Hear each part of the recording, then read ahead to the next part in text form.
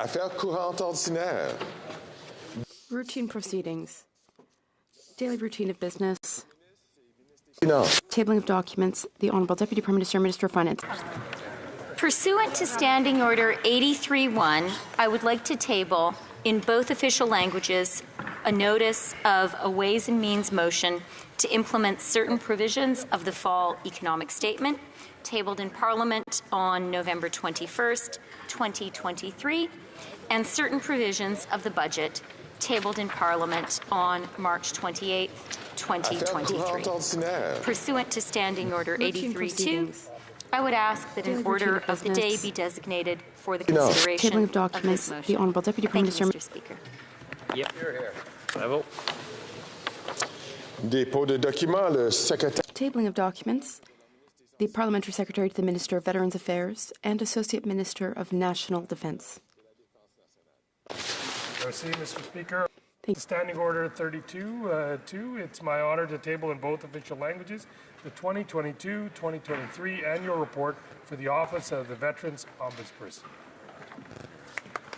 Dépôt de documents, l'honorable secrétaire. Tabling of documents. The Honourable Parliamentary Secretary to the Minister of National Revenue. Thank you, Mr. Speaker. Pursuant to Standing Order 32-2, I have the honor to table in both official languages the 2022-2023 Annual Report of the Office of the Taxpayers Ombudsman entitled Upholding Your Rights. Thank you. Good job. Dépôt de documents. Tabling of documents. Dépôt de projet de loi. Introduction of government bills. Déclaration.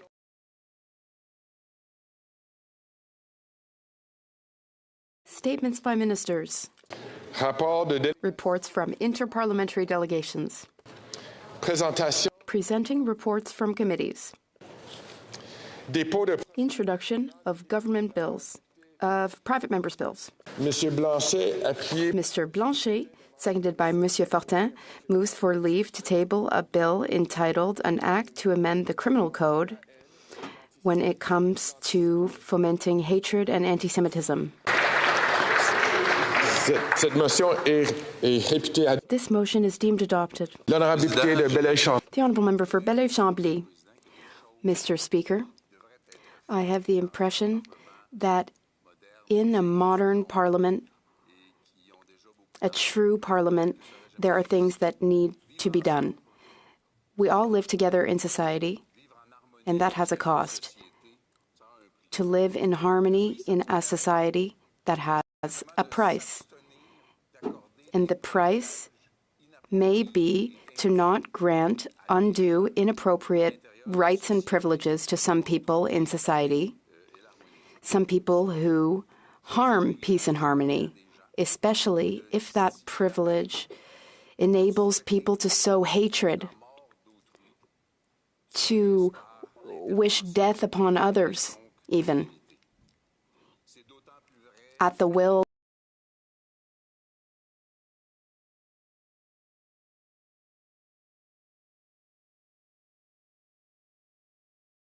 of some divine power. And this should be even more true, Mr. Speaker, in a state which claims to be secular, in a state which claims that the authority of Parliament is independent from the authority of religion. That's why it is high time for someone to take action, and I call on this House to support the Act to amend the Criminal Code to avoid spreading hatred and anti-Semitism. Thank you, Mr. Speaker. Monsieur Blanchet, appuyé. Mr. Blanchet, seconded by Mr. Fortin, moves that this bill now be read a first time and printed. This motion is deemed adopted. First reading of this bill, première lecture de ce projet de loi. Quand ce projet de loi sera-t-il? When will the bill be read a second time? À la prochaine. At the next sitting of the House.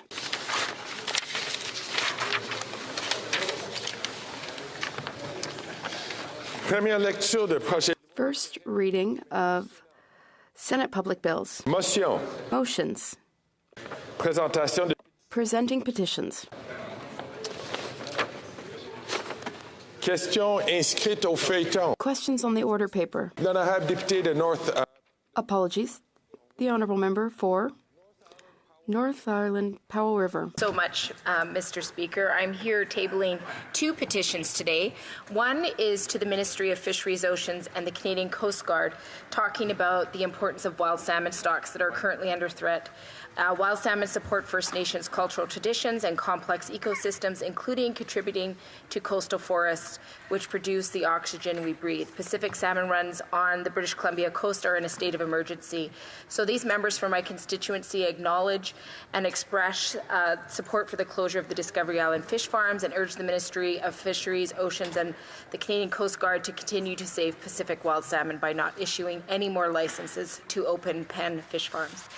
Mr. Speaker, the second petition that I'll be tabling today is on expanded polystyrene, commonly known as styrofoam, and how the impacts of it are in the marine environment, that they cause significant harm to marine life, seafood resources, and ecosystems. We know that it is incredibly difficult, if not impossible, to clean up from the shorelines and has a high likelihood of entering the marine environment from damaged marine infrastructure, whether encased or not. Mr. Speaker, the Cathet Regional District and Association of Vancouver Island and Coastal Communities have unanimously endorsed the prohibition of EPS in marine environments, and these constituents of mine agree with this and call for the Canadian government to step up and prohibit the use of expanded polystyrene. Thank you.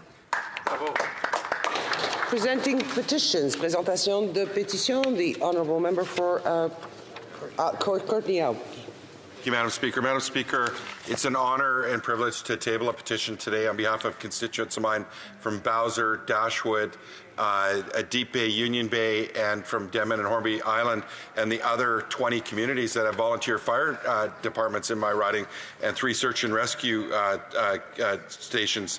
Madam Speaker, they're calling on the federal government to allow volunteers to claim a $3,000 they actually get a $3,000 tax credit if 200 hours of volunteer services were completed in a calendar year. They're asking that to be a $10,000 credit, Madam Speaker. Given that Canada's had a climate emergency, wildfires, the worst wildfire season in the history of our country, Madam Speaker, they're calling on the government to do this increase because it's going to help with recruitment, help soften the burden of inflation, Madam Speaker, and certainly help with retention, Madam Speaker. So I hope that this House receives this petition, and hope parliamentarians that are hearing this will stand in support of calling on the federal government to adopt this, the petitioner's request made in this petition today. Thank you. Presenting petitions, présentation de pétition. Questions on the order paper. The Honourable Parliamentary Secretary to the Government House Leader. Yes, Madam Speaker, I'd ask that all questions be allowed to stand at this time, please. Agreed. Orders of the day. Government orders, business of supply. Order. Orders of the day. Consideration of an opposition motion on the passage of Bill C-234 by the Senate, standing in the name of Mr. Poilievre. Monsieur Poilievre, appuyé par Mr. Poilievre, seconded, moves that the House call on the unelected Senate to immediately pass Bill C-234, an act to amend the Greenhouse Gas Pollution Pricing Act, to remove the carbon tax on the farmers that feed Canadians, as passed by the democratically elected House.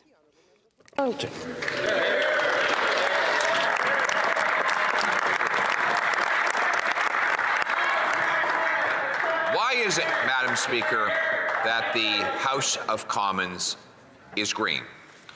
The answer is that the first commoners met in the fields. They were overwhelmingly farmers who harvested a living from the fields of England.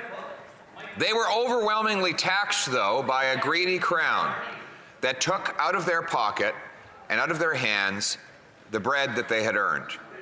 As a result, they imposed upon King John in 1215 the Magna Carta, the Great Charter, which required a whole series of restrictions on the power of the crown.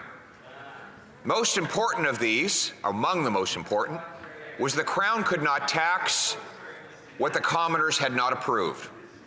And thus began the tradition that only the House of Commons can pass a bill to raise spending or taxes, and only the House of Commons has power of the purse.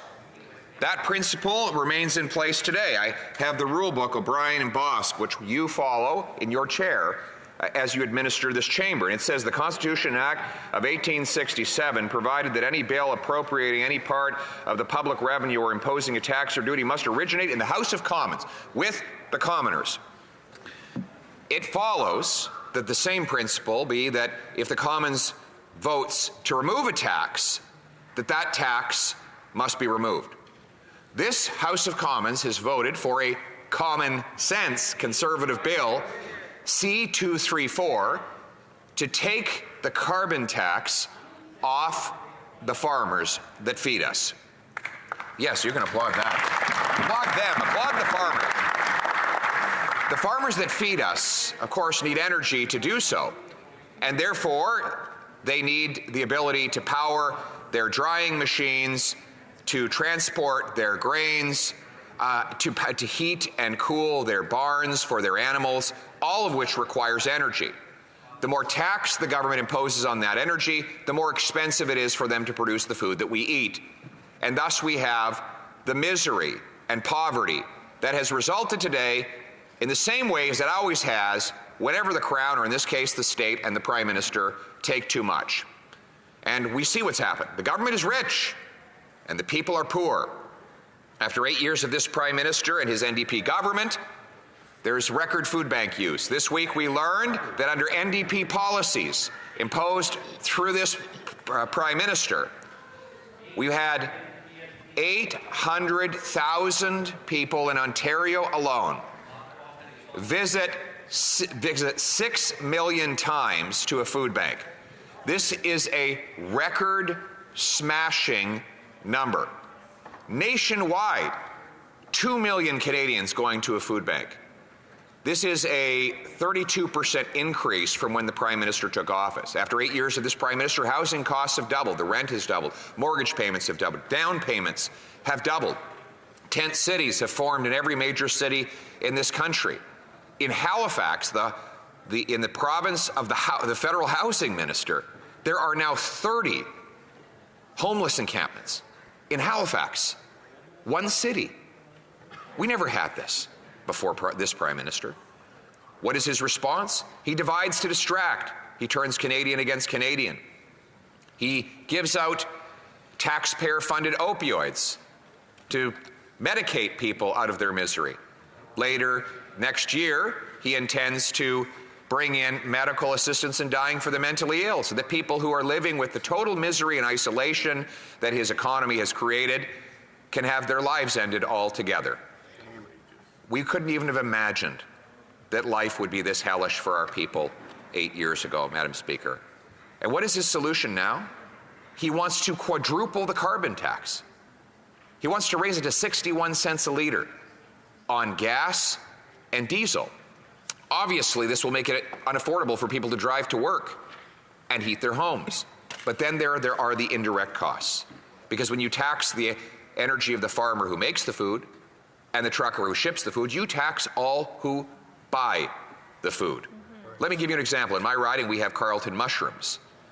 They supply mushrooms across the Ottawa-Carleton region and into Western Quebec.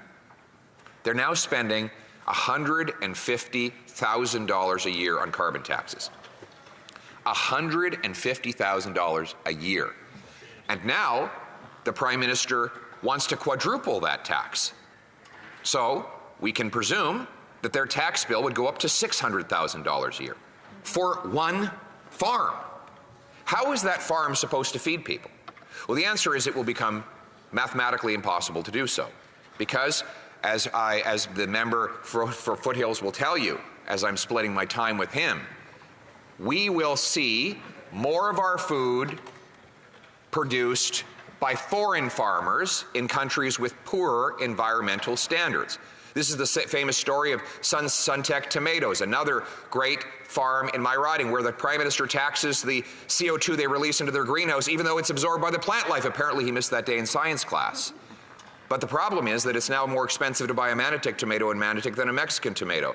And therefore, the price signal the Prime Minister and the NDP send to the Manitoba consumer is to buy the tomato that had to be trucked and trained across North America, burning fossil fuels from a less environmentally responsible country to feed foreign food to our people. This policy of quadrupling the tax on our farmers will mean more expensive food for consumers and more foreign food that sends our money, our jobs, and our future out of this country at the same time as sending more greenhouse gases into the atmosphere. We would be better to repatriate the food production to Canada. We have the 6th biggest supply of arable land per capita in the world. We shouldn't have to import any food. But here we are, more dependent on the rest of the world because the Prime Minister punishes the very farmers who try to feed us every day. And this tax compounds again and again and again. It's a tax that doesn't apply once, like, for example, the sales tax. It applies sometimes on a single product. It can apply 20 or 30 times. It applies, for example, when the farmer buys the fertilizer. Well, that fertilizer has already been carbon taxed. And then he has to bring the seeds to his field. Well, the transportation of those seeds has to be carbon taxed. And then when the harvest comes out and he brings it in from the field, he has to be carbon taxed to dry those grains. And then if he's presumably feeding those grains to his livestock, they might be in a barn. So that barn has to be heated during the winter. Yep. And so the barn is carbon taxed. And then when those, let's say that they're hogs, when they are slaughtered, the slaughterhouse is carbon taxed. And the trucker that ships the hogs to the slaughterhouse is carbon taxed. And then when the final cuts of pork are packaged and put in a truck to go to our grocery store, that truck is carbon taxed. And then heating that grocery store, which is a lot of space to heat, that heat is carbon taxed as well. So by the time that piece of food gets onto your plate, it may have been carbon taxed 15 or 20 times.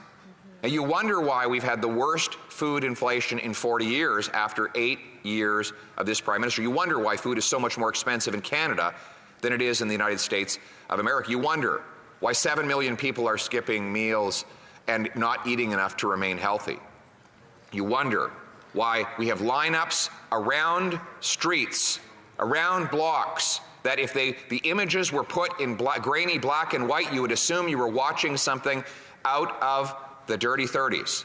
The answer is that this Prime Minister is taxing the farmer that makes the food, the trucker that ships the food, and every other person that works hard to bring that food to our table. Common sense Conservatives have a bill that has been passed by this House that would take the tax off. The Prime Minister has deployed his carbon tax minister to pressure senators to block that bill in an undemocratic attack on the prerogative of the commoners to decide who pays what.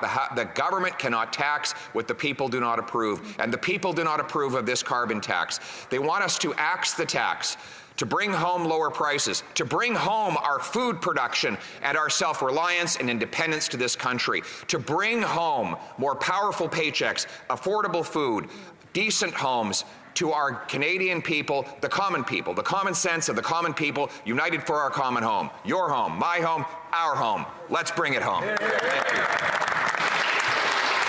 Questions and comments. The Honourable Deputy House Leader for the Government. Thank you, Madam Speaker. You know, one of the tactics that the Conservatives have been using in order to pressure senators into moving quickly on this bill was developing something that looked like a wanted poster that was distributed by the leader of the opposition in the House, the member from Regina Capel.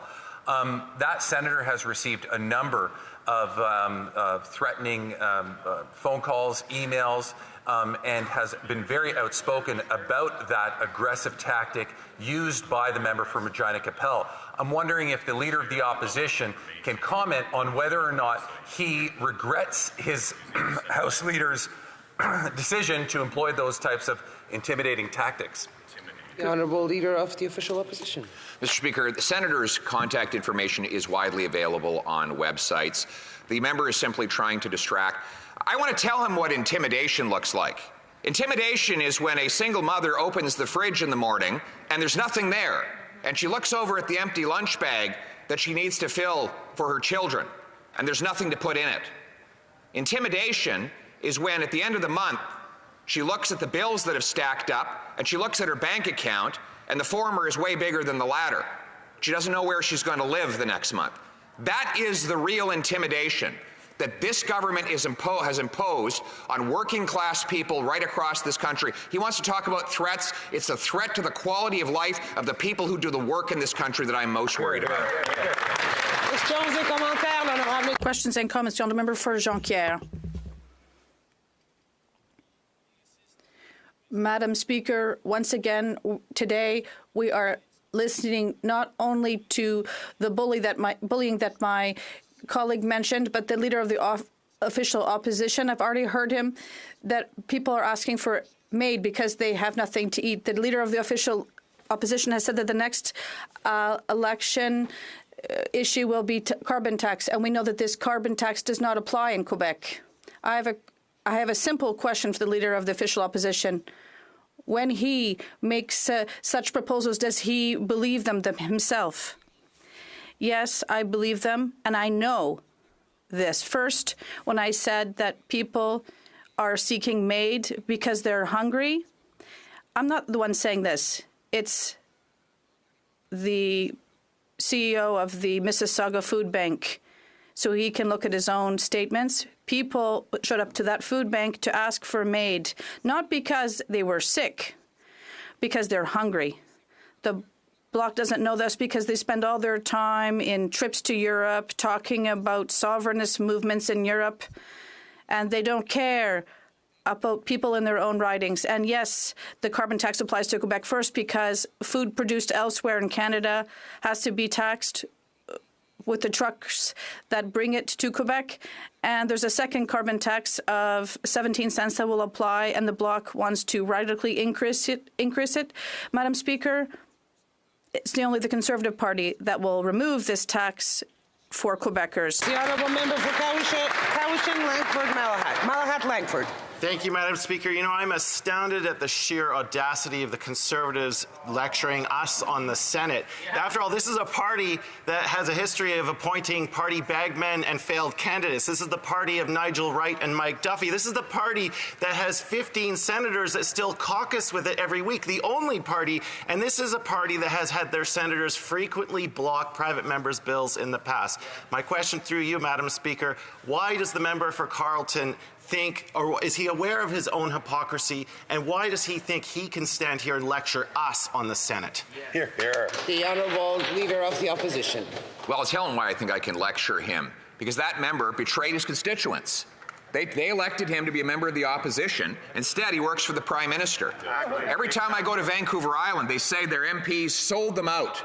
Sold them down the river, voted to ban their hunting rifles while allowing violent gun criminals onto the street, voted to hand out dangerous drugs and cause crime, chaos, in tent cities all over Vancouver Island, voted to quadruple the carbon tax while, in order to fund the extravagances of this Prime Minister. They have, the NDP, especially those from Vancouver Island, are working for the Prime Minister instead of working for the common people and their constituents. It's not only me that should lecture that member, it's every single Canadian that should lecture them that their job is to work for the people, not for the Prime Minister. Resuming debate, the Honourable Member for Foothills.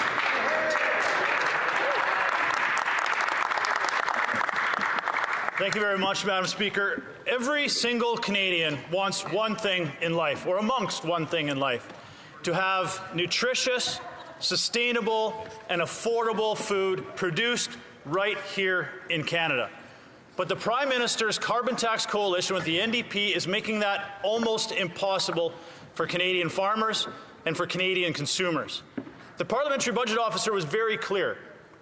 Bill C-234, which we are trying to pass through the Senate, would save Canadian farmers close to $1 billion by 2030. $1 billion. This is not insignificant costs that we are talking about the Canadian farmers are trying to absorb. When we are seeing farmers struggle with higher input costs, higher interest rates, and again, paying the carbon tax again and again and again. This is reality. But there are consequences to this reality which seems to be lost on the Liberal government. 800,000 Ontarians made close to 6 million visits to the food bank last year, an increase of almost 40%, the highest single-year increase ever recorded. I want that to sink in. 800,000 people in Ontario alone had to go to a food bank last year because they can't afford to feed their families. The Liberals will say every single question period, oh, the Conservatives, all they're going to do is cut, cut, cut. Well, the cutting that is happening right now is Canadian families cutting meals for their kids. Canadian families having to cut the heat down at night and put a sweater or a blanket on because they can't afford to heat their homes. These are the cuts that are happening every single day by Canadians who are having to face extremely difficult choices. Either feed my family or heat my home. These are not choices that should be made in a country like Canada. But that is exactly what ideological activist agenda by the Liberal NDP government is forcing Canadians to do. Now we have a common sense Conservative bill, Bill C-234, that will help reduce costs for farmers and make food more affordable for Canadians. But the Liberal government is going out of their way to bully senators in the Senate to block 234. This is disrespectful to this House of Commons. The House of Commons that is elected by the people to represent our constituents. This House, by a very strong majority, in fact, every single opposition party in this House supported Bill 234. Because every opposition party in this House understands the importance of Canadian agriculture. Every member of the official opposition understands the importance of ensuring that Canadians have affordable food to put on their table. Affordable food that's produced right here in Canada by Canadian farmers, ranchers, and producers. But what we are seeing is the Liberals play games with the Senate. Disrespecting, as I said, disrespecting the decisions made by this House of Commons. And I know my colleague from Wellington Halton Hills has talked about this a great deal, the fact that this is a taxation bill that was passed by this House. The Senate does not have the jurisdiction or the authority to override a taxation bill decided upon by the House of Commons. And yet that's exactly what's happening. The Senate is playing games with the livelihoods of Canadian farmers, playing games with the lives of Canadian families who are struggling to put food on the table. Food should not be a luxury, and it should certainly not be a plaything in the political gamesmanship of the Liberal government. But I want to take a moment, Madam Speaker, just to talk about the real-life consequences that this is having on Canadian farmers. I had a phone call from a dairy farmer 2 weeks ago who is basically in tears. She has come to the conclusion that she knows this is going to happen. She's going to lose her farm by Christmas to bankruptcy. She has a number of loans on her farm, as every single farmer does. They have lots of assets, but a lot of debt. Her interest rate on her debt went from 1.9% to 7.2%. Wow. She can no longer afford the interest payments. But on top of that, her carbon tax and fuel bills have doubled over the last year, making it impossible for her to maintain her operation. That is yet another lost farm for Canadian farmers, lost jobs, but lost production and lost yields. A mushroom farmer from Ontario sent me this note. His carbon tax went up last year, and he's going to be paying $173,000 in carbon taxes alone. And when it goes up in 2030, his carbon tax bill will be $450,000 a year. How is that economically sustainable? I'll tell you, it is not. This government talks about economics or environment sustainability all the time. but they never talk about economic viability. And that is the most important element, because you can't be environmentally sustainable if you no longer exist. But his quote, "It is difficult to see how our farm, or any farm, will remain in business if this continues. It will be unsustainable for our next generation to take on our farms, killing the food chain within Canada. This is not fair to farmers, families, or the farming generations to come. And it is not fair to Canadian consumers who want to eat food grown in Canada, which has a lower carbon footprint." Another letter from a poultry farmer in Alberta. Last year, he paid $120,000 in carbon taxes. This year, he's paying $180,000. By 2030, his carbon tax bills will be $480,000 a year. We are a chicken business and just simply can't afford the crippling carbon tax. If this is allowed to continue and go to $170 a ton, we will need to shut down. The tax we pay is not going to do anything to eliminate carbon emissions. Our best hope is that we increase our selling price to the consumer to recover these costs, which is the last thing you or I want to see in these inflationary times. So we are seeing record high food inflation in Canada as a result of farmers paying the carbon tax again and again and again. Not only do they pay it when they are heating and cooling their barns or drying their grain, they are paying it when they buy fertilizer. They are paying it when they buy seed. They are paying it when they buy chemicals. They are paying it again when they transport their grain or their cattle. They're paying it again when the rail line sends them their bill for moving their grain to port. There is very few other industries that I can think of, Madam Speaker, that pay their carbon tax more than Canadian farmers.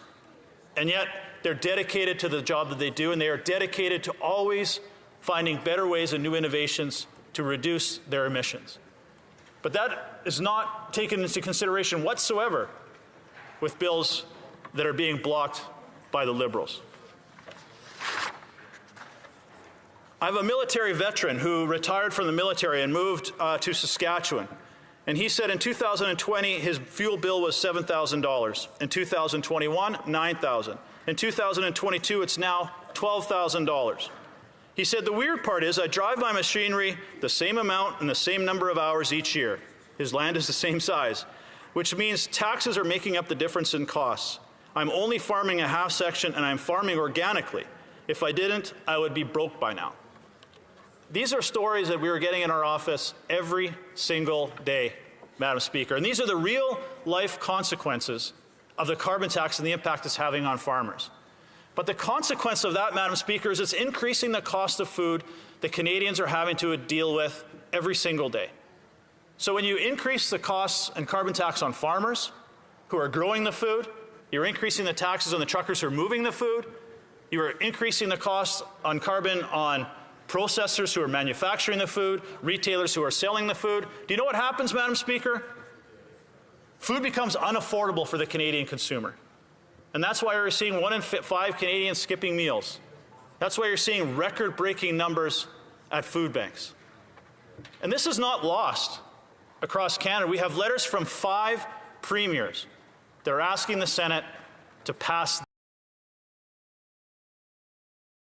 this bill.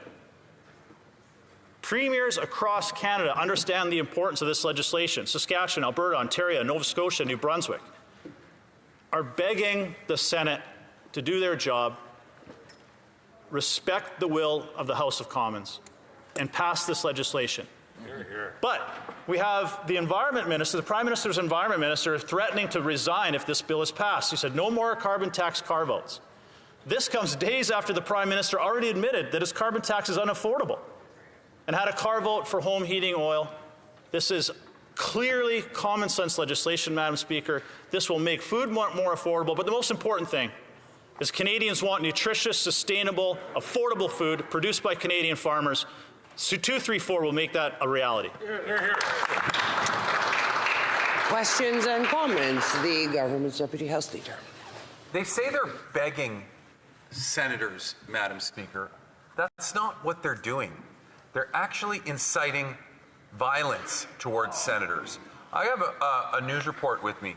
Canadian senator flees home amid safety concerns following wanted poster incident. Can they at least stop heckling me while I talk about something so incredibly serious, Madam Speaker? Like, it's just outrageous. And now they're laughing. Now they're laughing. The honourable member for Grey Simcoe on a point of order. The member from Kingston Island is In his seat, I cannot give him a point of order. The honourable, yes, the honourable member for Chatham, Kent, Leamington. Across the way, so I don't know what he's talking about. Please explain. But the honourable member is not the one he is accusing of heckling. The honourable Government House Deputy House Leader. Here's what it says. In a disturbing turn of events, Canadian Senator Bernadette Clement was reportedly forced to leave her home due to fears for her safety. The incident came about after a provocative post akin to a wanted poster was shared by former Conservative Party leader, the member from Regina Capel. The post included the Senator Clement's picture and office phone number, triggering a deluge of abusive calls, including racist comments and even a threatening call from an unidentified man. Does the member agree that this was a good tactic of the Conservative Party of Canada? You're here. For Foothills. Thank you very much, Madam Speaker. I guess the one thing I am finding interesting is this member from Kingston and the Islands, of all people, is bringing this up. Take a look at his Twitter feed. Yeah. And I would say if this is the epitome of hypocrisy that this member is raising this. Of course, I do not agree with any member of this House or of the Senate being threatened. However, the Senate is receiving tens of thousands of phone calls and emails on their information that is publicly available from farmers and Canadians across this country, asking them to do the right thing and pass Bill C-234. Because what is happening in the Senate is they are trying to bring in amendments that have been turned down in the House of Commons and at the committee, and there is no alternative for Canadian farmers to power grain dryers and their barns. So I agree, no one should be threatened and intimidated, but the Senate is being held accountable for the decisions that they have made. Questions et commentaires. Questions and comments. The honourable member for Timmins, James Bay.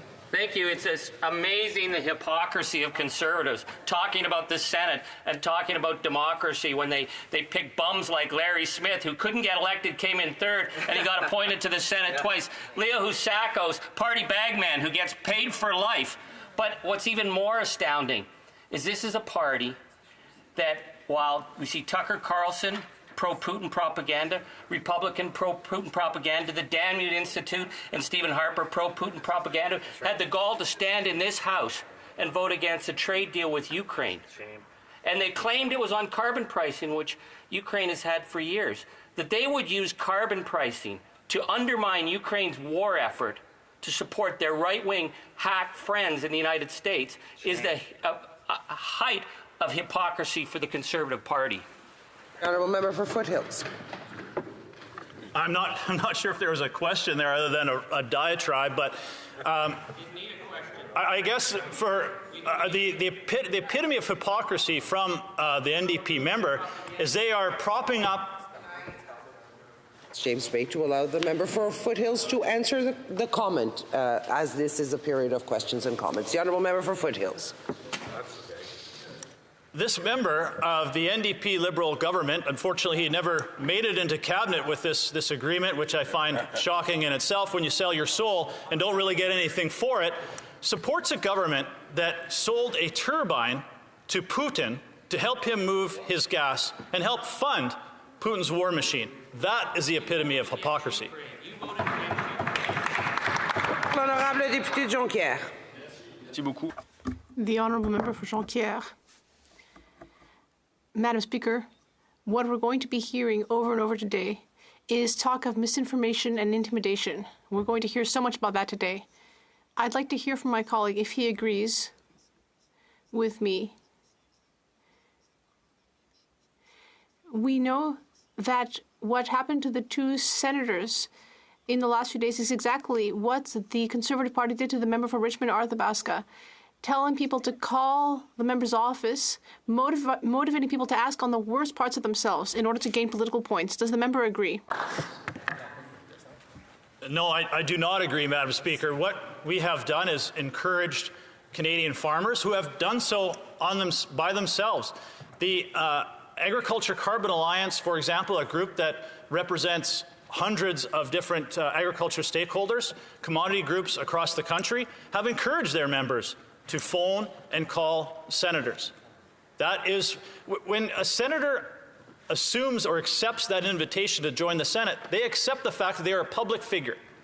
And I know the senators are upset by this, the fact that they're being held accountable by the votes that they made. It is a Canadian's right and their democratic right to hold elected officials and senators who are not elected accountable for those decisions they made. And that's exactly what's happening. Resuming debate, the Honourable Parliamentary Secretary to the Government House Leader. Yes, thank you, Madam Speaker. It's a pleasure that I rise today to be able to address an issue that the Conservatives have brought forward. And they often like to use the term of common sense, Madam Speaker. And I would suggest that the common sense approach that the Conservative Party takes today is nonsense. In fact, Madam Speaker, today's motion highlights to the degree in which the Conservative Party of Canada is out of touch with the reality and what Canadians believe. I do not believe for a moment that the Conservative Party understands the depth in which they are prepared to go in order to get on a bumper sticker the carbon tax, which I believe will become the bumper sticker for the Conservative Party, Madam Speaker. They are prepared to sacrifice principles. They are prepared to ultimately attack parliamentarians directly and indirectly, I would also suggest. You know, it's amazing when they say, well, here they're talking about this important piece of legislation. And they're blaming senators because the Senate is actually not passing it on their, based on their agenda, on the Conservative Party of Canada's political agenda. You know, it wasn't that long ago in September. Members might recall the bail reform bill. I spoke to the bail reform bill. There's a few people that spoke to the bail reform bill, Madam Speaker. The bail reform bill, in essence, ensured that there would be a reverse onus for repeat violent offenders when it comes to bail requirements, Madam Speaker. That is something in which provinces and other stakeholders, law enforcement agencies, our whole judicial system, Madam Speaker, and other stakeholders were appealing to the government and opposition parties to ultimately see that legislation come before the House and ultimately passed. That's what it is that we were hoping to see. And back in September, we were pleased as a government when the Conservative Party suggested that we pass it with a UC motion, Madam Speaker. The Conservative Party here in the chamber felt that it was worthy enough to pass unanimously, Madam Speaker, through the different processes, the different steps, so that we can get it to the Senate. Interesting enough that today the bill still has not passed the Senate. Why? Because of, arguably, Conservative senators playing games on the legislation. Where's the concern from the official opposition today on that piece of legislation, Madam Speaker? They sure like to talk about it back in September. They wanted to make sure that people had the impression that the Conservative Party of Canada wanted to see it pass back then, but not today. Because now you have the Conservative Party today playing games with it inside the Senate. It seems to me when you get accusations coming from across the way about the behavior of the Senate, they're very selective. Today, they're highlighting the price of pollution. They are offended because of the price of pollution. Madam Speaker, you know how risky the Conservative Party is prepared to be on that issue? Everything's based on the price of pollution for them. We now have a bill in a committee called the Canada-Ukraine Trade Agreement. When that bill first came to the legislature, I expected, much like the bail reform bill, Madam Speaker, I honestly thought that it would actually pass with unanimous consent. It is incredibly difficult to understand and believe that the only party in this chamber that voted against that Ukraine trade agreement is the Conservative Party of Canada. And if the member doesn't understand the relevance, that's beyond me, Madam Speaker. It's beyond me. It talks and speaks to the reason why. Why are the Conservative Party so upset today at the Senate? Because of the price on pollution. Why did they vote against the Canada-Ukraine deal, at least in part? Publicly, what they say is because of the price on pollution. Even though there's a price on pollution today in Ukraine, Madam Speaker. Even though when it comes to trade agreements, the European Union has made it very clear that a price on carbon, a price on pollution is important. It's a part of the process. It's the lame excuse that the Conservative Party is using. Time and time again, they want to talk about the price on pollution. Their sole focus is to try to make that the election issue. And that's why I say it's so risky. You know, they're prepared to sabotage the Canada-Ukraine agreement, trade agreement, because of the price on pollution, Madam Speaker. I suspect it probably has a little bit more to do to that far-right element that we see day in and day out within the Conservative Party, Madam Speaker, and how the leadership office is virtually ran by the far right today. And it is disappointing, because the Conservative Party of Canada is more concerned about the next election in the next 2 years, Madam Speaker, than they are about good, solid, sound policy. And that is not in the best interests of Canadians. It might be in the best interests of the Conservative Party of Canada today under its new leadership, Madam Speaker, but it's not in the best interest of good, sound public policy. And that's where the Conservative Party is found wanting, Madam Speaker. To be able to look at legislation and make the determination, as they did in terms of the bail reform bill, because I do believe that was a good decision on behalf of the Conservative Party at that time, Madam Speaker, when they saw that there was a great deal of effort that went into it from stakeholders in provinces saying this is legislation that we want to see passed, and ultimately it passed with unanimous consent until it ultimately hit the floor of the Senate. But you hear no Conservative member of Parliament today saying, well, where is that particular piece of legislation? They should put that on their caucus agenda. They should be asking their caucus colleagues in the Senate.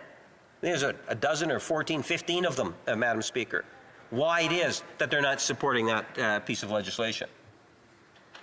I'm an optimist. I think that Conservatives could be shamed into ultimately supporting the Canada-Ukraine trade agreement. Let's see what happens when third reading comes by. But then you gotta, even if somehow the Conservative caucus here can collectively outmaneuver the leader of the Conservative Party today and get it through the House by some of them supporting it, Madam Speaker, well then we've still got to get through the Conservatives in the Senate. Are we going to see the Conservative wing in the Senate do what it can to prevent the Ukraine-Canada trade agreement, Madam Speaker? I remember standing in my place talking about the Canada trade agreement and saying that wouldn't it be wonderful to see this legislation pass through the entire system before Christmas? What a wonderful, powerful statement that would make in support of Ukraine, Madam Speaker. But more and more, it's looking like that will not be the case. Why? Because of the price on pollution and the fixation that the Conservative Party of Canada has on that particular issue, Madam Speaker. You know, the member that spoke before me talked about how the Liberals are bullying the Senate. That's an unbelievable comment. First of all, we need to recognize, I would suggest to you, Madam Speaker, that we have a Prime Minister that has kept his word in terms of ensuring that the Senate is, in fact, independent, Madam Speaker. We saw that in the Senate appointments that have been made, Madam Speaker. At the end of the day, the only political partisan senators that are there are the ones that sit in the official opposition caucus meetings every Wednesday. The Conservative Party of Canada senators, Madam Speaker. Those are the only ones that are aligned with a political party. And then accuses the government of bullying the Senate? My colleague put forward a question. Imagine, if you will, you have the former leader of the Conservative Party developing and posting a wanted poster, highlighting the phone number, and intimidating independent senators to take action. You know, I got a copy of the One News article, Madam Speaker, where I wouldn't mind to make reference to some of the things that were being said. And I'll quote right from the article. In a disturbing turn of events, Canadian Senator Bernadette Clement was reportedly forced to leave her home due to fears for her safety. The incident came after a provocative post akin to a wanted poster, which was shared online by the former Conservative Party leader, member from Regina, Wascana. The post included the Senator Clement's picture and office phone number, triggering a deluge of abusive calls, including racist comments and even a threatening phone call for an unidentified man. It goes on, Madam Speaker. Following the threatening phone call, Senator Clement instructed her office staff to cease answering the phone. In a clear reflection of the heightened sense of fear, she decided to relocate from her Cornwall home to Ottawa, where her location could be safeguarded. The incident underscores the potential risks public figures face amidst escalating political tension. Madam Speaker, you know, Senator St. Germain, Raymond St. Germain, a fellow senator, member of the Senate, addressed this incident by raising it as a point of privilege with the Senate Speaker. She called out attempts at intimidation and allegations of bullying, stating that one Conservative senator had labeled the independent senators as fascists. Furthermore, Senator Clement detailed a confrontation with Don Plett, the Conservative leader in the House, who allegedly berated her and two other senators in a threatening manner. And the Conservatives have the tenacity to say that we as a government are bullying or intimidating senators? Really? When you have the Conservative House leader doing what he did, Madam Speaker? When you have a Conservative senator doing what he did to his senator colleagues, Madam Speaker? Could you imagine if something of that nature took place here on the floor of the House of Commons? If a member of the House of Commons went and made those sorts of threats, Madam Speaker, and I don't know what the threats are there, or the allegations, I should say, that have been made, I would be taking those very seriously. I would suggest to you that it might be borderline privileged issues. And I would be probably suggesting that Standing Committee of Procedures and House Affairs take a look at it. But you see, it comes again from the leadership of the Conservative Party today. And that's why I say it is so risky. Because at the end of the day, when we asked the question earlier of the leader of the Conservative Party, well, what does he think about the actions of the former leader, his House leader, Madam Speaker? What did the leader of the Conservative Party today say? Well, you know, their phone number is already publicized. In essence, he doesn't have a problem with the behavior of the opposition House leader. When we posed the question to the previous speaker, he seemed a little bit more rational on the issue. You know, he seemed to imply, well, he himself wouldn't support any sort of violence of sorts, Madam Speaker. But that was the member that accused the government of using inappropriate tactics to intimidate, when it is the absolute opposite, Madam Speaker. And it all goes down to the issue of the price on pollution and to the degree in which the Conservative Party is prepared to push that issue. And we have seen that. Even though, Madam Speaker, as has been pointed out on numerous occasions, we have pointed out that the Conservative Party in the last federal election goes against what it is that's being proposed even in the Senate today. In an election platform document, in which, in order to be a Conservative candidate, you had to support their election platform. And in that election platform, it clearly indicated that there would be, in fact, a price on pollution, Madam Speaker. Every member of the Conservative Party was involved in this issue. And it is only since we had the new leader brought into place where we saw a change in heart or a change in mind.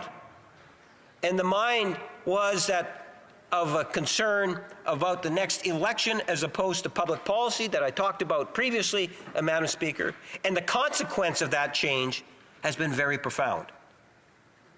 Because as a result of that change, we now see a Conservative Party that jumps at every opportunity there is to highlight the price on pollution at all costs in order to condemn the government and the opposition parties, because they're the only party, Madam Speaker. They stand alone on this issue. They jump at every opportunity they get in order to be able to try to discredit the issue of climate change, of a price on pollution, on measures that are progressive in nature, that are there to support Canadians. And I don't say that lightly, because, you know, when we talk about the price on pollution, there's no doubt the Conservatives, if they get in government, they're going to get rid of the price on pollution. But what they don't tell you, Madam Speaker, is that a riding like Winnipeg North, 80% of the constituents plus in Winnipeg North actually get more money back than they actually pay into the price on pollution. So when the member stood in his place and he was talking about, well, what about the issue of affordability?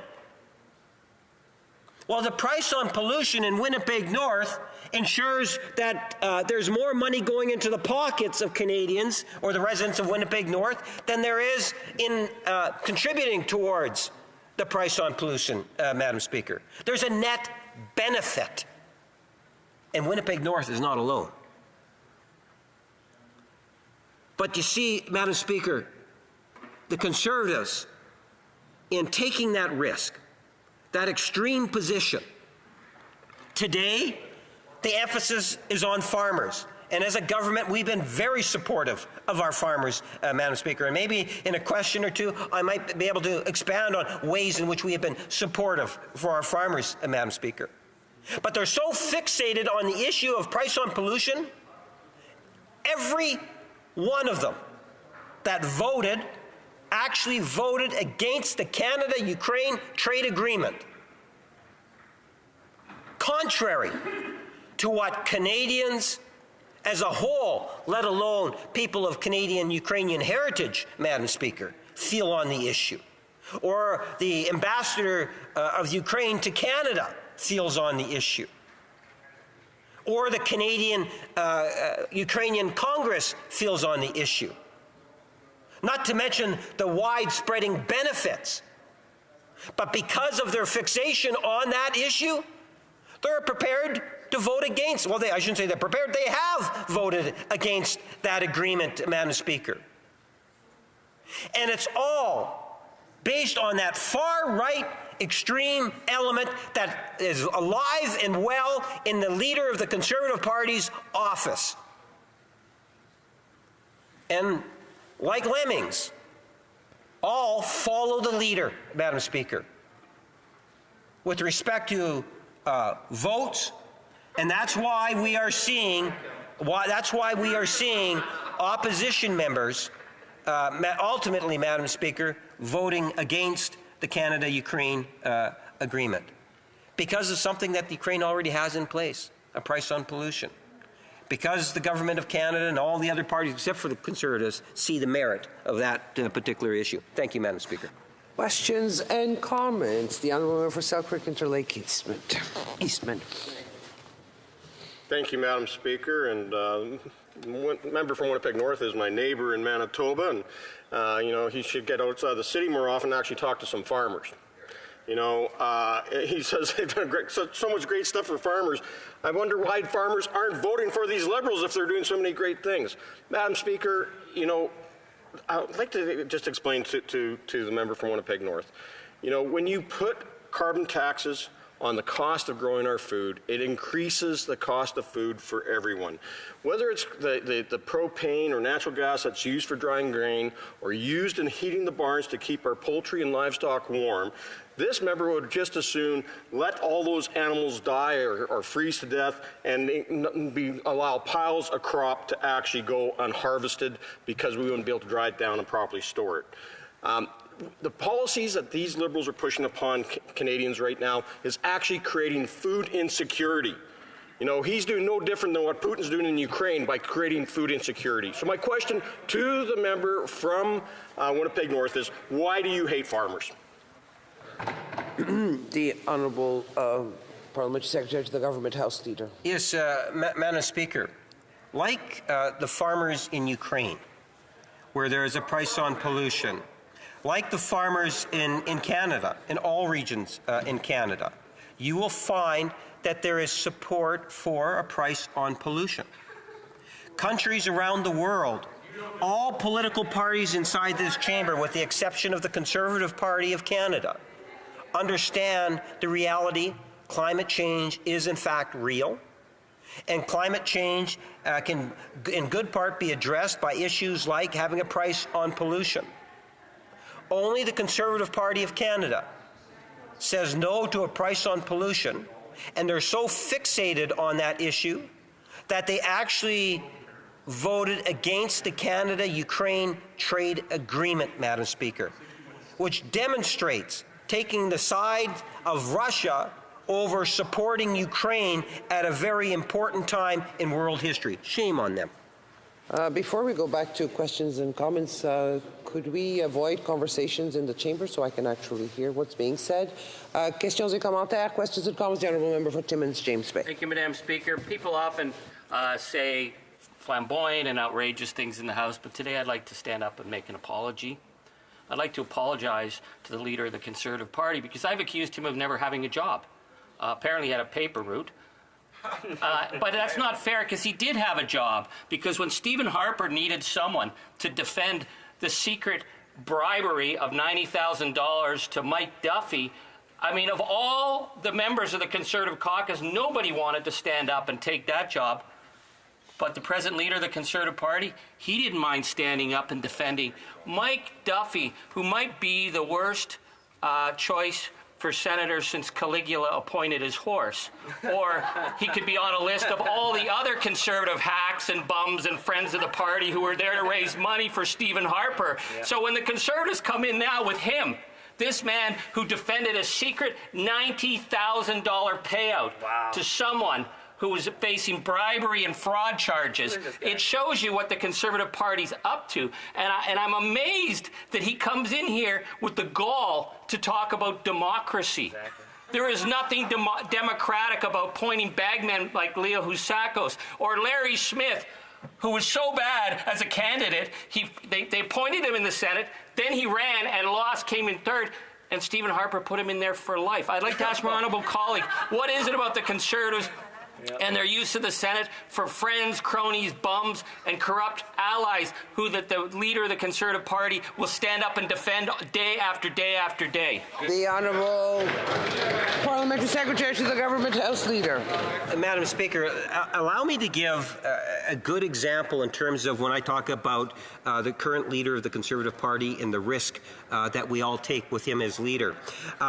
Back in the summer, it was the leader of the Conservative Party who said we should be calling back the session because we want to pass the bail reform bill. He wanted us to come back early so that bill would actually be passed, Madam Speaker. And then September comes rolling by, we're back in session, and we actually pass the bail reform bill.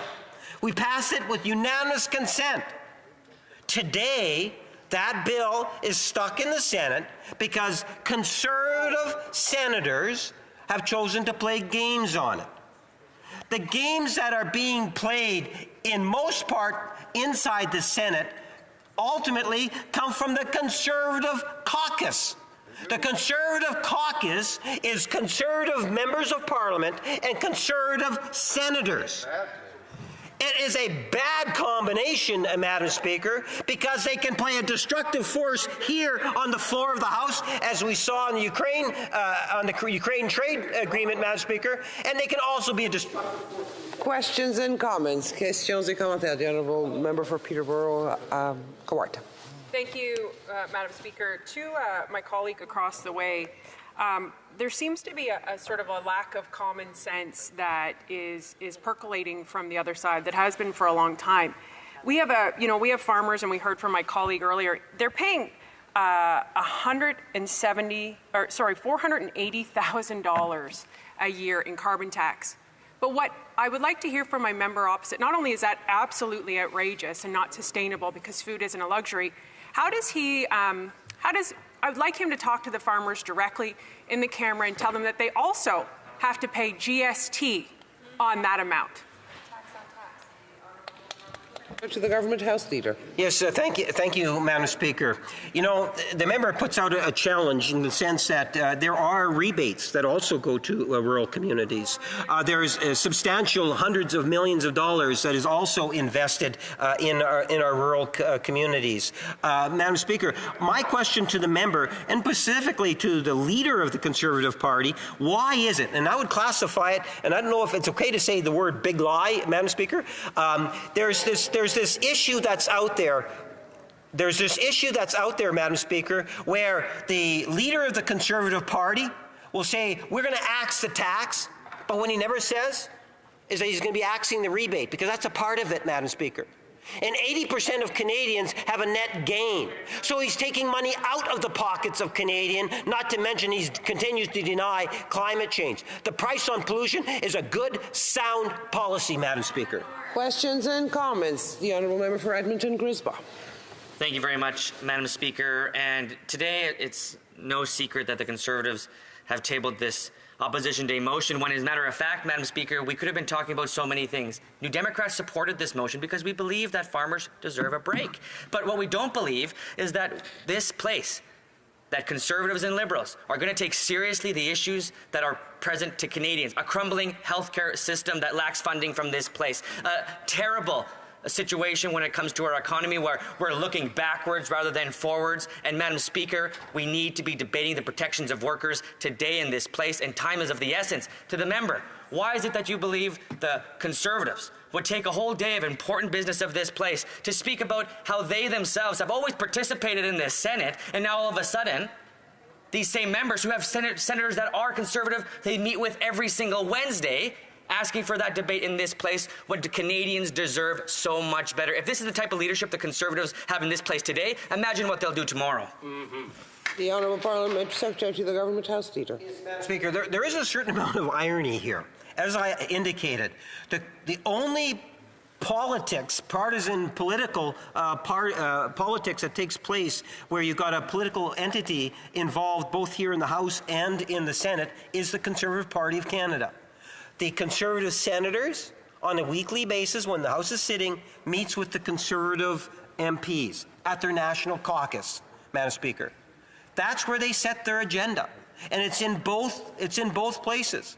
So it's somewhat hypocritical for them to be criticizing the independence of the Senate here on the floor of the House, I would suggest to you, Madam Speaker, when in fact they are, in essence, the political side of the Senate itself, Madam Speaker, which I think takes away from recognizing how the fine work that many senators put in on a daily basis, Madam Speaker, inside the chamber. I really do believe that the decision from the Conservative Party to have this particular debate is fairly consistent with other aspects, such as the price on pollution. They are so fixated on the price on pollution. Look at how many opposition days where that has been the issue, Madam Speaker. There are many other issues, affordability, inflation, so many other issues, jobs that they could be debating. They choose not to do that, and that's why I say they're risky. Reprise du débat, l'honorable député de Salaberry. Resuming debate, the honourable member for Salaberry-sur-Roi. Thank you, Madam Speaker. It is a pleasure to rise to speak during this Conservative Opposition Day. Right off the bat, I wonder whether they intend to make a meme out of me or out of my speech. I'd like to say that the Bloc Québécois supports C-234. We voted unanimously for Bill C-234 in the Agriculture Committee. So that's important to clarify. It's important to mention that right off the bat. Oh, yes, my colleague has just reminded me, how could I have forgotten, Madam Speaker, that I'll be sharing my time with my wonderful, amazing colleague, the member for Jonquière. I will be sharing my speaking time with him. Thank you for reminding me. So today I'd like to tell you a story from my own experience, because what we're seeing today, the Conservative motion that we've been debating today, we need to put it in context. This Conservative motion, we need some background, because we are witnessing an orchestrated scene here with carefully planned bullying. And it makes no sense, and it's unacceptable, Madam Speaker. I watched the Conservative campaign for C-234, and part of their campaign was, in fact, to attack. Madam Speaker, you're a woman. There are women in this House in all parties. It's so hard to fathom how they could have deliberately engaged in a bullying campaign to bully two female senators. These two female senators who were appointed, well, the Bloc doesn't necessarily want the Senate to be around forever, but the Senate is here, and these two senators, they have a role. They play their roles as senators, and they are being bullied on purpose, deliberately. They are being bullied. The two senators I'm referring to here are Senators Bernadette Clément and Chantal Petitclerc. Chantal Petitclerc, as you know, Madam Speaker, is a Paralympian and a true inspiration for us as Canadians. And Madame Clément, Miss Clément, is also incredibly inspiring. She was formerly Mayor of Cornwall, and we have worked together in visiting the reserve of Akwesasne. So these are two very inspiring women, role models, who are being bullied on purpose. And you know what I find the most surprising, Madam Speaker, is that this bullying is being led by a Conservative member who I respect, but it surprises me that he's the one doing this, the member for Regina-Capelle. He's the one leading this bullying campaign by posting pictures of Madame Clément and Madame Petitclerc. The member for Regina-Capelle is a member himself, and he's also a leader in the official opposition. And when you occupy a position like that, you have to rise to the occasion. You can't do petty partisan politics like bullying two women, two senators, like he did. He published on X,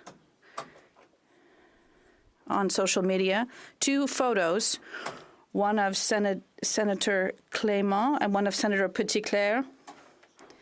And you don't need imagination I'm not really a creative person. I don't have a huge imagination, but it doesn't take much to understand that these two pictures look like two wanted ads, like you see in Western movies when they look for bandits. These two women received a large number of threats. They were bullied so much that Senator Clément, at the recommendation of security services, leave her home, her family, her place, so she could stay safe in an apartment in Ottawa, which was in a safe location. Madam Speaker, how in 2023 are we accepting such partisan politics? I don't see this very often. It's dirty politics because we're attacking individuals. We are attacking their private lives. A member for La Prairie has already experienced bullying and intimidation that is just as dirty. And I'll tell you one thing. What we're living through is serious. Our children, our spouses, our families, everyone is involved. And what the member from Regina Capel did is unacceptable. So if the Conservatives think that the Bloc will play their game and encourage and support this motion, which favors bullying of two women, they're sorely mistaken. We are not at all involved in this. I understand that they feel like they're the kings of the world and they want to govern, but quite frankly, if they think they're going to seduce Quebecers with such tactics, they are sorely mistaken. They do not at all know Quebecers. Because in Quebec, we don't like this. We don't like people who viciously attacked others, who bully them, and then tried to put so much pressure on them insidiously that it has a personal impact in their personal and family lives. And I would even say, in the case of Ms. Clément et Petit-Clair, it's having an impact on their professional lives. Well, how do you feel when you show up to work after this and you know that a lot of people are writing to you? There's the member for La Prairie and myself have received hundreds and thousands of hateful emails. And why did I receive one? Because I rose in the House. I asked the Speaker to call a member to task who did something very serious, and I asked this person through the Speaker to apologize. And I was accorded this, and the member did apologize. Well, they were supposed to, but the impact on my professional life and that of the member for La Prairie was horrible. My children were threatened, received death threats, and this is very serious. And if the Conservative Party wants to govern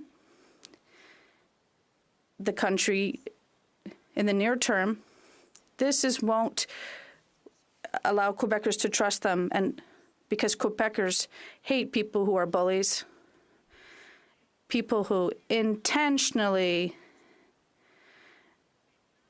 hurt others personally. This type of tactics seem American, and this is not at all our way. Also, Madam Speaker, in addition to playing the bully, in the motion, it's false. The content is basically supporting very doubtful tactics. It explains in the motion that if you are for or against C-234, and it will cancel the carbon tax. No, it doesn't cancel out the carbon tax. What it does do, this bill, is extend for 8 years the exemption for farmers who use propane to dry their grain. But in Quebec, I'll say it right away, there is no carbon tax. C-234 has no impact at all on Quebec farmers. And if the Conservatives from Quebec are listening to us, perhaps they'll want to work in favor of farmers and say that the federal carbon tax does not apply to Quebec. And with C-234, there'll be no impact at all on Quebec farmers. However, if they want to work for Quebec, the Conservatives should work in the summit and adopt C-282, which will have an impact on Quebec, on dairy farmers and poultry farmers, all those who work in supply management. That, Madam Speaker, will help Quebec, and the Bloc will always be happy to fight against bullying and fight for the interests of Quebec. Questions and comments. The Honourable Member for Beauce. Thank you very much, Madam Speaker. The last few statements I'd like to ask a question about to my colleague. When she said that the tax through 234 won't apply to Quebec, I think that's false. My colleague, if she checked on the ground, even last week, if she had met poultry and pork farmers because they need heat and heaters, these farmers, so I'd like her to explain how this does not apply to Quebec. The Honourable Member for Salaberry-Sauroy. Listen, I don't know how to explain this because I know the member very well. We met in a previous life when he was chair of the Quebec Chamber of Municipalities. But quite honestly, I'll say this again. The carbon tax does not apply in Quebec because we have a carbon market. And this tax does not apply. Farmers from Quebec will not pay the carbon tax because it doesn't apply. I don't know how to say it because he doesn't want to understand this. And I'm surprised to hear this from this member who understands agriculture and Quebec. He's playing his party's game. He's misleading Quebecers and Quebec farmers. Madam Speaker, it does not apply to Quebec, clearly. The Honourable Parliamentary Secretary. Thank you very much, Madam Speaker. I think I didn't hear I did hear whether this applies to Quebec or not, so I'd ask her once again to say this again, to say clearly to the House, if the carbon tax applies to Quebec, as the disinformation campaign of the Conservative members from Quebec would have us believe, who dare to rise in this House. They don't want to talk about the record of the Conservative government under the Harper era that cut $200 million from farmers, and that did affect producers from Quebec. So I'll ask my colleague once again on the other side of the House if Bill C-234 applies to Quebec. The Honourable Member for Salaberry-Sauroy. Madam Speaker, I'd like to thank my colleague for giving me another opportunity and to provide some more details. C-234, well, we're going to support it because we understand that farmers from other provinces need some support and therefore to be exempted for 8 years from the carbon tax so they can be helped during their transition. However, in Quebec, this doesn't apply because the carbon tax doesn't exist. So farmers in Quebec will not see on their bills, like some members say, a carbon tax on their propane to dry their grain. Nevertheless, I do understand that right now all farmers have needs, especially some in particular who run marshes, the toughest season in quite some time. And what we realize is that the government isn't meeting their urgent needs. So I would ask my colleague to convince his friends to support farmers who do need to get through the crisis we're seeing right now.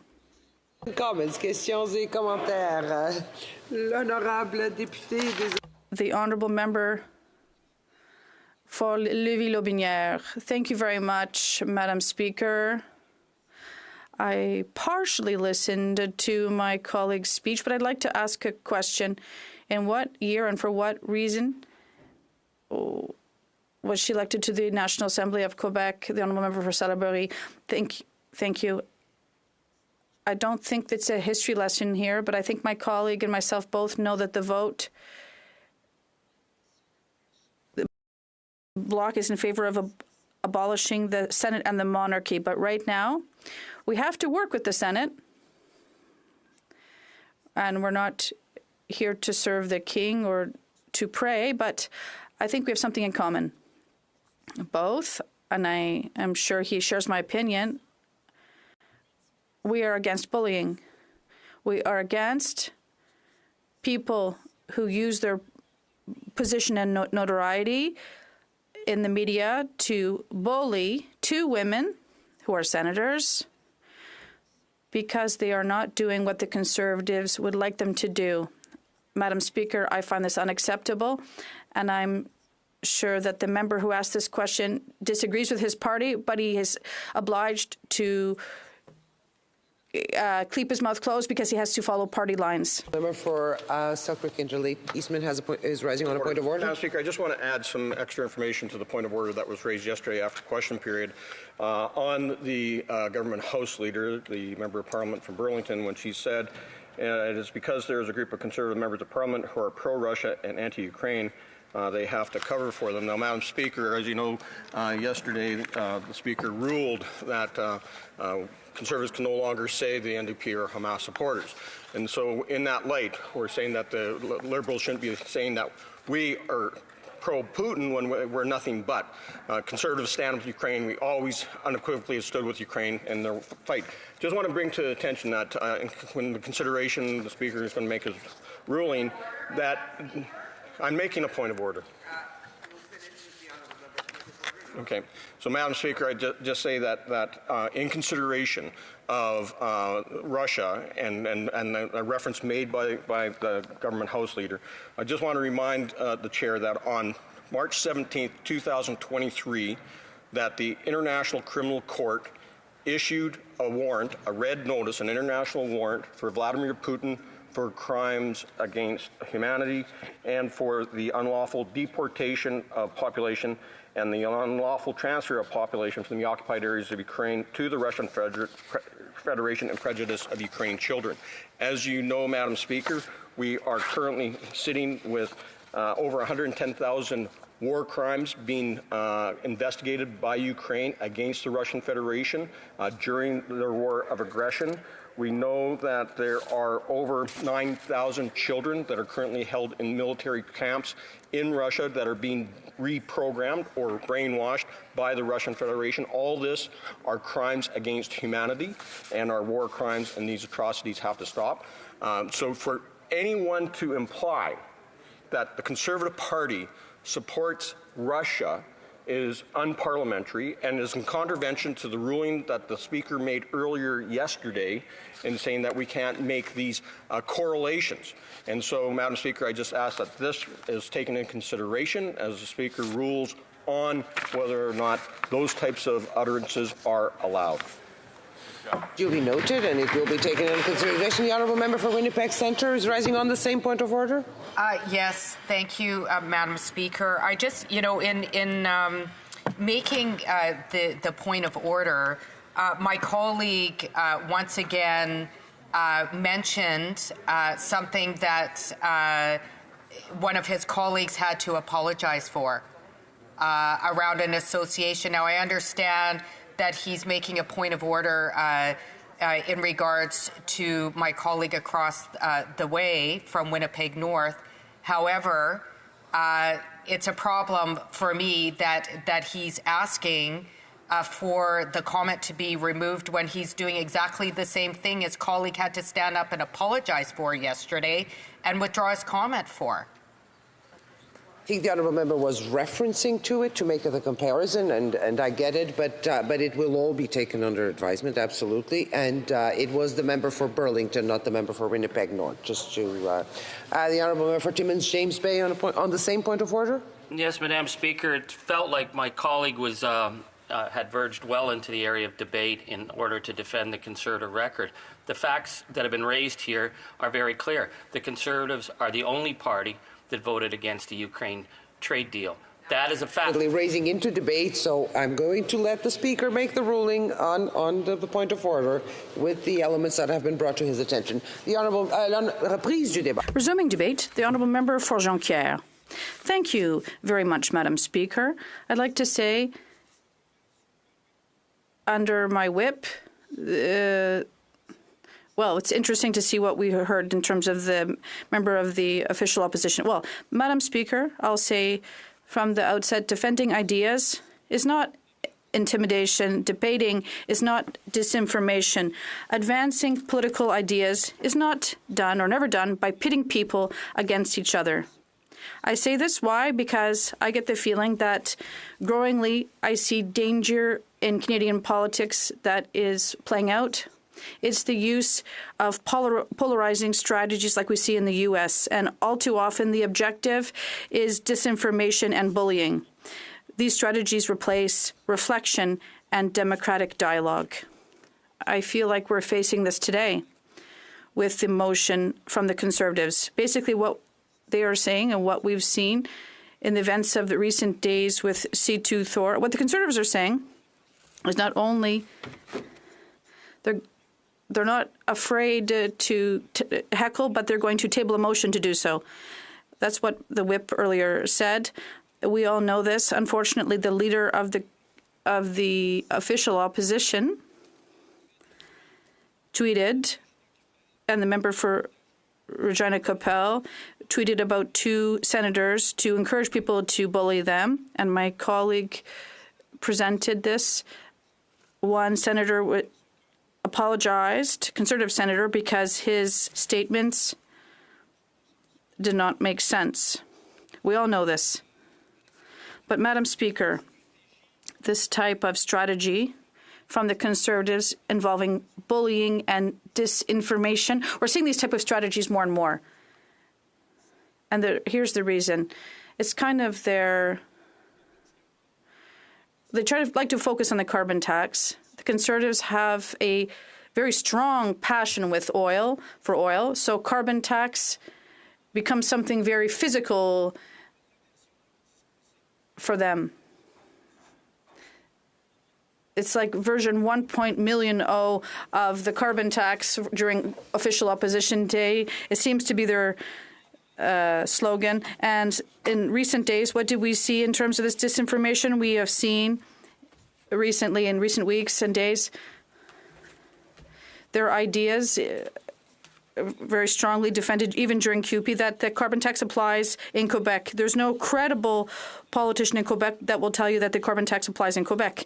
Not only have they said this, but I remember seeing the member for Bellechasse, Les Échemins La Vie, during question period, holding up a paper saying that the carbon tax does exist. Here, I have a bill. But we saw this after that this bill referred to the carbon market in Quebec. And even there were people in Quebec said that it would be illegal to proceed in this fashion. And then what's strange is that the member for Bellechasse, Les Échemins La Vie, was minister in Quebec when we established the carbon market. So it's part of their disinformation campaign. There are many messages we saw, misleading messages that we see in Quebec on the carbon tax. It's part of their disinformation strategy.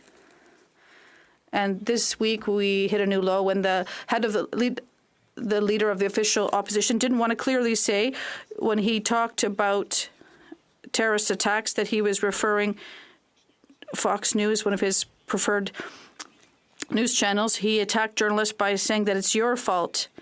You're getting involved. And he wasn't even ready to recognize his own mistakes on this subject. And also, in terms of the Canada-Ukraine free trade agreement, they said if they're voting against it, it's because of the carbon tax. So, Madam Speaker, I'd say off the bat that we have seen that the leader of the official opposition isn't someone who can play the role of prime minister. We want someone to be a good leader. What is a good leader? Generally, it's someone who brings out the best in us. It's someone who wants us to go to be the best of ourselves, who can put forth principles and never make lies the language of politics. That's something that apply to everyone, and never get comfortable with the truth. But what we've seen in recent weeks is a leader of the official opposition that is very comfortable and with lies. And if we don't agree with the leader, and if we resist these lies, what does he do? Bully them. And I'll say, Madam Speaker, there are people have warned us about this, people who warned us, who have sounded the alarm, who has said how the member for Carleton works. And it's the Conservatives in Quebec themselves. I'll remind you that when there was the Conservative Party leadership race, 7 out of 10 MPs in Quebec did not support Mr. Poilievre. Why did they not support him? The member for Carleton? Why did they not support him? Well, you'll see this in some quotations. For example, the member for Louis Saint Laurent stated that Jean Charest, who was also part of the race, was like the godfather of the Liberal family. And in fact, he said that Jean Charest was one of the most corrupt politicians in Quebec, and yet he still preferred Mr. Charest over the member for Carleton. I'm sorry, I accidentally mentioned the member for Carleton's name. So why did he decide to support Mr. Charest? Because he knew very well what the member for Carleton was up to and his methods. Another member that's very instructive, the member for Portneuf-Jacques-Cartier, he said that if Pierre Poilievre, the member for Carleton, became leader of the Conservative Party of Canada, can we avoid having different conversations while a member is making a speech? Order, please. Order. Everyone, please. The honourable member.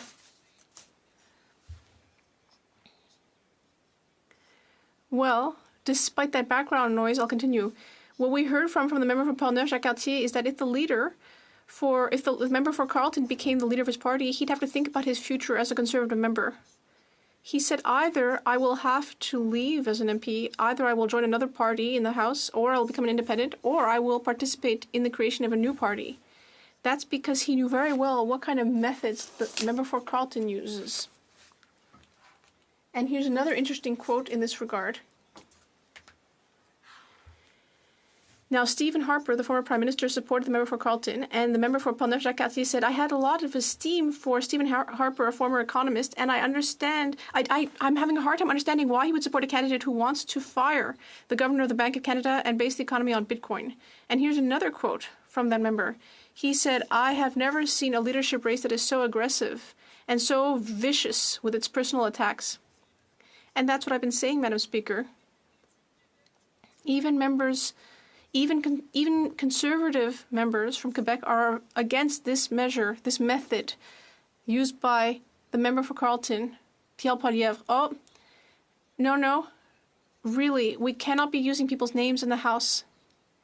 We know that.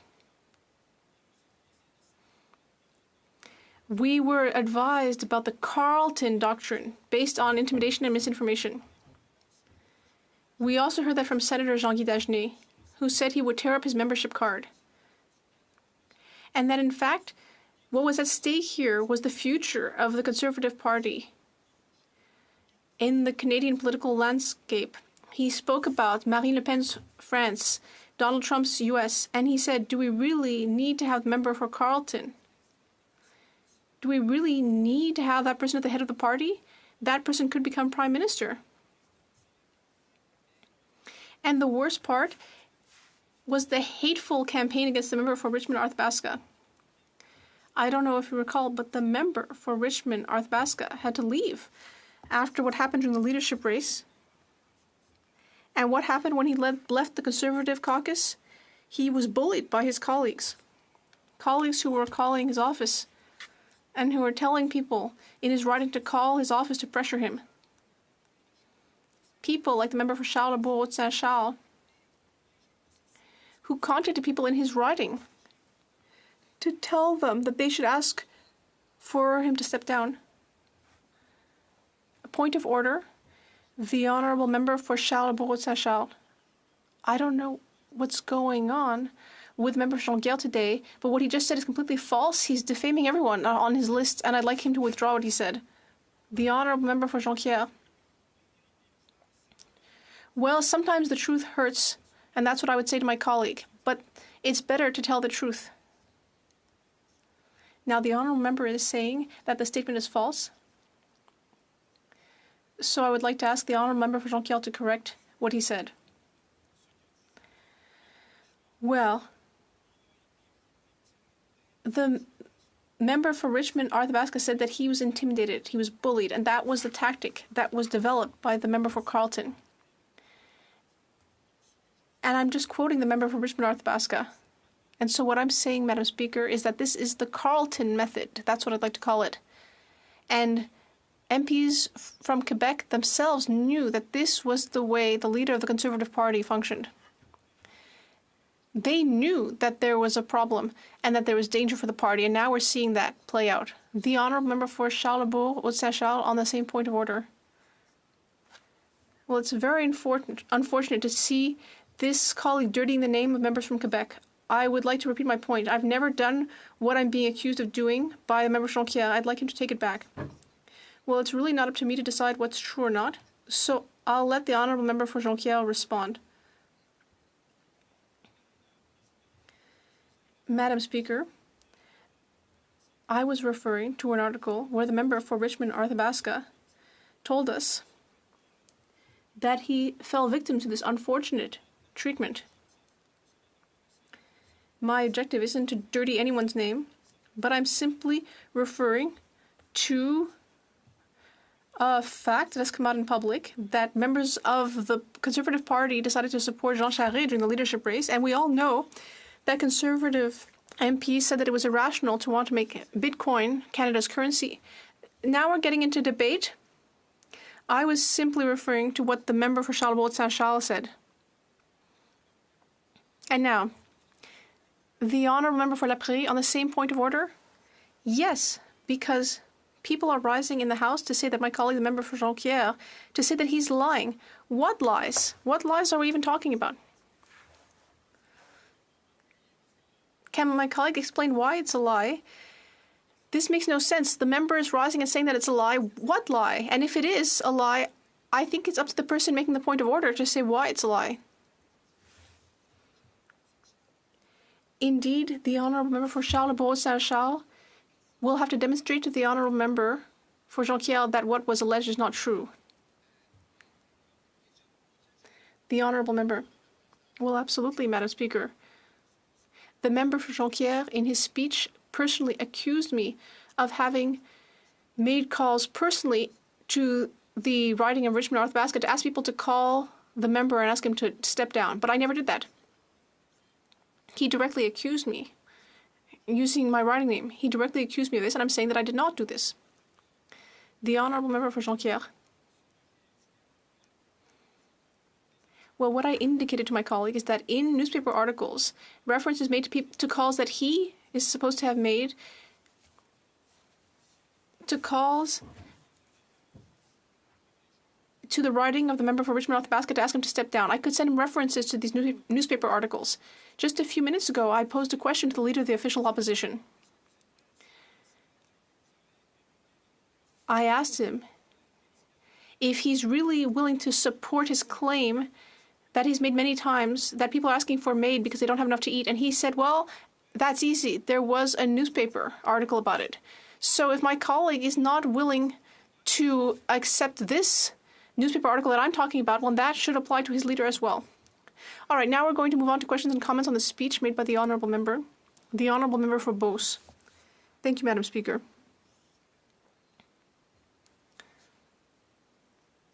Well, my colleague for Jonquière spent a long time in his speech not discussing today's motion, which is to ask the Senate to adopt C-234 as quickly as possible, because I'm told that it doesn't apply to Quebec. But I will once again ask my colleague to go on his own riding, to go see on the ground, and ask him to go talk to farmers who use propane and natural gas to heat their buildings, and to ask him to go check on their bill if there's not an amount there. And then, secondly, the carbon tax indirectly applies because everything that we consume in Quebec, it doesn't all come from within Quebec. So we really need to do something about this aspect. And C-234 should be adopted as quickly as possible. I hope we can agree on that. The Honourable Member for Jonquière. That was rather a confusing question, Madam Speaker. My colleague is telling me on the one hand that the carbon tax applies, then he says that on the other hand it indirectly applies. It's hard to follow, but Madam Speaker, what I would say is that if we want to be connected to farmers on the ground in Quebec, what we need to do is defend supply management. I would recommend to my colleague that he speak to Conservative senators to hopefully get C-282 to move forward more quickly on supply management, and I am certain that all farmers in Quebec will thank him a lot more than for harshly attacking a tax that doesn't even apply to us. Leader. Yes, Madam Speaker, I do agree that there is a disturbing Donald Trump type of pattern that we're seeing from the Conservative leader of the today, Madam Speaker, and it is consistent with what we hear in regards to the Senate intimidation and how the leader of the Conservative Party responded to a question, in essence, supporting it, to what the member has risen with regards to the member from Richmond, Athabasca. My question to the member is: would he not agree that there is a pattern that the leader of the official opposition has taken that is in fact quite disturbing, a pattern of intimidation, and I would classify it as a Donald Trump style, and we saw that whether it was with the media confrontation and other examples of eating an apple. All these type of things come together, Madam Speaker. The Honourable Member for Jonquière. Madam Speaker, this is a rare thing, but I agree with my colleague from Winnipeg North. And I would even use another metaphor, which I borrow from him. He often talks to us about the Homer Simpson Award. Well, I would say that the biggest winner of that award, very clearly over the last couple of weeks, is the member for Carleton. He blamed CTV and said that it was their fault for what happened. And then it was shown that this was all a lie. He said he would vote against the Canada-Ukraine agreement on the pretext of the carbon tax, even though it's easy to show that the carbon tax doesn't apply to that agreement. So actually, I'd say that we have two nominations today. We have the Donald Trump Award and we have the Homer Simpson Award, and I think we could perhaps award that at the end of the day today. Malahat Langford. Thank you, Madam Speaker. And I'd like to thank the member for Jonquière for his speech today. You know, it has to be acknowledged that Bill C-234 would not have passed the House of Commons if it were not for the support of the NDP, the Bloc, and the Green Party. But I'm just amazed at the audacity of the Conservatives to be lecturing us on the Senate when this is a party of appointing failed candidates, party bagmen, and they have a history of using their own senators to block private members' bills in several parliaments past. But on the principle of it, Madam Speaker, through you, does my honourable colleague agree that ultimately the Senate should be respecting the democratic will of the House of Commons, and that no matter what the bill, if we pass it here based on the will of the people, the Senate should accede to those wishes? Thank you. Honorable député Jonquière. The Honourable Member. Yes, I agree with my colleague, but the best thing to do would be to simply abolish the Senate. That's all. The Honourable Member for La Prairie. A brief question. Yes, thank you, Madam Speaker. It's very confusing to listen to the Conservatives. The Conservatives keep insisting that the carbon tax applies to Quebec. We heard it earlier. We explain that it doesn't apply, and then they say, oh yes, it applies indirectly. It's very hard to understand them. And then, when we talk about Ukraine, they're forced to get up and say that they defend Ukraine, but they voted against the Canada-Ukraine Free Trade Agreement. They have everything backwards. Even the Ukrainians are asking what's going on with the Conservative Party. Why are they against Ukraine? They should rise in this House and set things straight. So my question, when you have no content as they don't. Is it that the only tool you have left is bullying? Is that it? The honourable member. Yes. As I said earlier, this is what I call the member for Carleton method. Thank you. The honourable member for Cowichan, Malahat Langford. Thank you very much, Madam Speaker, and I am pleased to be rising in the House today. So the motion we are debating today, the Conservatives have their Opposition Day motion, and they have decided to present the House with the following motion, and I quote, that the House call on the unelected Senate to immediately pass Bill C-234, an act to amend the Greenhouse Gas Pollution Pricing Act to remove the carbon tax on the farmers that feed Canadians as passed by the democratically elected House. So essentially, today's debate is on a motion to try and get a Conservative private member's bill through the Senate. And I'm amazed because, you know, Conservatives today are acting with outrage that the Senate isn't moving quickly enough, and it's as if they haven't done far worse in moving bills slowly in the past. I mean, the cognitive dissonance, the absence of any historical grounding in today's debate is absolutely shocking. And you know, when I was thinking of my remarks for today's speech, two words came to mind: irony and hypocrisy. Because at best, Madam Speaker, we could be talking of the irony of this moment, but I think this is just plain and simple hypocrisy. Because I do believe the Conservatives are actually self-aware, and they know exactly of their entirety of their sordid history with the Senate. You see, irony is about highlighting the human relationship with reality. It kind of teases out the inconsistencies that reside in all of us. But this is far more than inconsistency, Madam Speaker. Hypocrisy is simple. It's about, you know, contradicting ourselves, but with a more forceful and deliberate vein, because it is quite simply, hypocrisy is the pretense of consistency to hide one's inconsistency. And today's motion, if you look at the history of Conservative relationships with senators, is definitely one of inconsistency. So again, I am absolutely flabbergasted at the sheer audacity of the Conservative Party of Canada coming to this House today to lecture members of Parliament and the Canadian public on the Senate.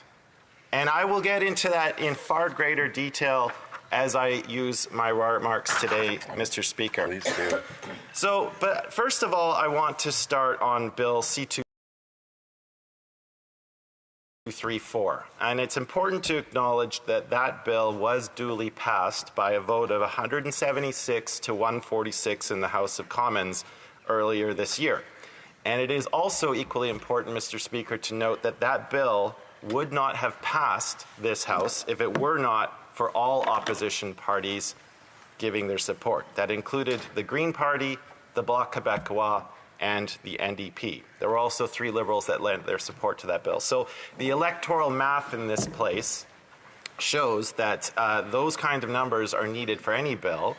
And I want to highlight that fact because often when I hear Conservative speeches, they tend to conveniently leave that little fact out.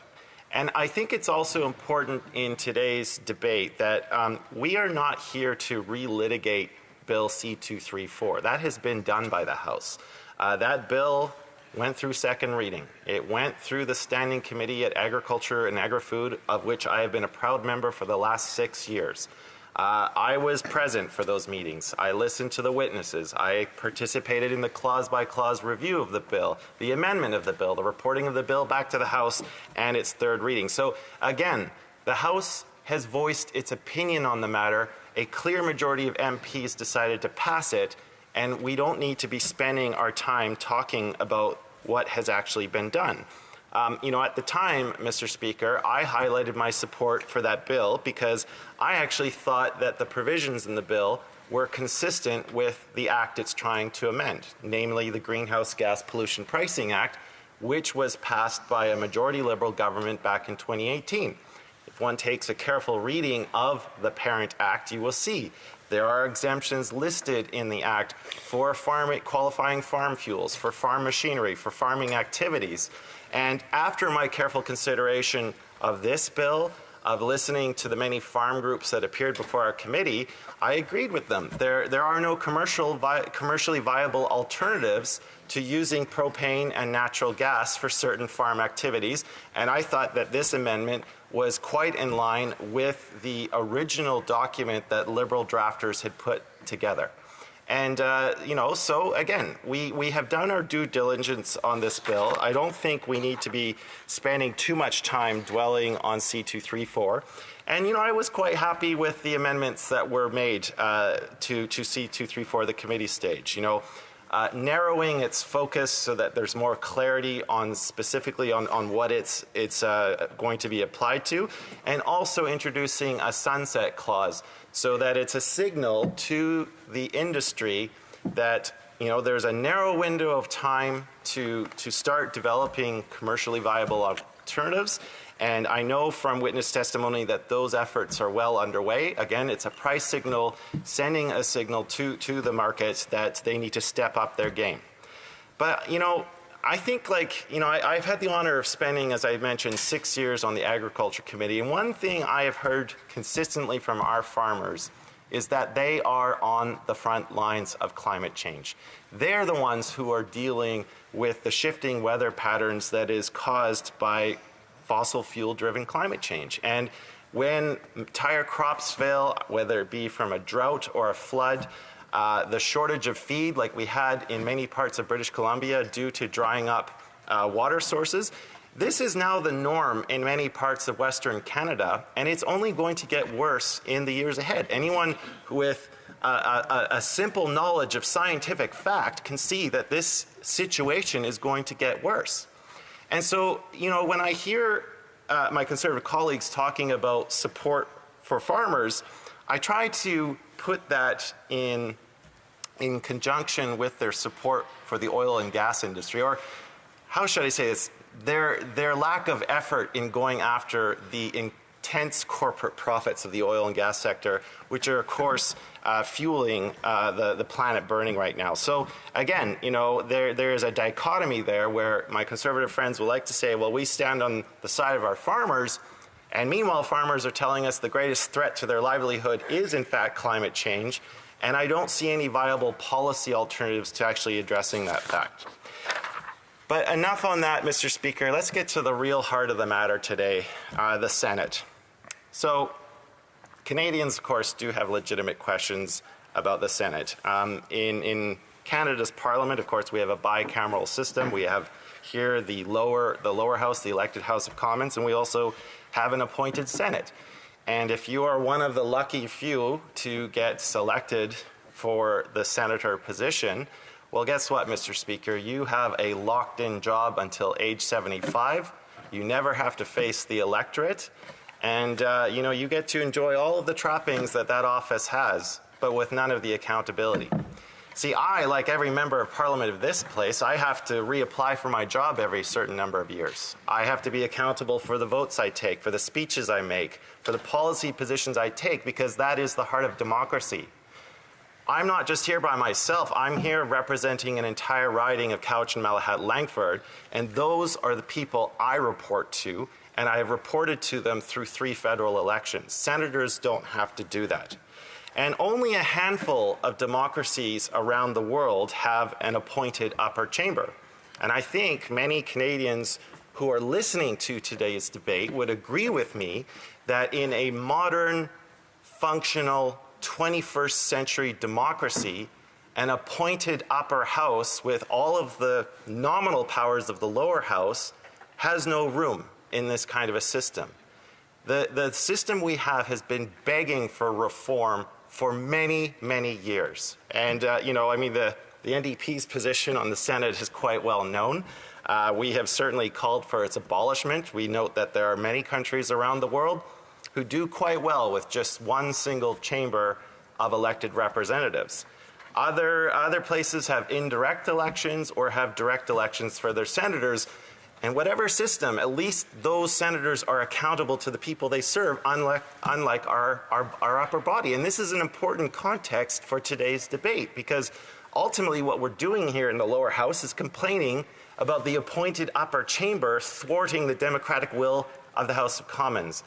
And this is a moment in time, but it has to be placed in the context of history because this is not the first time that it's happened. And I also want to underline this, Mr. Speaker. I do have a good working relationship with a handful of senators. Many who serve on the Agriculture Committee, I've had the pleasure of getting to know them and their work, and I do not question their commitment to their line of work. My comments today are based solely on the Senate as an institution and the inherent contradictions it has in a 21st century democracy. But now, Mr. Speaker, let's go to, as I mentioned in my earlier remarks, the Conservative hypocrisy and the Senate. Now, I agree with them that they have the right idea in today's motion in calling on the Senate to quit delaying the passage of a bill, in this case C-234. We in the NDP have called on the Senate to do this many times over our history, so this is well-trodden ground for us, and I'd like to welcome my Conservative friends to the club. Hear, hear. They may not be used to this, but trust me, as New Democrats, we have a long history in calling for this. But again, for them to bring in today's motion, given their history, is quite something, and I really want to underline that for Canadians who are watching today's debate. It's a fact in this place, Mr. Speaker, that both Conservatives and Liberals have a sordid history with the Senate. They have both been guilty of not only appointing failed candidates, loyal donors, and party operatives, but they have used, yes, my colleague over here used the term bagman. That's absolutely a legitimate term. But they have used that appointed and unelected body to block bills from the democratically elected House. And one only needs to look at our parliamentary history to see this is not a one-off situation. It's happened many times, and to watch Conservatives and Liberals point fingers at each other just goes to show that ultimately, when it comes to this issue, these two parties are but different sides of the same coin. Now, this Conservative Party, let's take a little walk down the lane of history, Mr. Speaker. This is the party of Mike Duffy and Nigel Wright. And for the leader of the Conservative Party, the member for Carleton, to stand in this place and give us a lecture on the Senate, when this is the person, when he was in government, was a representative of former Prime Minister Stephen Harper, had to day in, day out defend the Chief of Staff, Nigel Wright, giving a $90,000 check to Mike Duffy because of living expenses. Like, that's what the member for Carleton had to stand up in this place and do time and time again. Selective amnesia. And we do have selective amnesia in this place. I thank the member for Courtney Alberni on referencing that, because we do lose sight of our history in this place. And the member for Carleton, he's been an MP for 19 years, 19 very long years.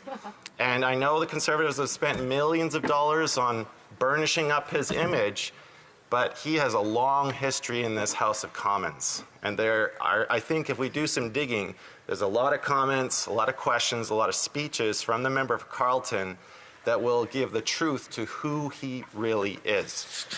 But it gets better, Mr. Speaker, because the Conservatives have stood in this place accusing Liberals of bullying senators and imposing their will, when the Conservative Party is the only party in this House that still has 15 senators that caucus with it every Wednesday.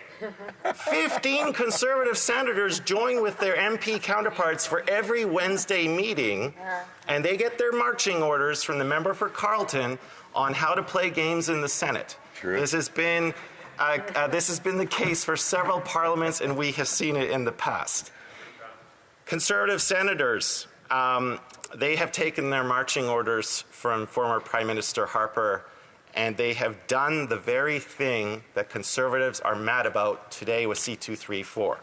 They took their marching orders from the Conservative Party in the House of Commons, and they used their procedural shenanigans in the Red Chamber to block multiple bills on multiple occasions that were passed by the Democratic House. Again, Mr. Speaker, rank hypocrisy from the Conservatives. And I will outline a few notable examples.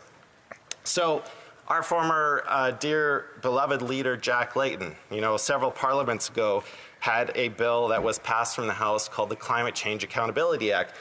And my God, how things would be different now if we had actually paid attention back then, passed that law. But right now in 2023, of course, we're dealing with the consequences of years of inaction from both Liberal and Conservative governments. And that bill, Mr. Speaker, was held up. It died in the Senate because of procedural shenanigans instigated by Conservative senators. We've also had other cases, former NDP member of Parliament Paul Dewar, who represented Ottawa Centre. He introduced Bill C-234. It was a bill to, foment the shipment of generic drugs, the provision of generic drugs to Africa. A worthy cause, but again, it died in the Senate because of Conservative senator procedural shenanigans.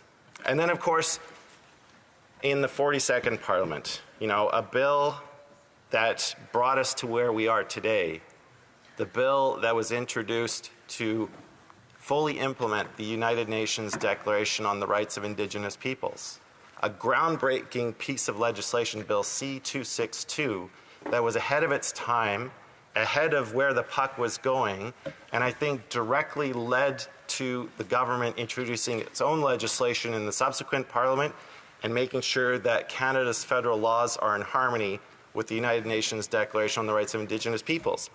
That bill, duly passed by the House of Commons in the 42nd Parliament, because of procedural shenanigans and games by Conservative senators at the request of their leader, was held up. And actually, Mr. Speaker, this is the amazing thing about the Senate. We can't do that here in the House. The rules there, one senator can throw in a wrench and jam up the entire works for days on end. And they use this tactic again and again and again. So again, Conservative senators under orders from their leader doing precisely the same thing that Conservatives are mad about today when it comes to their own legislation. So these are the things we have to highlight, Mr. Speaker. They're incredibly important because, again, we have short memories in this place.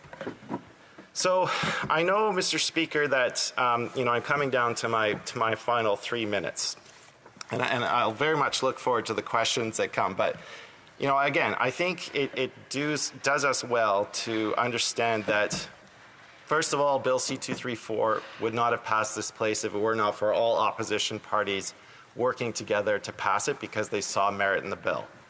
So that's number one. Number two, we fundamentally agree with the principle that the Senate, as an unelected body, needs to respect the will of the House.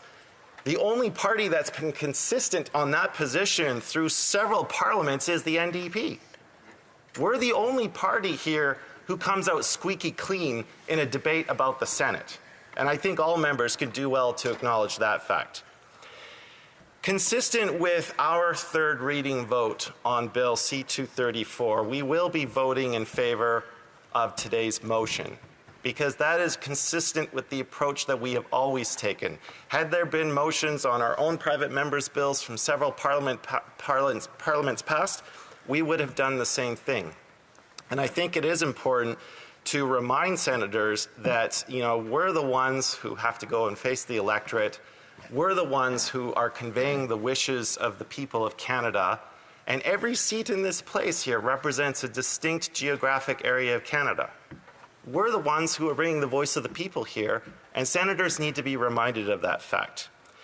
But I will end by saying that, I again have to highlight the hypocrisy. I know I like serving with many of my Conservative colleagues, but as a party, we cannot be taking any moral lessons from them on the Senate, not given their history with appointing failed candidates, party bagmen, with the instructions they give to their 15 caucus members who are members of the Senate, with the entire history they have of blocking bills. I think Canadians who are listening to today's debate need to understand that the last place you would ever go to for a moral lesson on the problems with the Senate is the Conservative Party of Canada. Okay? So I just want to make that very clear. Now, I'm in my last minute, Mr. Speaker, so I think I'll do well to end my remarks there. I thank everyone for taking the time to listen, and I look forward to any questions or comments. Good job. Questions and comments? Question commentaire. The honourable member for Lambton, Middlesex, London. No. Lambton, Kent, Middlesex. I don't know why I always had that challenge. Thank you, Mr. Speaker. I want to thank my colleague for his impassioned speech. But there is something I would disagree with on him, and that is, Conservatives, Mr. Speaker, have been standing up for farmers nonstop. I come from a very heavy grain area where my farmers right now are telling me that their corn is coming in at 30% moisture, 28% moisture, and they need to get their corn dried down to 13%, 15%. Well, guess what? You have to use natural gas or propane in order to dry the grain because guess what? There is no other commercially viable option to dry grain in such huge amounts.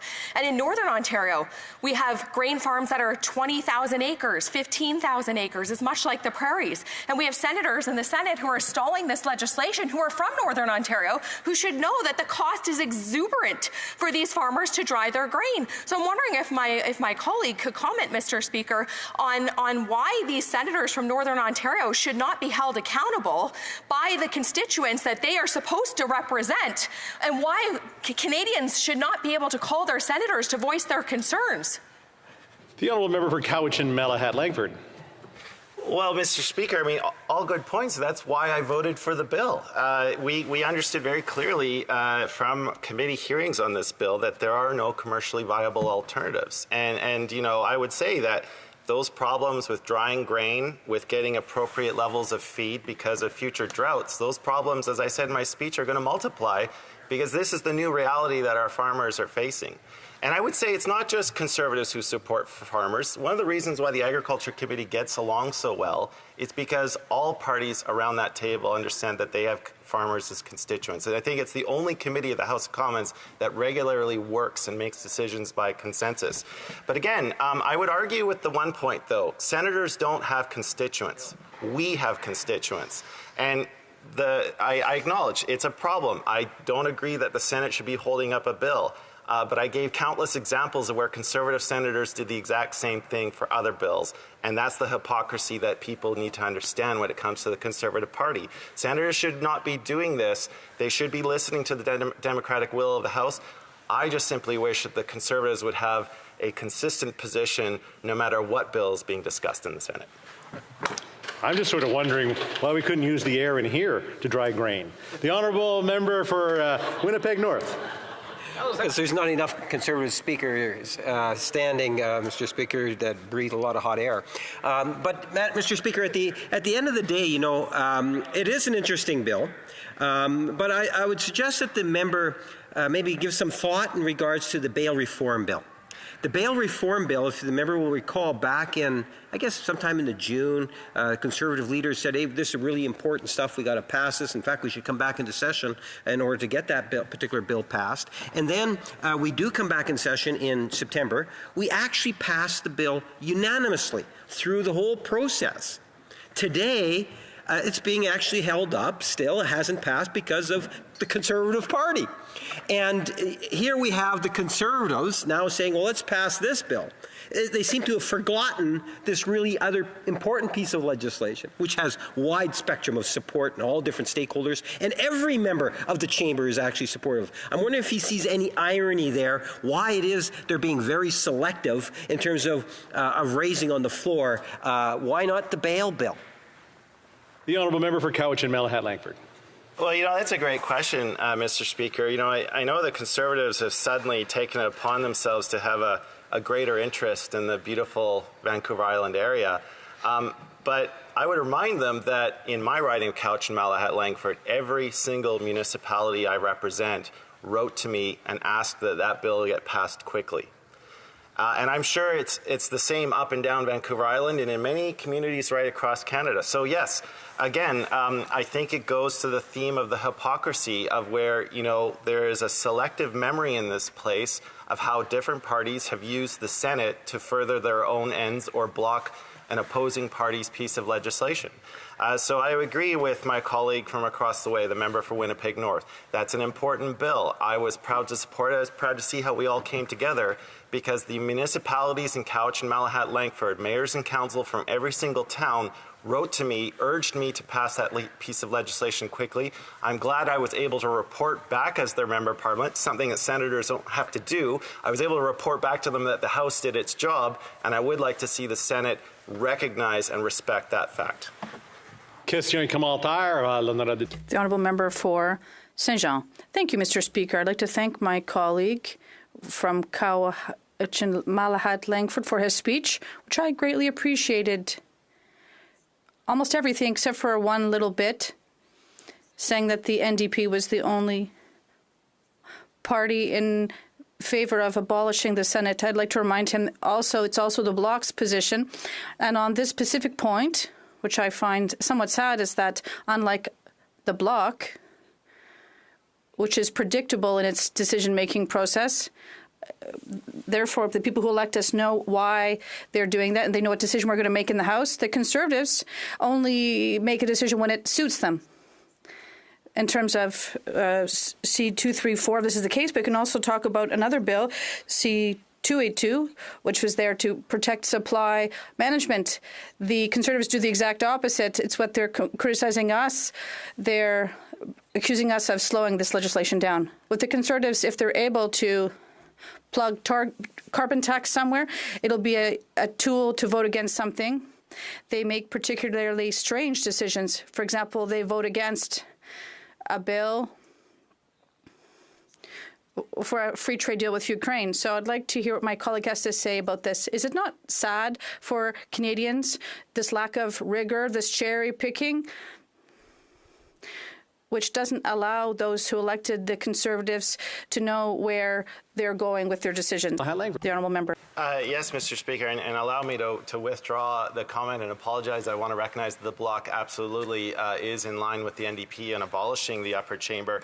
And she's right, you know, in addition to C-234, a very important bill that we were proud to support, Bill C-282. I have a lot of supply-managed farmers in my riding who personally met with me. I met with many of their industry groups. And we were proud to support that piece of legislation because we simply cannot trust Liberal and Conservative governments to honour the spirit of supply management. And so we agreed with the Bloc Québécois in putting that in legislation so that we could prevent future governments from negotiating away our supply managed industries. I mean, I want to give another shout out. The member for York Simcoe has Bill C-280 in the Senate. And I hope that the Senate will respect the will of the House, because that's another important bill dealing with the Canadian Produce Marketing Association, the fresh fruit and vegetable sector. So again, strong agricultural bills coming from the House of Commons. And I think one thing that Canadians deserve of us is to have consistency in our positions. If you look at the Conservative history at the Senate, it has been anything but consistent. Questions and comments. Question commentaire. The honourable member for Timmins, James Bay. Mr. Speaker, the issue of Conservative hypocrisy in the Senate is one of the reasons that the Canadian people threw Brian Mulroney out and gave him the bum's rush after he imposed 8 senators to force through the most hated tax of all time, the GST. And Canadians were stuck paying for these dudes until they are 75. They can't be fired. I mean, the price of a Conservative sock puppet is enormous. And then so Stephen Harper came in and said he was going to reform the Senate. And what did he do? Well, I mean, it's just one long list of pals and cronies. Let's talk about Larry Smith. Now, Larry Smith gets appointed to the Senate, and he's outraged when he finds out how much money he's going to make. He says it's a, quote, dramatic, catastrophic pay cut that he had to serve the Canadian people. This is how out of touch this guy is. So then he runs for office. Now, needless to say, the Canadian people want nothing to do with Larry Smith, so he comes in third. This man is unfit for public service. Stephen Harper puts him back in. Loyal sock puppet. And we're stuck to this guy till he's 75. He can't be fired. He doesn't have to show up for work. All he has to do is be loyal to the Conservative Party. So when I see the member who's living in Stornoway in a 19-room mansion talking about the common people and the Senate, I'm amazed. Doesn't he meet with them every week and know exactly how entitled and how out of touch and what cronies they are of the Conservative Party? Before I move on, I just need to remind ourselves of Standing Order 18. And it quotes, "No member shall use offensive words against either house or against any member thereof." So I think the honourable member comes pretty close to impugning other members in the other house. So I just would remind folks to be judicious in their referral to honourable members of all our houses that represent Canadians. The honourable member for Timmins James Bay. I really appreciate that. In that I don't actually deal with the unelected Senate on a regular basis. Is it crony or pal? Is there a particular term that I should be aware of? Moving on to the next speech, the honourable member for Huron-Bruce. Thank you very much, Mr. Speaker. And before I begin, I'd like to say I'm splitting my time today with the member from Hastings, Lennox, and Addington. And with Bill C-234, I'd just like to recognize a couple people. First, I'd like to recognize the member from Brandon Souris. And before he was elected, he worked in the private industry, private sector. And I believe he was one of the people that gave the idea to the beginnings of this bill, actually in the last Parliament, to the member from Northumberland, Peterborough South, which was Bill 206, I think it was. And it was talking about, at that time, taking the carbon tax off of drying of grains. And so with this bill, C-234, we look to, as we always do in life or in legislation, to try and make it better. And we included the heating of livestock barns and then also buildings that would be used to grow food, such as something like an edible mushroom that you'd see at your grocery store. So I just wanted to recognize those individuals, and as well our agriculture critic. He's done a great job and was a big advocate after the last election to include this. And like I said, these are the basics. These are the basics of the bill. And at a time where farmers are seeing increased costs and inflation everywhere they look, this bill is very, very timely. Even if you go back 2 years ago, farmers have seen a tremendous increase in the cost of purchasing farm machinery, tractors. Some of the costs have just skyrocketed on them.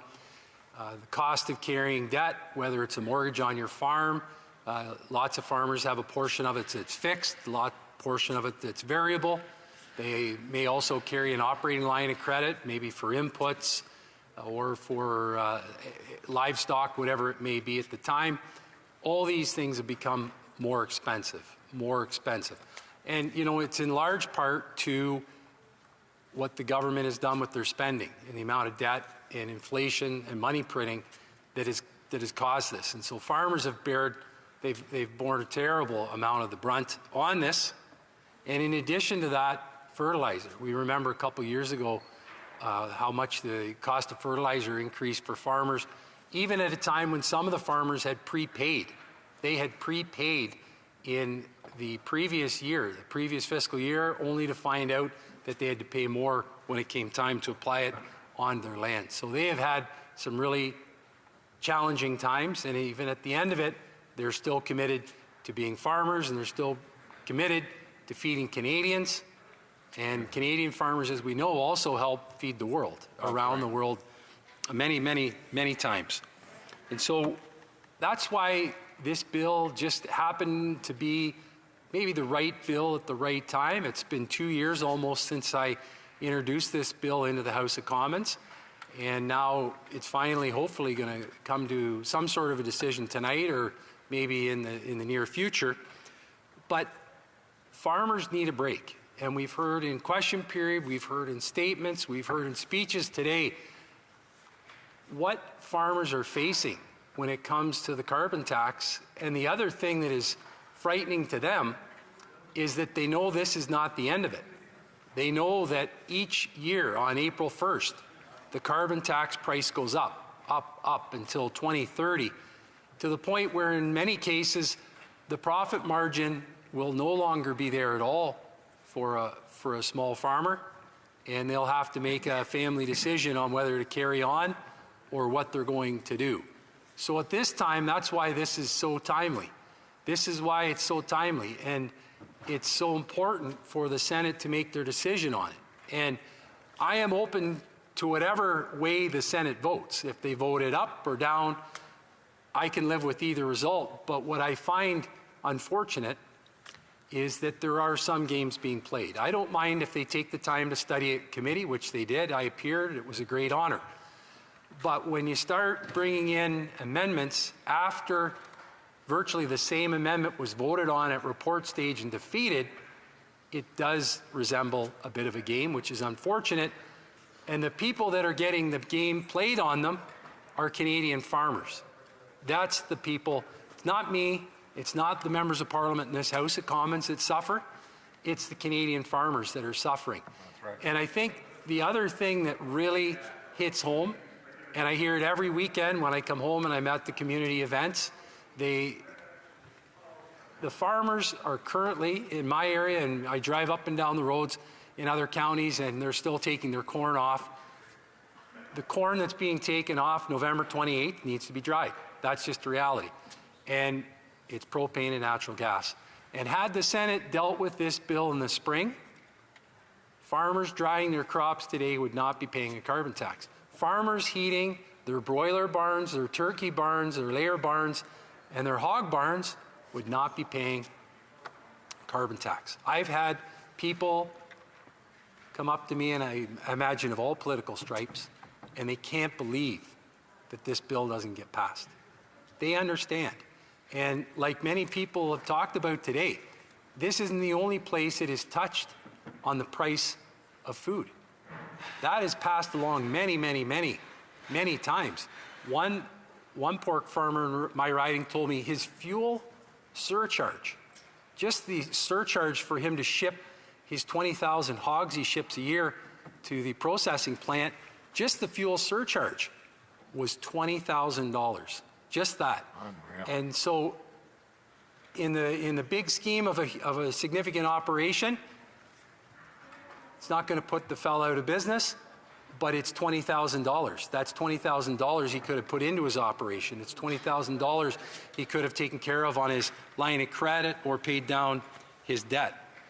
We've heard there's a pork farmer in my riding. His carbon tax bill in the month of March 2023, $3,500. We heard from the member from Cypress Hills Grasslands, who sits right beside me. I think that's what his riding's called. And he had one yesterday, $1,500 a month. The leader of our Conservative Party, he has a mushroom grower in his riding. It's $10,000, $11,000, $12,000 a month. Farmers cannot afford this any longer, and they need Canadian lawmakers, senators or House of Commons, to make a decision and move forward on this.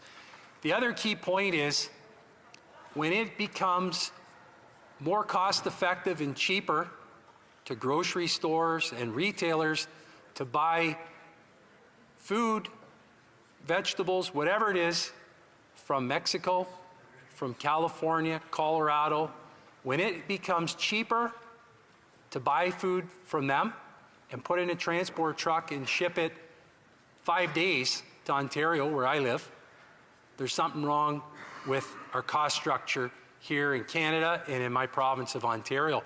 Carbon tax is one of them. And so we need to address this. We need to address this. It shouldn't be political. One of the most important things a country can do, in addition to defending its citizens, is to being able to feed your citizens, to be able to have enough adequate food and nutrition to feed your citizens.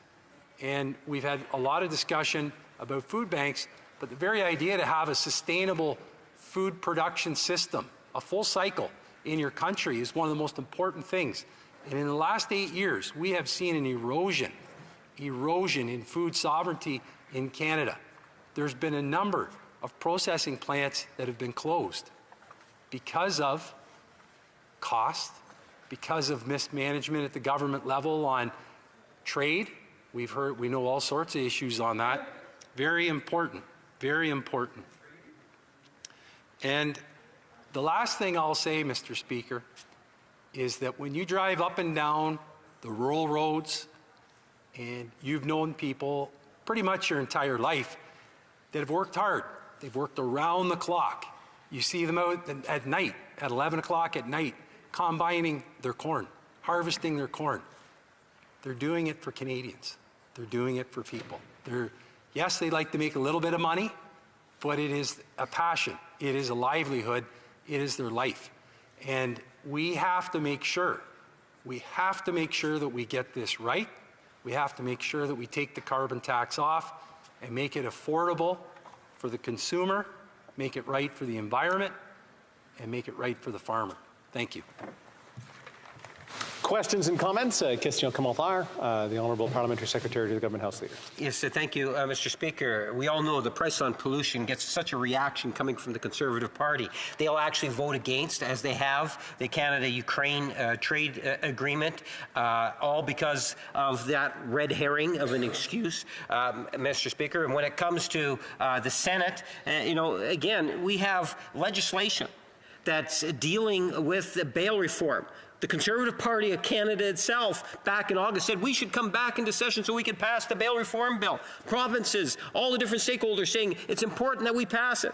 Why is it not passed today? Well, we passed it unanimously, all members of the House. But the Conservative senators actually are now proposing amendments to it. They're preventing the bail reform bill from passing. No word mentioning coming from the Conservative Party in regards to that important legislation now.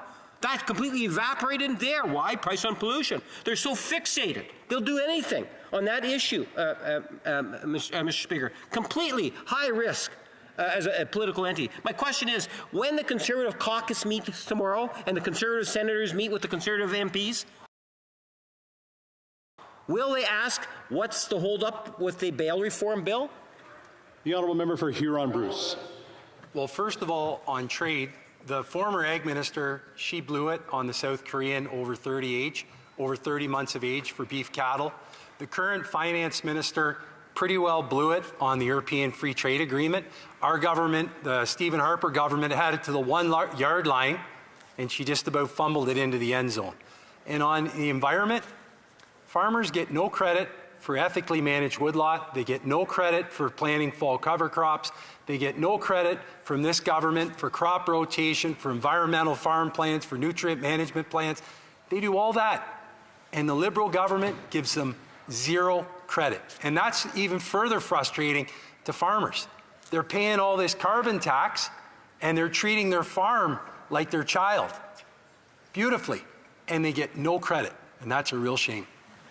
Questions and comments? Question commentaire. The Honourable Member for Winnipeg Centre. Thank you, Mr. Speaker, and I'd like to thank my honourable colleague for his intervention. I think, as my colleague from Malahat Langford mentioned, that debate's been had in the House. All opposition parties voted in favour of this bill, and I'm sure, as you've heard from the member from Timmins James Bay and Malahat Langford, the hypocrisy of this bill, because there is ample examples of conservative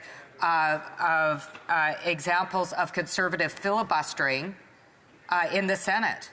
They're guilty of the same crime. My question is related to tactics, however. There was a member of the Senate who had to vacate her house as a result of the member from Regina Capel putting up a wanted poster of her. We know that violence against all members of Parliament is very common. And I'm wondering if my colleague agrees with the political tactics that have been employed by Conservatives to virtue signal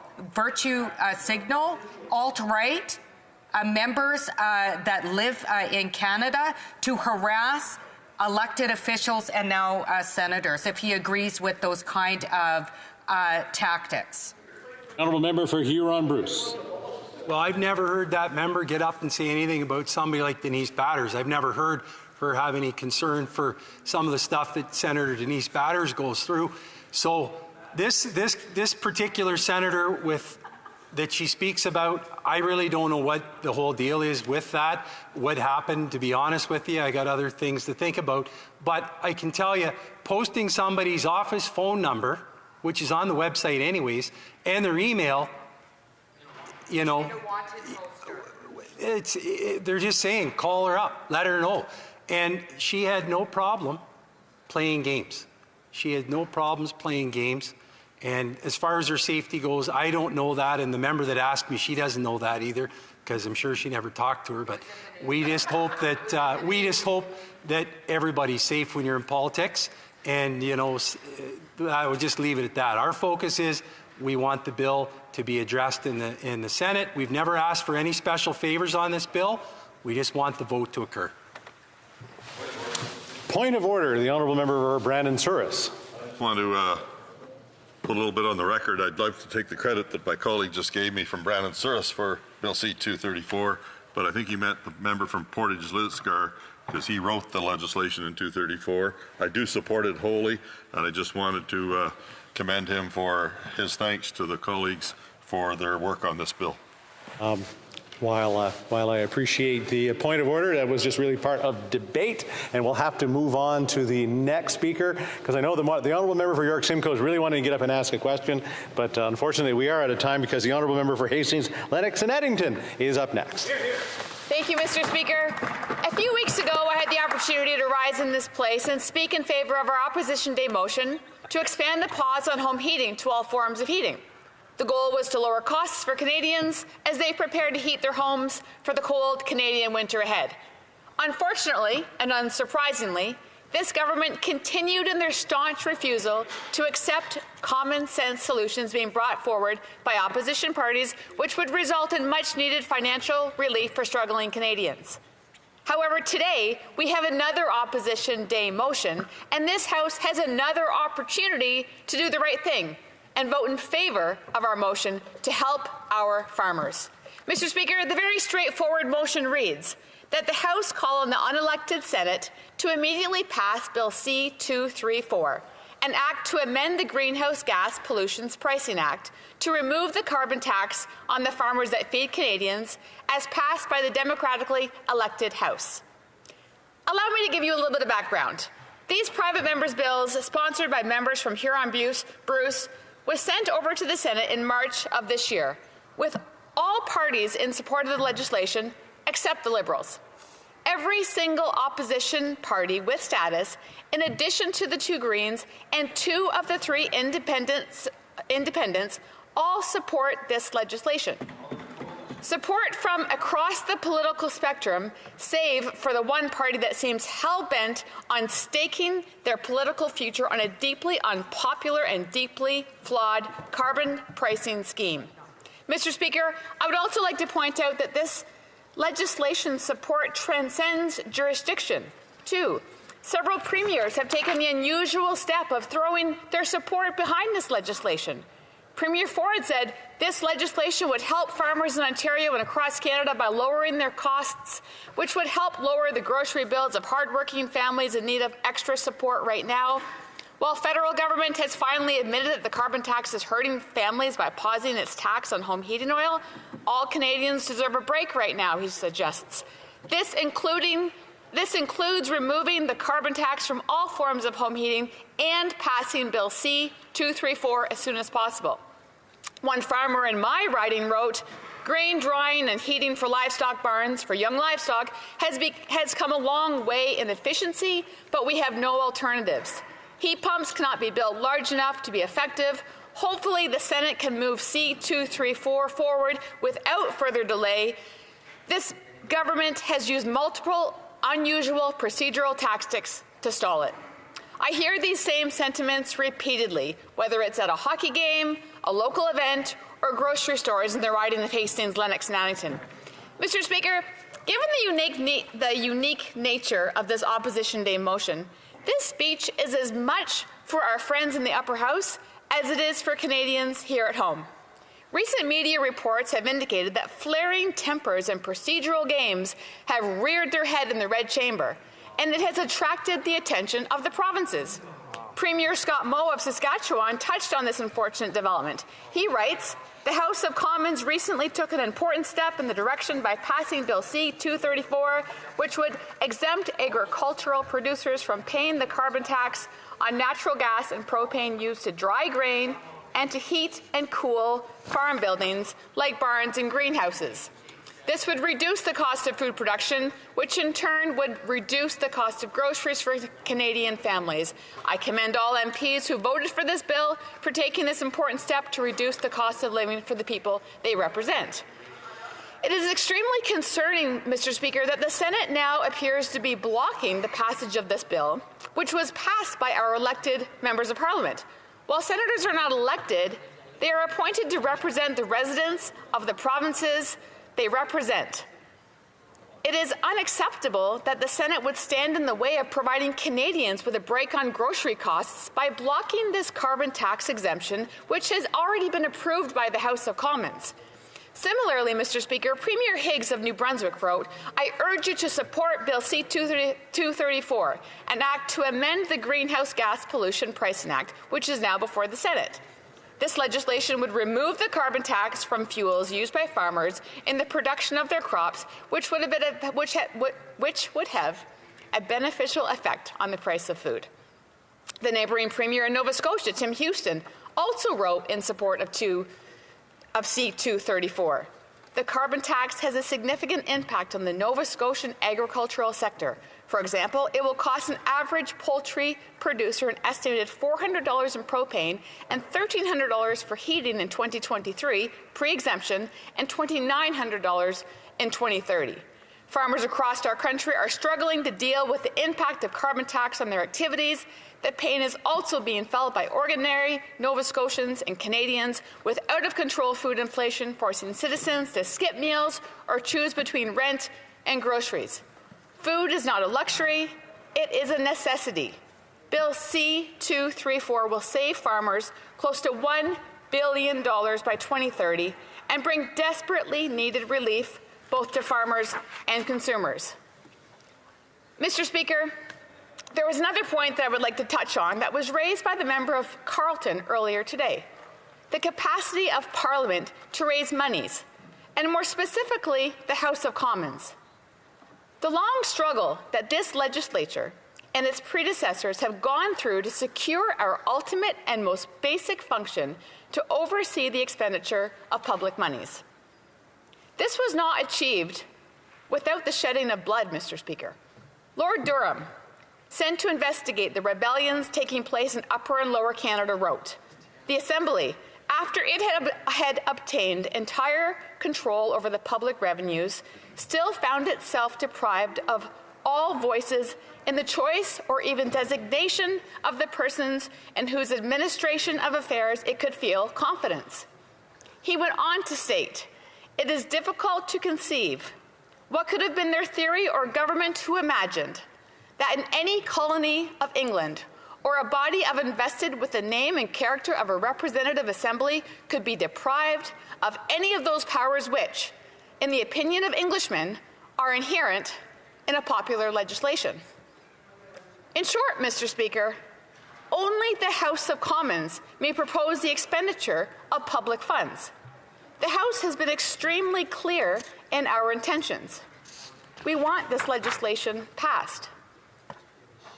To the senators that opposed this legislation, I urge them to take phone calls from their constituents. Listen to small businesses in their provinces.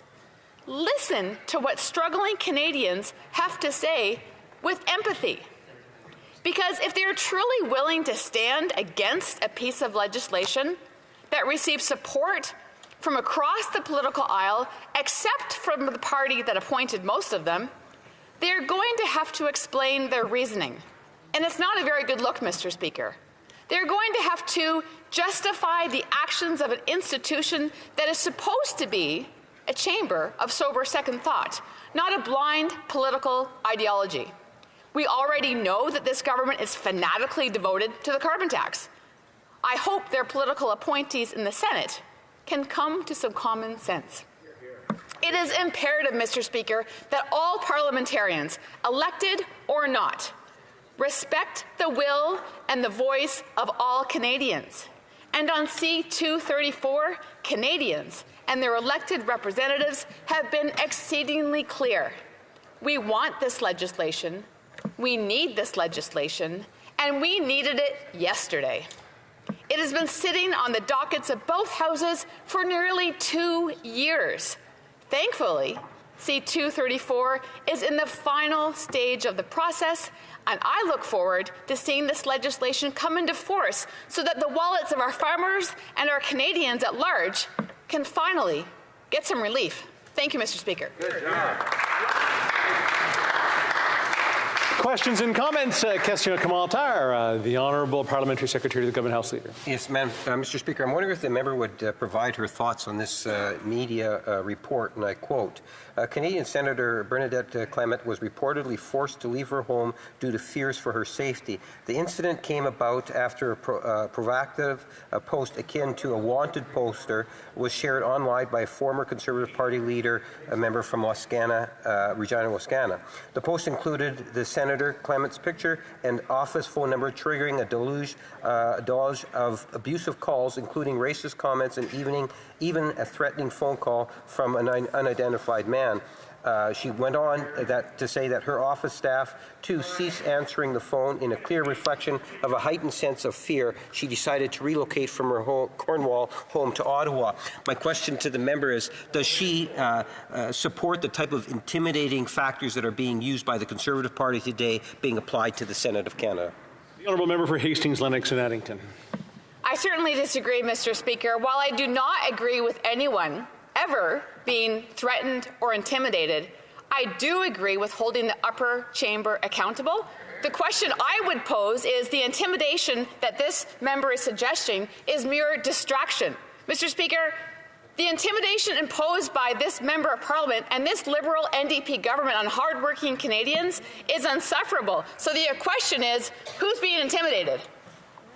Questions and comments? Question commentaire. L'honorable député de Saint-Jean. The Honourable Member for Saint-Jean. Thank you, Mr. Speaker. I have a simple question for my colleague. She made a long speech about the fact that the Senate should respect House decisions. Would she be willing to go over her entire speech and simply replace C-234 by C-282 in her speech, the bill on supply management, and then ultimately make the same point? For Hastings, Lennox and Addington. Thank you, Mr. Speaker, and thank you for the honourable member for her question.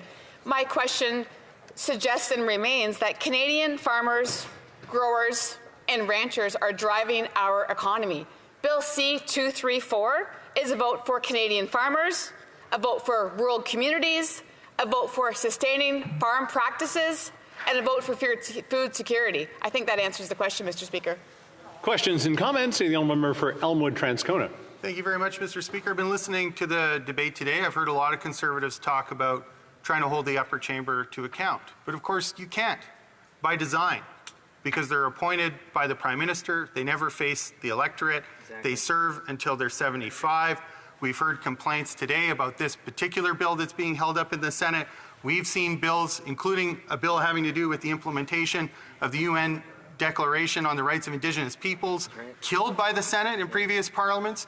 We've seen issues, and Conservatives complain, rightly, I think, about the intervention of the Senate in respect to the medical assistance in dying debate.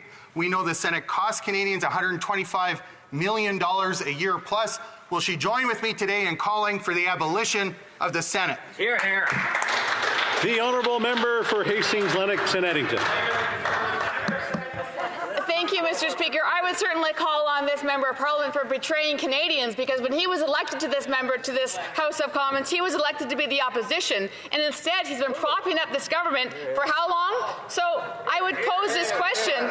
Canadians are catching on, and I'm here representing all people of Hastings, Lennox and Addington, and I would encourage the upper chamber to reflect on their role as they represent. Thank you. Questions and comments? The honourable member for Selkirk, Interlake, Eastman. Well, Mr. Speaker, I want to thank my colleague for her wonderful speech and her great answers. I just want to ask her, while the Liberals and the NDP continue to come here with their carbon tax religion, we're failing to recognize that carbon is actually a building block of life, and it is plant food, and that a carbon tax is not a climate change policy. It's not anything to do about the environment. I'd like to ask the member if she thinks the carbon tax is making our farmers less competitive, less productive, and less profitable, and at the end of the day, creating food insecurity in this country like the Liberals are doing here in Canada, the same as Putin is doing in Ukraine. The honourable member for Hastings, Lennox and Addington. Thank you, Mr. Speaker, and thank you for the question. What we need to do is we need to make it right for the consumer, we need to make it right for the farmer, we need to make it right for the environment, and we need to make it right for all Canadians. We need technology, Mr. Speaker, not taxes. Nutritious and affordable food right here in Canada is what Canadians are looking for. Food is not a luxury. Mr. Speaker, 800,000 Canadians in Ontario alone had to go to a food bank. Something needs to change. Reprise du débat, continuing debate. The honourable member for Vaughan Woodbridge. Thank you, Mr. Speaker. It's always great to rise here in this most honourable House, and I thank the honourable member before me who spoke on the Opposition Day motion. Mr. Speaker, I do wish to say I'll be sharing my time with the member of Steveston, Richmond East, the honourable member from the West Coast, and it's great to see everyone this afternoon. I hope you and through you, Mr. Speaker, I hope all my colleagues that themselves and their families are doing well on this Tuesday. Thank you, Mr. Speaker. I'm pleased to take part in today's debate. Rather than indulge in Conservative partisan attacks on the pollution price, let's talk about what matters most to Canadians, making life more affordable, ensuring that Canadian families have good jobs, good futures for themselves and their children. That is the focus of our government since day one, and we will continue to be on that tangent. As Canadians continue to feel the effects of global inflation, our government understands that it remains difficult for too many families to make ends meet. With that, Mr. Speaker, we are seeing very strong indications that global inflation is rolling over. We've seen it in Europe, inflation at 1.8% or so. We've seen it in the United States, in some indicators down below 3%. We're seeing rent inflation in the United States actually roll over on the downside, and we've seen it in recent indicators here in Canada. And I strongly believe, as an economist and someone who worked on Bay Street and Wall Street for many years, but grew up in small town Canada, that we'll see that in the months ahead here in Canada, where inflation, global inflation, even you look at the price of containers, you look at leading indicators, the Baltic Dry Index and so forth, inflation is rolling over into the downside because that is the way our economy is going, and it'll be benefit to all Canadians. Since 2015, our government has taken many actions to make life more affordable for Canadians who need it most.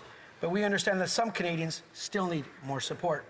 Monsieur le Président, Mr. Speaker, that's why last week the Deputy Prime Minister and Minister of Finance presented new measures to support Canadians in the 2023 Fall Economic Statement.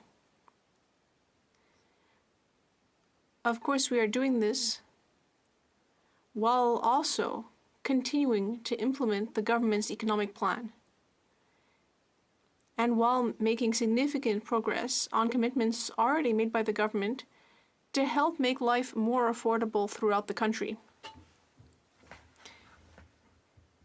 It is clear that our measures are having real impacts on Canadians' budgets. I would like to give you a few concrete examples, Mr. Speaker.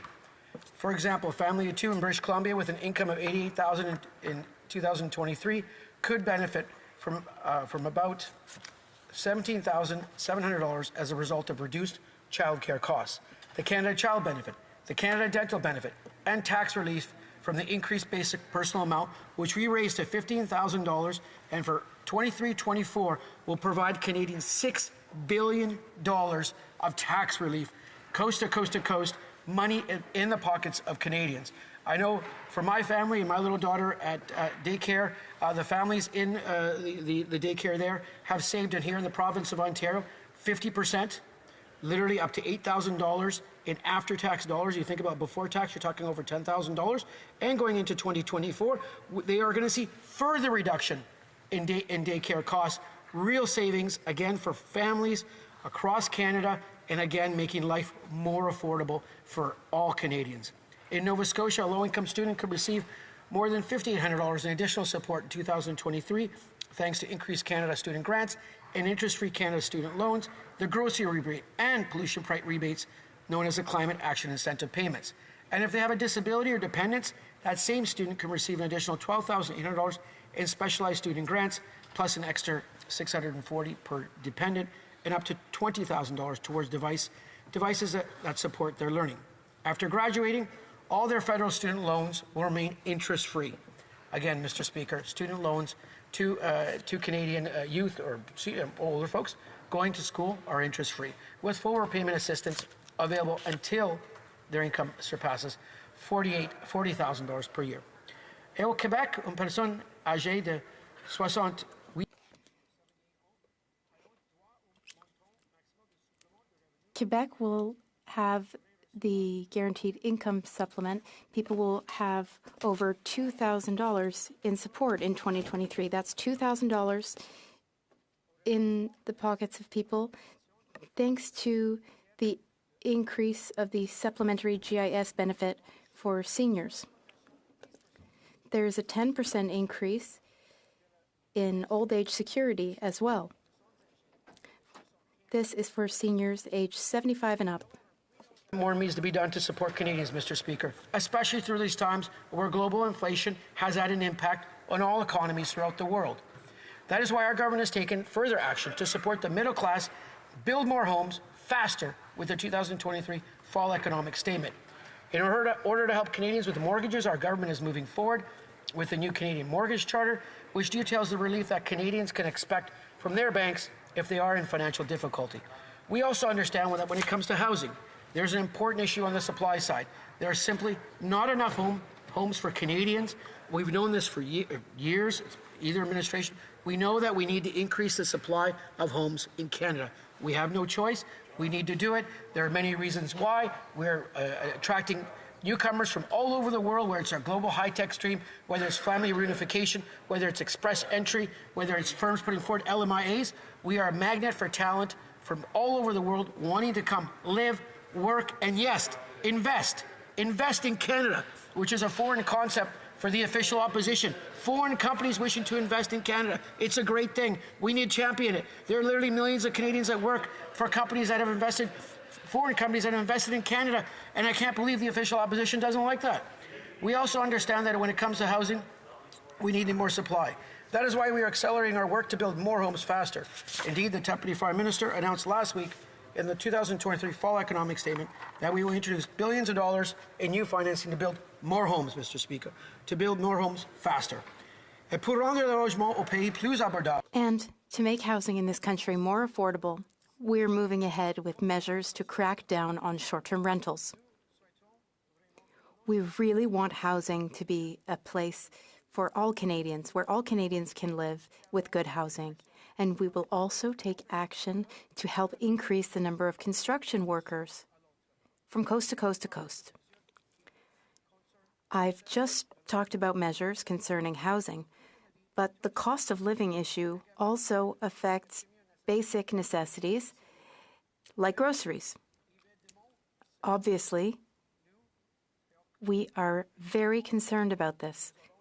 We are moving forward with concrete measures to tackle this problem. For example, Mr. Speaker, we are going to amend the Competition Act and the Competition Tribunal Act to ensure Canadians have more choice through competition in where they take their business. Mr. Speaker, the Competition Act, the Competition Tribunal is something that I hold dearly. We need to modernize it. We have C-234, other bills, measures in C-56 is something we need to move forward on. Capitalism is a wonderful thing, but capitalism only exists when there are rules and regulation, and we encourage competition, which fosters innovation, choice, and lower prices, Mr. Speaker. The more competition we have, the better our economy functions, the better jobs that happen. I'm a big believer in shelter destruction, which means new processes, new industries get created, and that's what's happening in Canada, whether it's in artificial intelligence, fintech, so many sectors across this beautiful country. To give you an idea, together with Bill C-56, we will strengthen the tools and powers available to the Competition Bureau to enable it to crack down on abuses of dominance by bigger companies, including those intended to keep out of competition, such as predatory pricing. Companies should pay for predatory pricing. And we'll further modernize merger reviews, including by empowering the Competition Bureau to better detect and address killer acquisitions and other anti-competitive mergers, Mr. Speaker. Very important. Canadians deserve better, always. I think we have a point of order from the Honourable Member for Foothills. Thank you very much, Mr. Speaker. Now, I hate to do this to my colleague, and I do appreciate what he's trying to do here, talk about anything other than Bill C-234 and its impact on Canadian agriculture and the carbon tax that farmers are paying. But I would really appreciate it if at some point in his 20-minute speech that he at least insinuated or hinted or even mentioned Bill C-234 and the fact that Liberal senators are doing all they can to block this legislation in the Senate. That is what this motion is about today. I'd appreciate it if he addressed that. I appreciate the honourable member's input on that. The honourable parliamentary secretary of the government House Leader. Number one, there are no Liberal senators. The only politically aligned senators are Conservative senators. And number two, I'm sure if we're a little bit more patient, you will find that the member will in fact be referencing it. I think he's highlighting some very important points for the debate. I'll do a quick round, but I'm going to make sure to keep the comments short on any point of order that's coming before the table. The honourable member for Selkirk Interlake Eastman. Well, point of order, Mr. Speaker. I just want to correct the parliamentary secretary on his comments because, as he knows, it was a Liberal Prime Minister that appointed all those senators, making them Liberal senators. Into debate, the honourable member Timmins James Bay. I'm not that I'm always opposed to the member for Winnipeg North, but for him to claim what another colleague is going to speak of in the future. I mean, maybe he has a Ouija board on his desk, but I think that it is inappropriate. And also to contradict my Conservative colleague, it's not about the carbon tax. It's about the instruction to the unelected, unaccountable senator that are full of bagmen and friends. All right. I always question whether I should actually listen to some of these points of order or not. All debate. Thank you so much for the debate that we just had there. The honourable member for Vaughan Woodbridge has a minute to go, and maybe he wants to wrap things up for us. Thank you, Mr. Speaker. I just want to say thank you to all the colleagues in the House on their points of orders. It's obviously we're here to learn from each other, make legislation better, make sure we represent our constituents and make this country not only the best place to live today, but the best place for our children to grow up tomorrow and for future years. I will say, Mr. Speaker, agriculture sector here in Canada is so key for the future of this country. Food security, food affordability are paramount issues. We need to always support our farmers. We always need to support our agriculture sector, not just our farmers, the entire continuum. My riding of Vaughan Woodbridge is a food cluster, food processing center. I have great relationships with the folks down in Leamington, down in Windsor, the greenhouse growers, up in the Holland Marsh, know this sector well. Our government will be there today and tomorrow for the agri-food sector along the entire continuum. I look forward to some very learned questions and comments from all sides of the aisle today, Mr. Speaker. Thank you very much. Questions and comments? The honourable member for Regina Leuven. Thank you very much, Mr. Speaker. And I did listen to my honourable colleague's whole speech. He didn't mention Bill 234 at all, or the Senate. So I do have a very simple question, and it's a question about how many Liberal appointed senators the Environment Minister called to try and bully them to convince them to vote against this bill over the last week. The honourable member for Vaughan Woodbridge. Thank you, Mr. Speaker. The fact of the matter is, through you, Mr. Speaker, to my colleague, that unlike the Conservative Party of Canada, whose senators still caucus with that party, there are no senators that caucus with the duly elected members of Parliament that represent in a Liberal riding. The point of order from the honourable member for Regina Leuven. Point of order. I do believe my colleague didn't hear me. I said Liberal appointed senators because the Prime Minister is a Liberal and he did appoint these senators. So there are Liberal appointed senators. Not a point of order, a point of debate. The honourable member for Vaughan Woodbridge. I just want to say, member from Regina, between a point of debate and a point of order. I think that's something always good to clarify. I will say, with regards to the senators that have been appointed, there is a process that all senators have to be. Here in Ontario, they're appointed members by the provincial government, the provincial Conservative government of Ontario, that appoints members to put forward names for the Senate process, along with federal representatives. They do it together in collaboration. So, you know what? And that list goes forward. And as an independent process that happens here in the province of Ontario, I know independence is a foreign word to my opposition friends and colleagues, but independence it is, and the Senate is a place for sober second thought. They are doing their job. They should do it judiciously and diligently and move forward. Thank you, Mr. Speaker. Questions and comments. Question commentaire. The honourable member for Elmwood Transcona. Well, thank you very much, Mr. Speaker. I too was disappointed that in the whole speech we didn't hear reference to the bill that the motion we're debating today actually talks about. Just as I was frustrated on the opening day of debate on anti-scab legislation The Conservative opening speeches didn't mention it at all.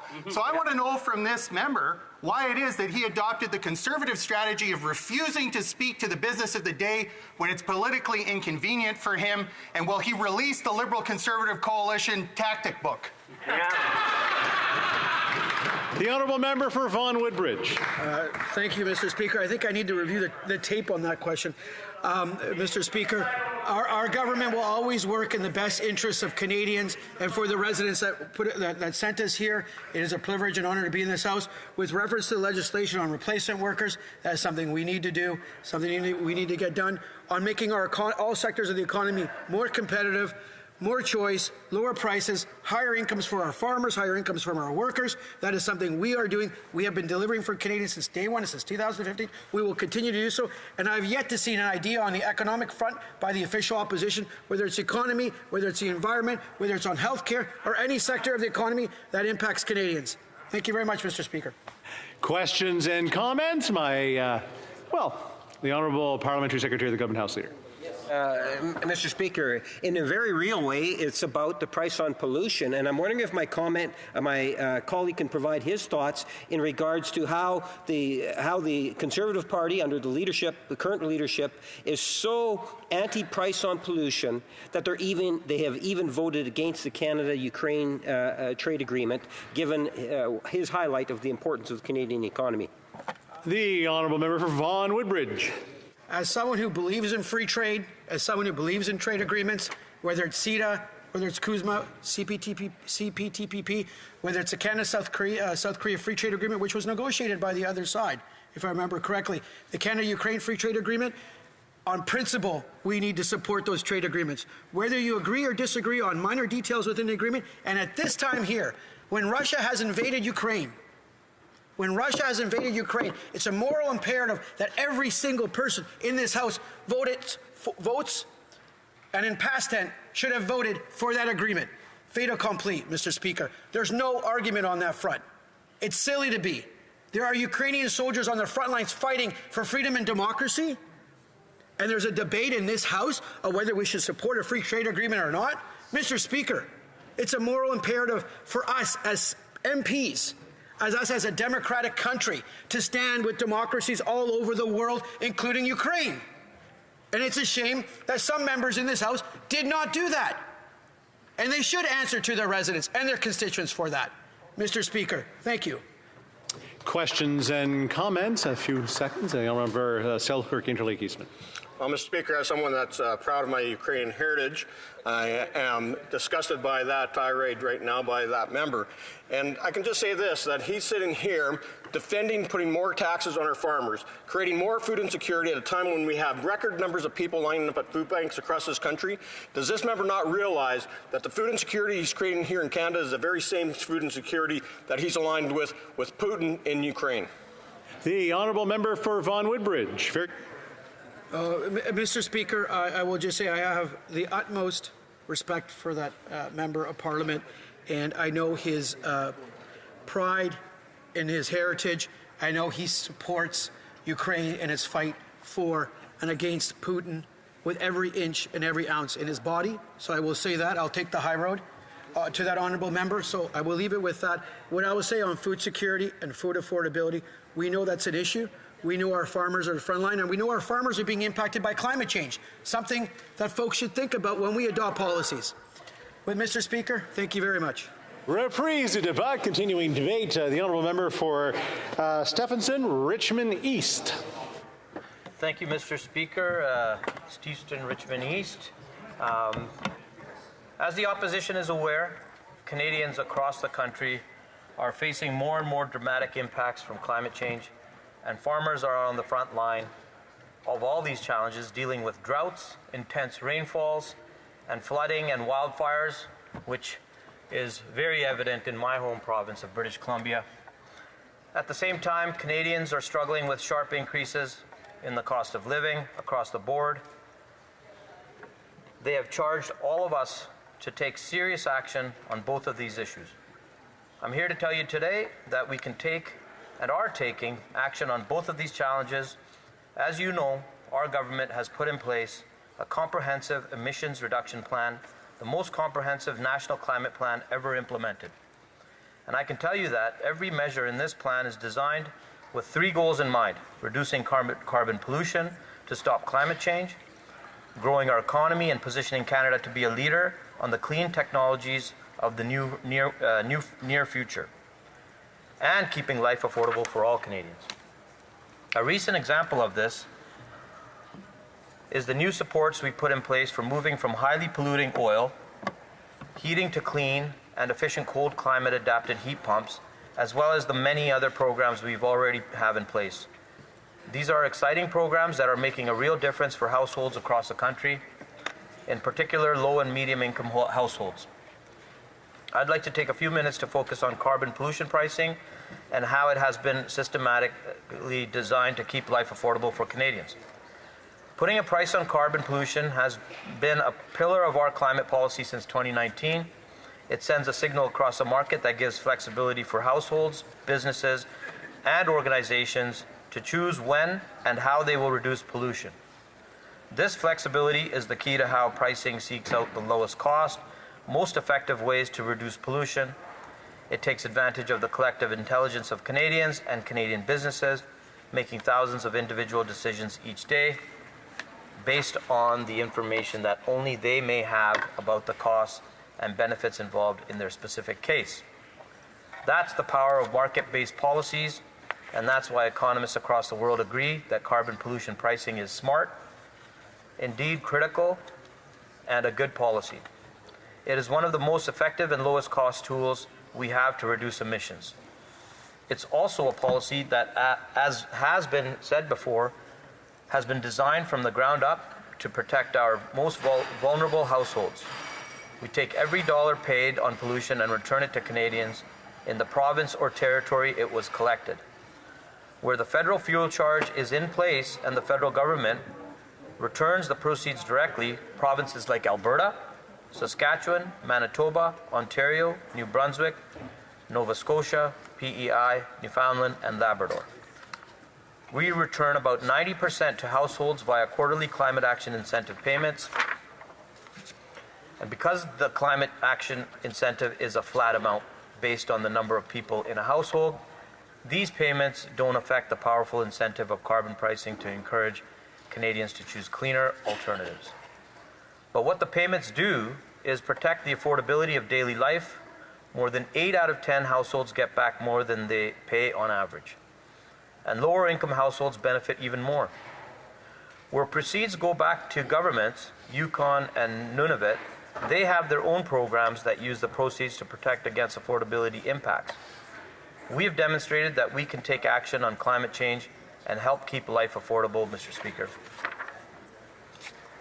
Our approach also takes the realities of rural living into account. Every rural and remote resident gets a 10% top-up to their climate action incentive payment, and now we've announced this will double to become a 20% top-up.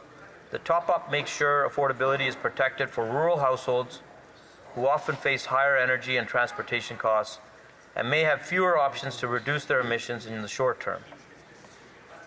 Doubling this top-up will protect those households even more. Our government is very concerned about the impact of increased energy costs on household budgets, and we see how more households are struggling.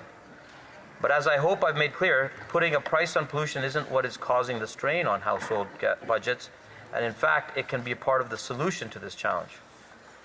The climate action incentive payments actually mean that there is less stress rather than more on lower and medium income households, since so many households get back more than what they pay at the pump or on gas bills. When you stack up the carbon price paid against those 4 quarterly payments, people come out ahead. For example, a family of 4 will receive $986 this fiscal year in Ontario and $1,544 in Alberta, with an additional 10% for rural households in each case. Those payments actually happen ahead of time, so households have the money in their accounts before they are even paying the carbon price on energy bills. This is how we can address climate change and affordability using the same well-designed policy. I'm sometimes asked how this works. If we collect a carbon price and then return all of the money back to households, How does it help us reduce pollution? The key is the way we return the proceeds, because the payment is the same for all households. Canadians still get a benefit from reducing pollution, for example, choosing cleaner vehicles, switching to a heat pump to heat their home, or insulating their home. They get the same payment regardless and come out ahead. Canadian farmers are on the front lines of the fight against climate change and play a key role in the solutions. While Bill C-234's intent, supporting farmers in an increasingly uncertain landscape, is laudable, the changes proposed are misguided. Our carbon pricing system is already designed specifically with the competitiveness of farmers in mind. The vast majority of emissions on farms are not priced. This includes emissions from livestock, which are the majority of carbon pollution from the sector. Gasoline and diesel used in tractors and farm machinery are also exempted. And greenhouse operators have 80% relief on the natural gas and propane they use for heating. And importantly, we have addressed the concerns raised by the sponsors of the C-234 by putting a refundable tax credit in place to address cost impacts from natural gas and propane use by other farmers. Beyond this, farmers can also earn revenue from reducing emissions under provincial and federal offset system, and all of this is before considering the many funding programs also available for farmers who are taking action to reduce emissions. We remain committed to helping our farmers meet the world's need for food while safeguarding resources for future generations. Carbon pricing is an important policy, but it is also one of a whole suite of complementary policies we have put in place to address climate change. Some policies deal with specific sources of pollution, like the historic phase-out of coal-fired power generation. Other policies work to accelerate innovation by funding research, development, and deployment of new, cleaner technologies, seizing the opportunity of the clean energy transition and protecting our children and grandchildren against the ravages of climate change requires an all-hands-on-deck approach. These initiatives work hand in hand with our efforts to deal with the affordability crisis. Just like addressing climate change, keeping life affordable means taking comprehensive action. Our affordability plan has given Canadians $12.1 billion in new supports to help make life more affordable. From Canada Workers' Benefit in 2022 to our increase of the old age security pension to support for affordable daycare and lowering the cost of going to the dentist for lower income households, we are helping Canadians with concrete steps. That's the kind of effective climate policy our government delivers, programs that are designed in lockstep with affordability policy and support innovation at the same time, all within a comprehensive climate plan that is delivering the action Canadians demand. Thank you, Mr. Speaker. Questions and comments. Questions et commentaires. The honourable member for York Simcoe. Well, thank you, Mr. Speaker, and I enjoyed my colleague's speech from British Columbia. You know, York Simcoe, Mr. Speaker, is now classified as being part of Toronto, and which is entirely unbelievable. And we talk about the Liberals playing games. They've actually played games changing the CMA, the census data, for ridings that are supposed to become urban are being kept rural.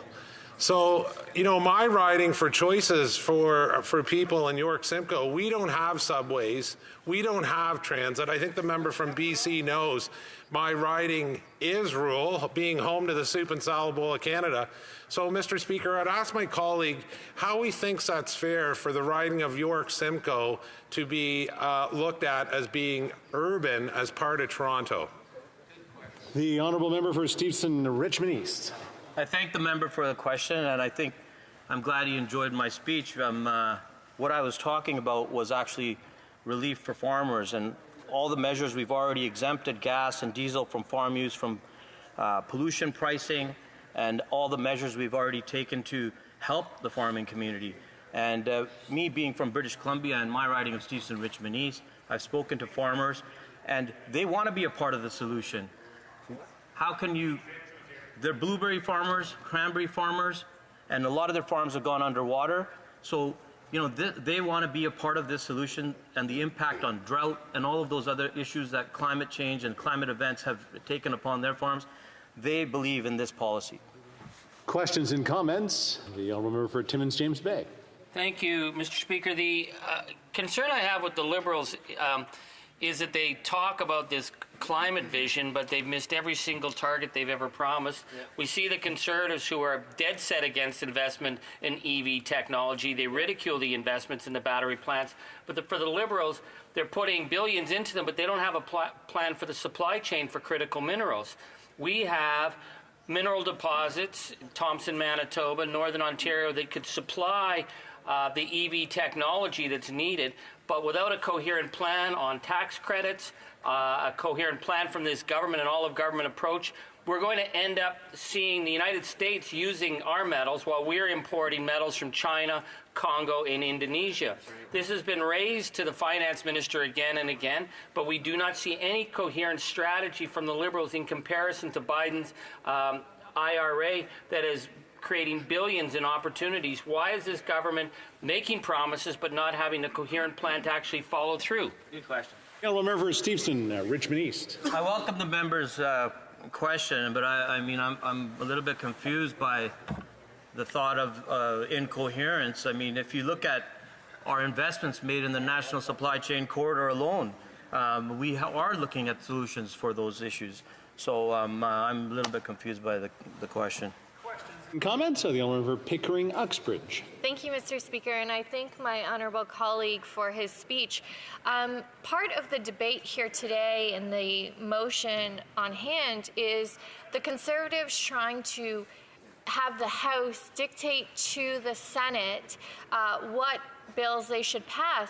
A bill that's incredibly important to provinces and territories, including BC, is C-234, which is bail reform, that the Conservatives have actually not been too concerned about the Senate, the fact that it's taken them 2 months to get through.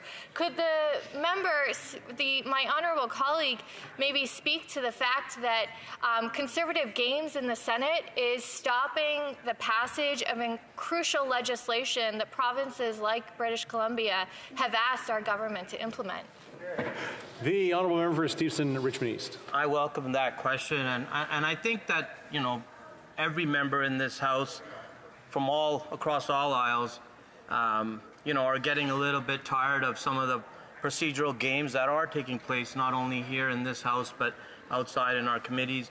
And if we look at the collaboration needed to move this country forward, we're not really seeing these things being met when it comes to the work that we are expected to do by our constituents.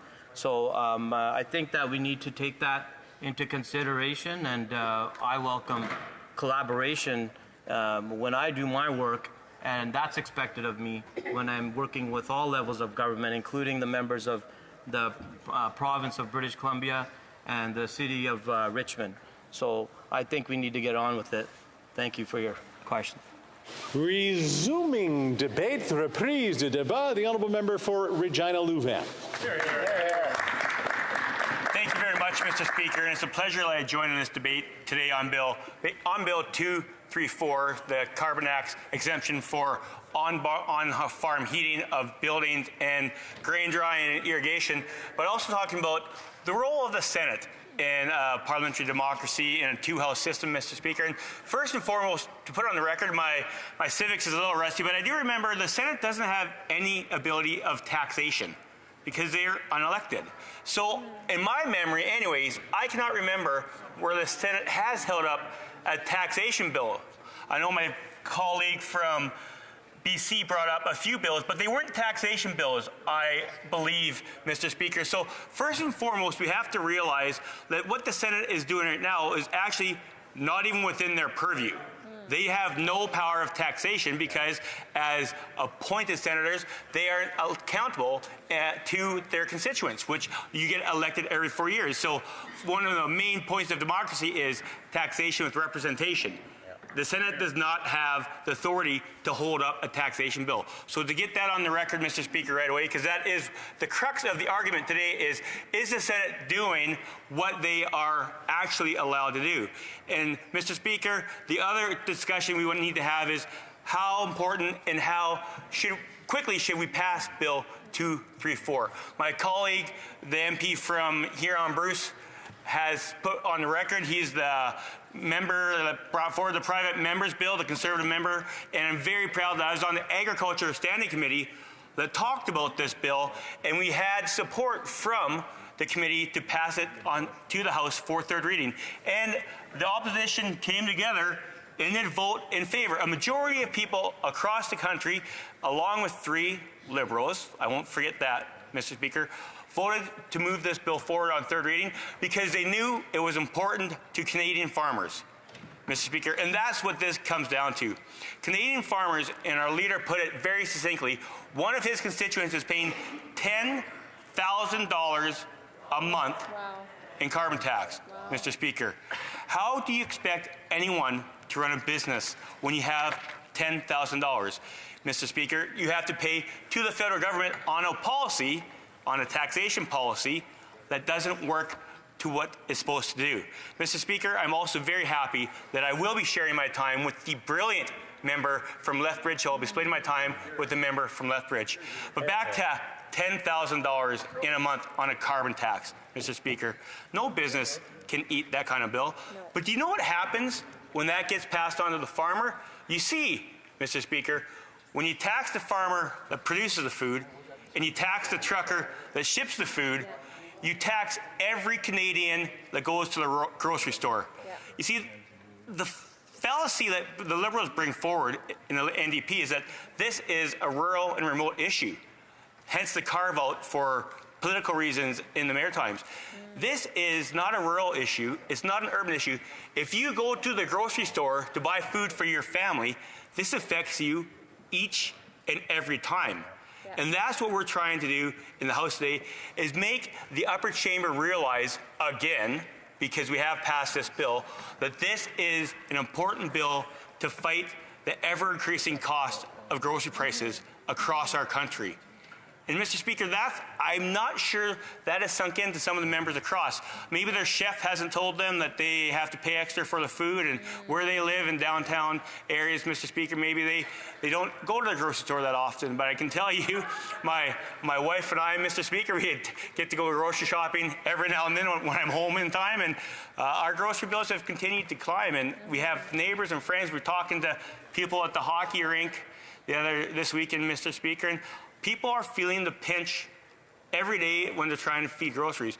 We see mothers adding water to milk to make milk go a little bit farther. We see 2 million people in our country a month using a food bank. That's a staggering fact. And that's not just numbers. Those are parents, grandparents, children. Majority of them are children, Mr. Speaker. That's not the Canada I grew up in. It isn't. And it's not the Canada that we want to leave for our children. And it's something we need to have a very open discussion about. So our leader from Carleton made it very clear. In 2 years, we're going to have a carbon tax election.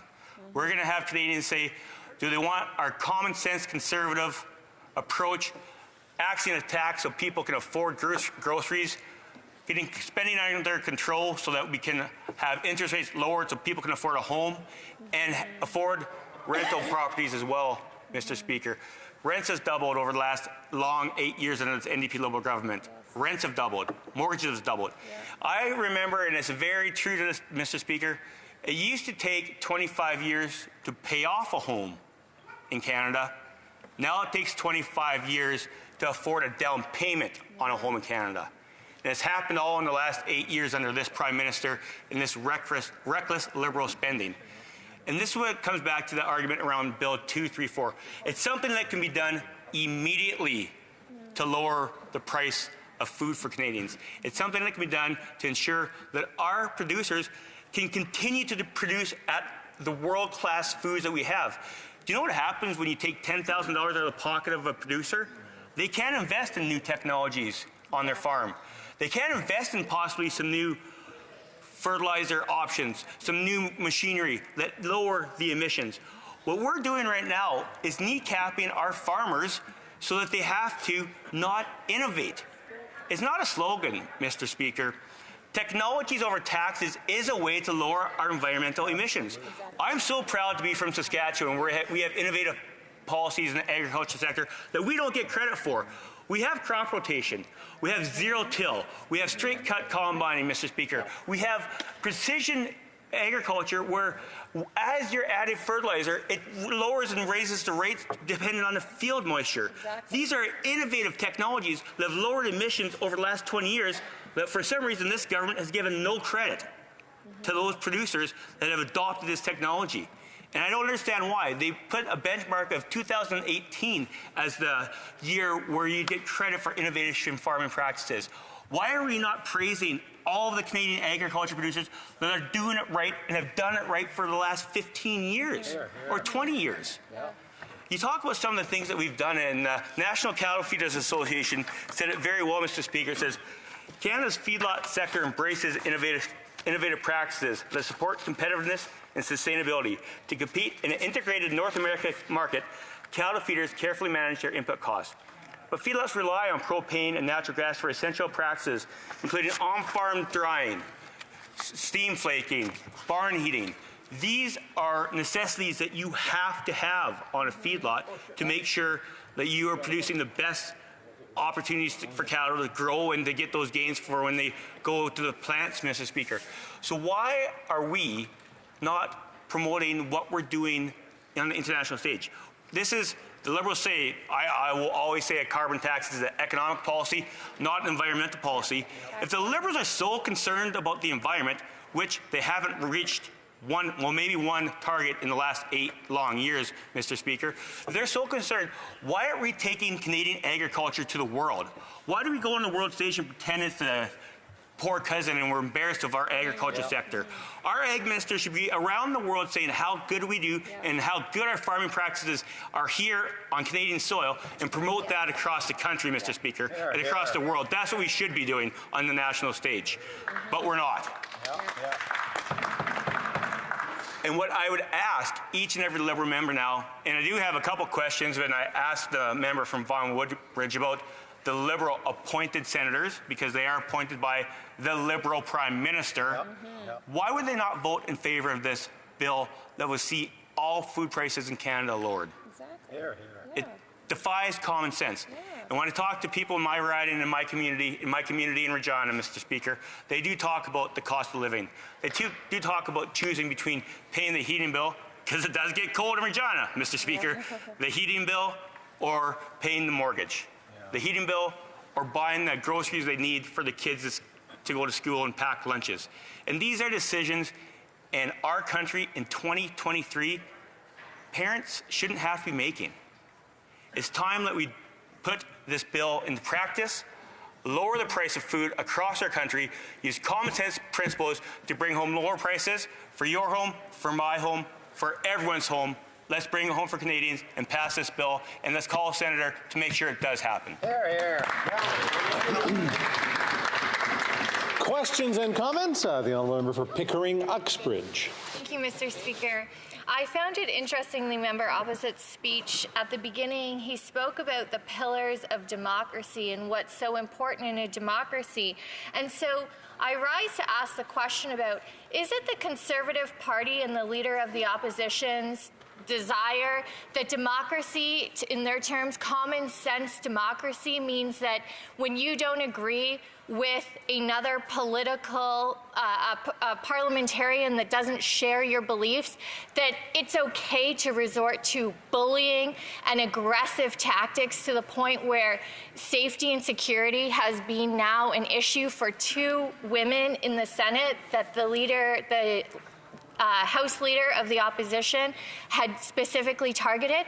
Are they learning lessons from January 6th in the United States and the MAGA Republicans? Is that how they view democracy in this country? The honourable member for Regina Louvain. I think that's a very interesting question coming from a person that supports a Prime Minister that wore blackface Coming from a person that supports the Prime Minister that elbowed a female MP on the floor of the House of Commons because he wasn't getting his way in a vote. Coming from a person that divided Canadians and called them undesirables and people that don't deserve to be in the same country during wanting to talk to the Prime Minister. Someone that isn't going to ever talk to someone that agrees with them, that's their Prime Minister. So for a person to stand up and ask what my opinion of democracy is, my opinion of democracy is if someone has a public phone number, you can call and ask their stance. At least people can talk and have a conversation, not be divisive and call people undesirable people and people that shouldn't be able to have the same freedoms because they made a personal health choice. What a disgusting question. Question et commentaire, l'honorable député de Beauport-Limoilou. The honourable member for Beauport-Limoilou. Thank you, Mr. Speaker.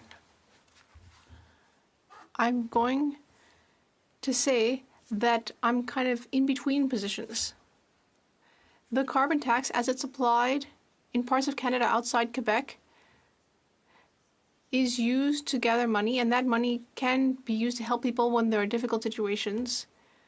But our farmers, who are 3% of the public, feed all of us, and they already have to pay inordinately high fees. So I understand all that, and we need to find the balance between helping people who go through natural disasters, including farmers, and also helping farmers produce our food at good prices for them and for us. In this current case, this is a bill that reached the Senate. It was voted on here in the House by elected officials. It arrived in the Senate, and the Senate decided to delay it. Whereas senators are unelected, and they do not really represent the people of Canada and Quebec. I'd like to hear from my colleague on this topic. Should the Senate be elected in future instead of being partisanly appointed? Ben. Well, the simple answer is some senators are elected. Alberta has elections for the senators already, but this Prime Minister just won't elect or appoint the senators that have already been elected by the people of Alberta, which is another way he thumbs his nose at democracy. But to her point, I agree. 3% of Canadians are farmers, but they help feed Canada and the world, and they deserve this carbon tax exemption because it will help them innovate on their farms. And one thing that I will always believe, Mr. Speaker, is that $1 in the pocket of someone that earned it is always worth more than $1 in the government coffers that had to take it from that person or company in the first place. In comments, the honourable member for Cowichan-Malahat-Langford. Well, thank you, Mr. Speaker, and I'd like to thank my colleague, member of the House of Commons Agriculture Committee. And, you know, I will be supporting this motion because it's consistent with my third reading vote on Bill C-234. But the question that I have, Mr. Speaker, is that, you know, what the Conservatives are complaining about today is precisely the same behavior they have used in previous parliaments. So they have used their Conservative senators to upend private members' bills in previous parliaments. And my question through you, Mr. Speaker, is how can we take this party seriously when they're calling out behavior that they are guilty of in many occurrences in the past? The honourable member for Regina Louvain. So as he is a member of the NDP Liberal Coalition, I'm sure we wouldn't want to cast the sins of the father onto the son. As his leader, he wouldn't want that to happen. So I was not around when this supposedly took place, Mr. Speaker, but I do appreciate the support of this motion. This member is an honourable member of the Agriculture Committee, and I appreciate him being consistent in his application of his vote from third reading to this motion, so I thank him for that. Reprise du débat, continuing debate. The honourable member for Lethbridge. Thank you, Mr. Speaker. Sorry, there seems to be a problem. Did you want to attend to that? No?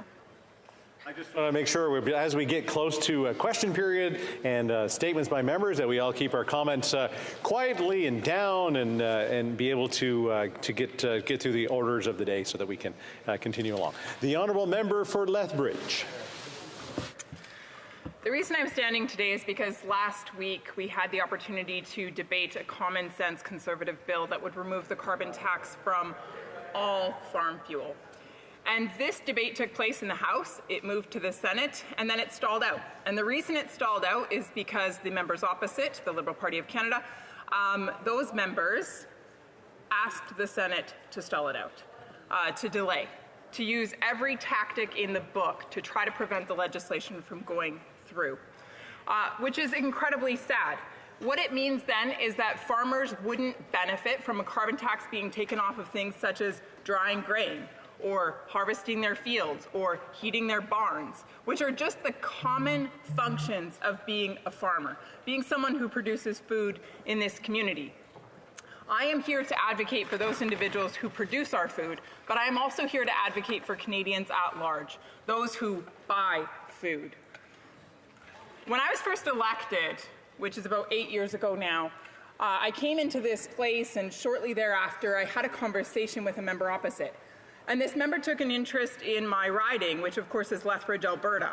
It's this beautiful mix of a small city of about 105,000 people, and then the county, which consists of a lot of farmland and those who know how to make that land into something incredible called food. And when this member was asking me questions about my riding, he said to me, well, that farmland that you have, they're just growing for fuel, right? And I said, excuse me? He said, yeah, they're just growing for fuel, right? I said, well, no, they grow for food. And he's like, oh, well, because I mean, normally we just go to the grocery store now for food. We don't really need that. It's interesting to me because I think in that moment, I realized just how out of touch Canadians at large are with where their food comes from, how it's produced, and how important it is that we support those who produce it. It's easy to think that the food just arrives on the grocery store shelf in a pretty package, maybe some nice marketing tools are used around that. We get to pick up that food, we get to bring it home, and we get to consume it. But we forget the process, or maybe we never knew the process that it underwent in order to get there. In my riding, I have the privilege of being able to see that process from start to finish. I watch as those farmers actually take the seed off their field, and I watch as they actually process that seed and prepare it for use in next year's field. And then I watch as they till the ground and they put that seed into it, and I watch as they use water to care for it. I then watch as that seed produces plants, and those plants continue to flourish and eventually are harvested. And then eventually that harvest is taken, it's dried, it's processed, and it's either shipped out as that or it goes on to further processing local. And then eventually it becomes food and it's sold in our grocery stores. And much of that is sold right here in Canada in our own grocery stores, but sometimes it also goes to other places around the world. Canada has this incredible gift called land. And we have this second incredible gift called farmers. They're the individuals who work incredibly hard and with great innovation to make sure that Canadians are fed.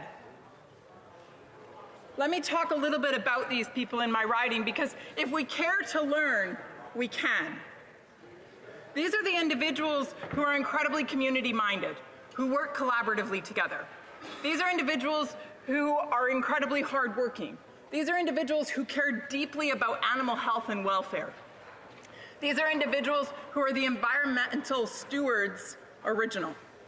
They are the ones who take care of the water and the land and the air and have from the beginning, because they know that to take care of those things is to take care of the food they produce and to be good at what they're doing. These are the folks that thrive in spurring innovation, in bringing forward new technology, and in practicing great business. These are the individuals who are incredibly generous. In my riding, it's these folks who have funded community swimming pools, community recreation centers. It's these individuals who have paved pathways and created parkways. It's these individuals who have invested in our local hospital. It's these individuals who have given tremendous amounts of money to the underprivileged, especially those who are homeless.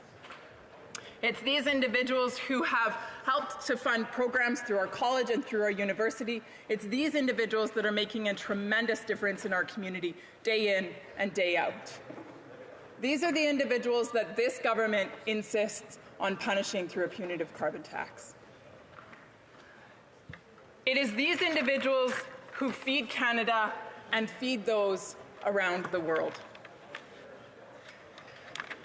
To those in my community and to those who like to eat, we celebrate these men and women.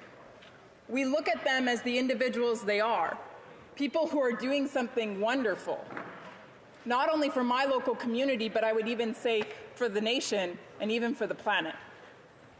But to the members opposite, they see these individuals as if they are the enemy. It's a mystery to me. It's a mystery to me. Again, we're talking about women and men who are caring for us not only by producing food, but they're actually taking care of the environment by sequestering carbon, by making sure the soil health is good, by making sure the air quality is excellent, by making sure water is stewarded. But these are the folks who get zero credit for those actions and instead are frowned upon for what they do and how tremendously, wonderfully they contribute to society.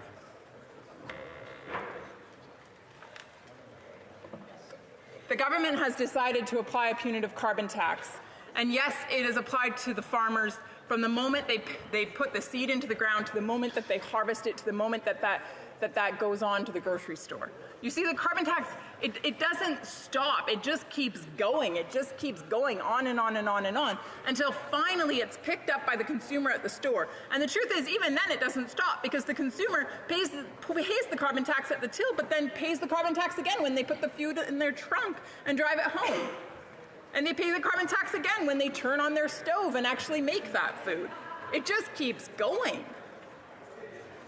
We're asking for the carbon tax to be taken off of our farmers. We're asking that this House would exercise some common sense and that we would make the determination that farmers are incredible people who deserve to be celebrated, not punished. It just makes sense. The thing is that when our farmers have this punitive carbon tax attached to them, that carbon tax eventually makes its way to the consumer. And when the consumer has to pick that up, they are detrimentally impacted too. And so we have more Canadians than ever before lining up at food banks. In my community of Lethbridge, we've doubled since 2019. The number of people going to a food bank and relying on it as their primary source of food has doubled. And the biggest group of people that is growing are those who are working a consistent job. They are not able to make ends meet anymore because under this government, things have just become too expensive. And so they are desperate for help. They are desperate for a government to listen to them. They are desperate for a government to understand their concerns. I recently had a woman who reached out to me. She's in her 60s and she has a disability. And so she lives on a very small amount month to month. It's $1,700. And you can imagine what it might be like, I hope you can anyways, what it might be like to live on $1,700 a month, to pay your rent, and you can't just live anywhere because she's in a wheelchair. And so she actually has to pay extra because she needs to make sure that it's wheelchair accessible. And then this is an individual who has to pay for her food, and she has to pay for her transportation, and she has to pay for her phone. And then maybe she might even want to engage in the human dignity of being able to buy a birthday gift for someone once in a while. And this is an individual who is having to cut back on even the essential things of life. The reason people are having to make these difficult choices between medication or healthy food or paying rent or paying their heating bill is because this government has made life so unaffordable. And the ask on the table today is very simple, very straightforward, and very tangible. It's to axe the tax on farmers. And when you axe it there, you bring it down everywhere else, and all of Canadians benefit. That's what we're asking for today. It's common sense for the common people. Questions and comments? Question commentaire. The honourable member for Winnipeg South Centre.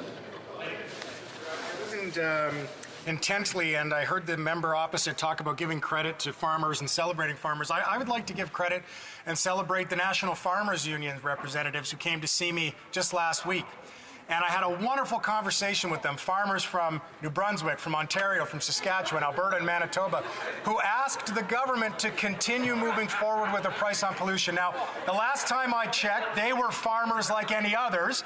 Could the member opposite please comment on whether or not she would join me in celebrating and giving credit to those representatives from the National Farmers Union? Thank you, Mr. Speaker. The honourable member for Lethbridge. I think for the sake of the farmers that pay into that union, I would ask that member to table the document that professes what he says it professes. Because I am doubtful that it exists. I am doubtful that it exists. Living in a farming community, I have not had one single person come to me and say that they want the carbon tax to stay. And so again, my request would be simple through you, Mr. Speaker. I would just ask the member to table the document, and then I would be happy to concede. Questions and comments? Question commentaire. L'honorable député de Jonquière. The honourable member for Jonquière. Thank you, Mr. Speaker. I am always rather surprised to see everything brought back to the carbon tax. The Ukraine conflict, the carbon tax. And now, issues faced by farmers, the carbon tax again. So really, this conservative common sense always seems to come back to axing the tax, even though it doesn't apply in Quebec. It seems to be that the only thing the Conservatives have to offer over the last 18 months is axing the tax. So I have a simple question. If, as my colleague says, she wants to support farmers, we have an excellent bill. We have the bill on supply management, which is also held up in the Senate. If the Conservatives really want to help farmers, why aren't they doing more on Bill C-282? Bridge. With all due respect, I think that's the difference between that member and myself. I exist here as a member who belongs to the Conservative Party of Canada, and he exists here as a member that belongs to the Bloc. I exist here to defend all of Canada. He exists here to defend Quebec. And so my picture of a wholesome, united Canada includes Quebec and all other provinces and territories. And so when I stand in this place, that's what I contend for. I contend for all people everywhere across this country. Question et commentaire. Questions and comments? The honourable member for Cowichan, Malahat, Langford. Thank you, Mr. Speaker. I'd like to correct the member. Today's debate is not about the carbon tax. Today's debate is about a motion to send a message to the Senate. Now, we're getting this motion from a party that is the party of the Nigel Wright and Mike Duffy scandal. This is the party that has appointed failed candidates and party operatives to its ranks. This is a party that has used its senators to block legislation. And now that the shoe is on the other foot, how in the world can we take the Conservatives seriously when they are guilty of such rank hypocrisy? We can't! We can't! The honourable member for Lethbridge.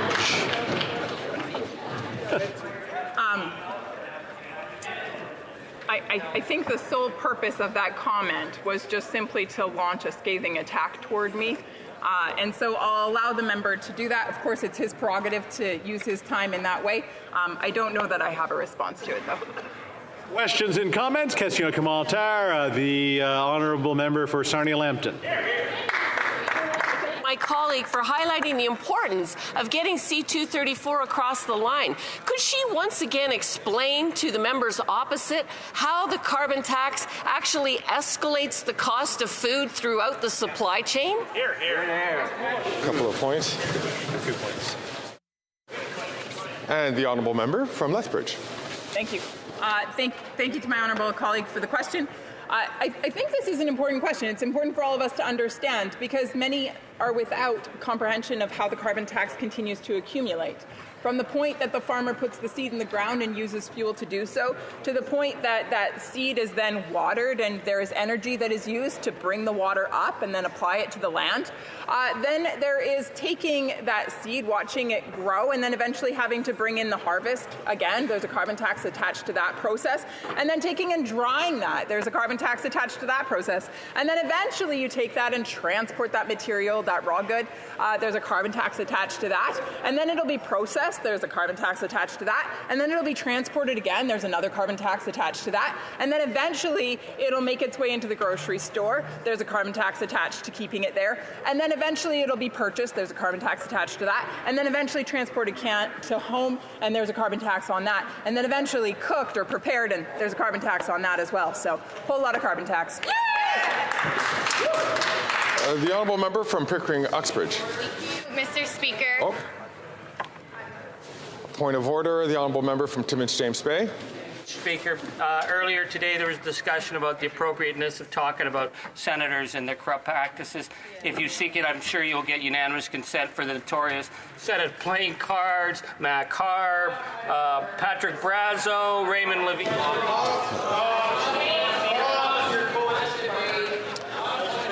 This is into debate. The honourable member from Pickering Uxbridge. Mr. Speaker, I'm curious, the member opposite had spoken about how important it is to send a message to the Senate, but where was she to send that message when the Senate was blocking legislation for judges to be trained in sexual assault cases? Exactly. Will the member opposite stand up and explain why she didn't stand up for women? Unfortunately, we've run out of time for responses.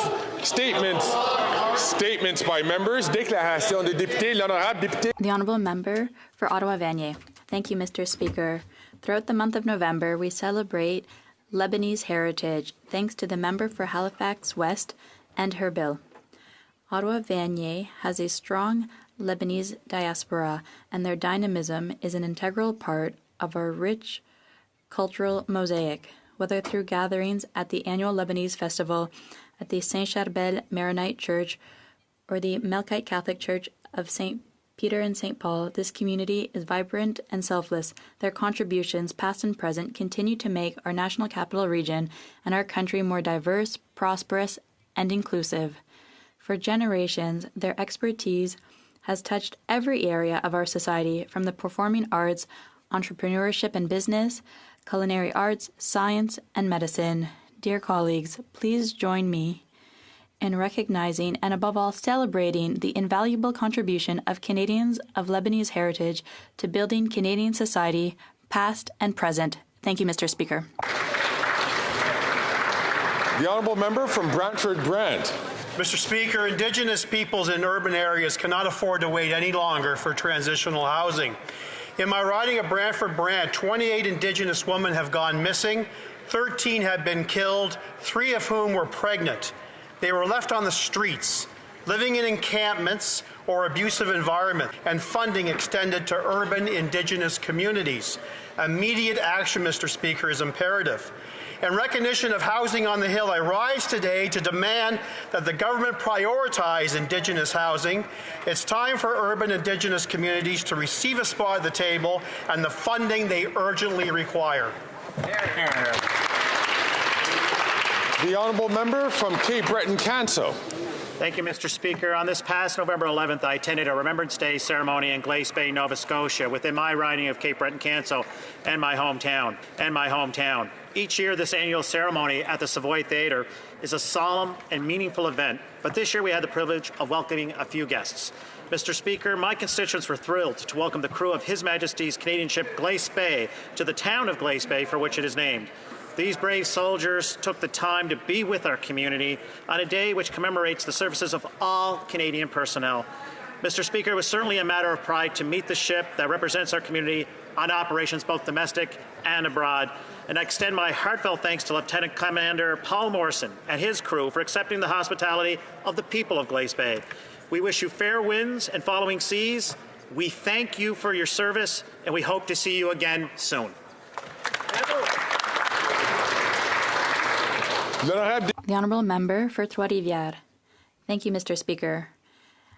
Every year since 1985, the City of Trois-Rivières has awarded the Ordre de la Vérandrie to citizens who have made an exceptional contribution to the city. Recipients of the order must have distinguished themselves by contributing to the well-being of the people of Trois-Rivières and have demonstrated remarkable volunteer commitment. This year's awards went to Jean-Marc Bouchard, founder of the organization Emphase, which helps male victims of sexual assault, Guy Gagnon, who who has been involved in numerous projects promoting social integration, Joanne Lanville, who received the award for her international expertise in engraving, and Marguerite Paquet, who was honored for her commitment to numerous health and well-being organizations. I would like to congratulate these honorable and remarkable citizens who will now forever be part of the history of the city of Trois-Rivières. The Honourable Member for Bourassa. Mr. Speaker, I'm making this statement today to congratulate the students of Jean Nicolet Elementary School in the riding of Bourassa. Year after year, for the past 14 years, teacher Caroline Francois with the school administration has been introducing her students to good governance and democratic life by simulating an election campaign. For the 9th consecutive year, I had the privilege of swearing in the government of Class 321, made up of Brian Daniel Lafortune, Prime Minister, Eve Bergeron, Deputy Prime Minister, Esther Charles, Minister of Justice, Marshall Fils-Aimé, Minister of the Environment, Ryan Fatimi, Minister of Sports and Recreation, Adèle Badri, Minister of Communication and IT, and Hedley Wiggins-Louisin, Minister of the Public Service and Auditor General. Dear colleagues, please join me in congratulating these young apprentice parliamentarians. The Honourable Member from Charleswood, St. James, Assiniboia, Headingley. Last week, I was in Israel to show solidarity with our friend and ally. I will never forget seeing burned and shot up homes where ordinary people had their lives stolen by barbaric terrorists. One man told me that while he hid with his daughters, Hamas terrorists murdered his parents. A mother told me about her daughter being abducted and the anguish of not knowing her fate. Here at home, another battle is raging. Canadians are shocked by public displays of anti-Semitism across the country. I am appalled seeing people tear down posters of hostages. What kind of person tears down a poster of a kidnapped baby? There is no place in Canada for targeting Jewish-owned businesses or for shooting up Jewish schools. There is no place for Jewish students to feel unsafe because of who they are. There is no place for anti-Semitism. I call on all members of this House to show solidarity with our friend, the only democracy in the Middle East, the State of Israel. Only when Hamas is defeated can peace be within reach. Yeah.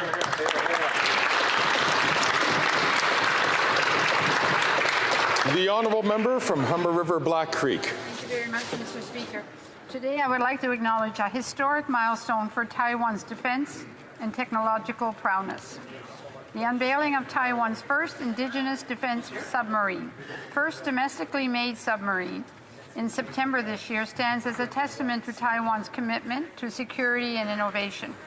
This achievement is not merely a symbol of maritime strength, but a testament to the dedication and expertise of Taiwan's engineers, scientists, and visionaries. Submarine represents a leap forward in self-reliance, showcasing Taiwan's ability to defend itself and contribute to regional stability. With cutting-edge technology and a determination to safeguard its waters, Taiwan exemplifies resilience in the face of challenges. This submarine underscores a vision of peace through strength, a commitment to protect freedom, and uphold democratic values in the region. May this submarine serve as a guardian of peace, security, and prosperity for Taiwan and the international community. Thank you, Mr. Speaker. The Honourable Member from Calgary Skyview. Mr. Speaker, Alberta's Premier Daniel Smith is doubling down on fear and fiction. I'm disappointed but not surprised. This is a Premier who wasted millions of Alberta taxpayer dollars on an anti-national clean electricity misinformation campaign. A Premier who paid her old Conservative friend to write a partisan report about COVID to help get Poilievre's Conservatives elected. Again, using taxpayers' dollars. The honourable member is now an experienced member in this House. We cannot refer to other honourable members who do sit in this place by their last name, but only by their riding name. The honourable member has 25 seconds left on the clock. A premier who lied to Albertans when she said she was asked by electricity regulators and the Association of Rural Municipalities to impose a recent ban on renewables. Mr. Speaker, it's a troubling pattern. Last month, I called on Premier Smith to lift the renewables moratorium so we can continue building Alberta's clean energy sector.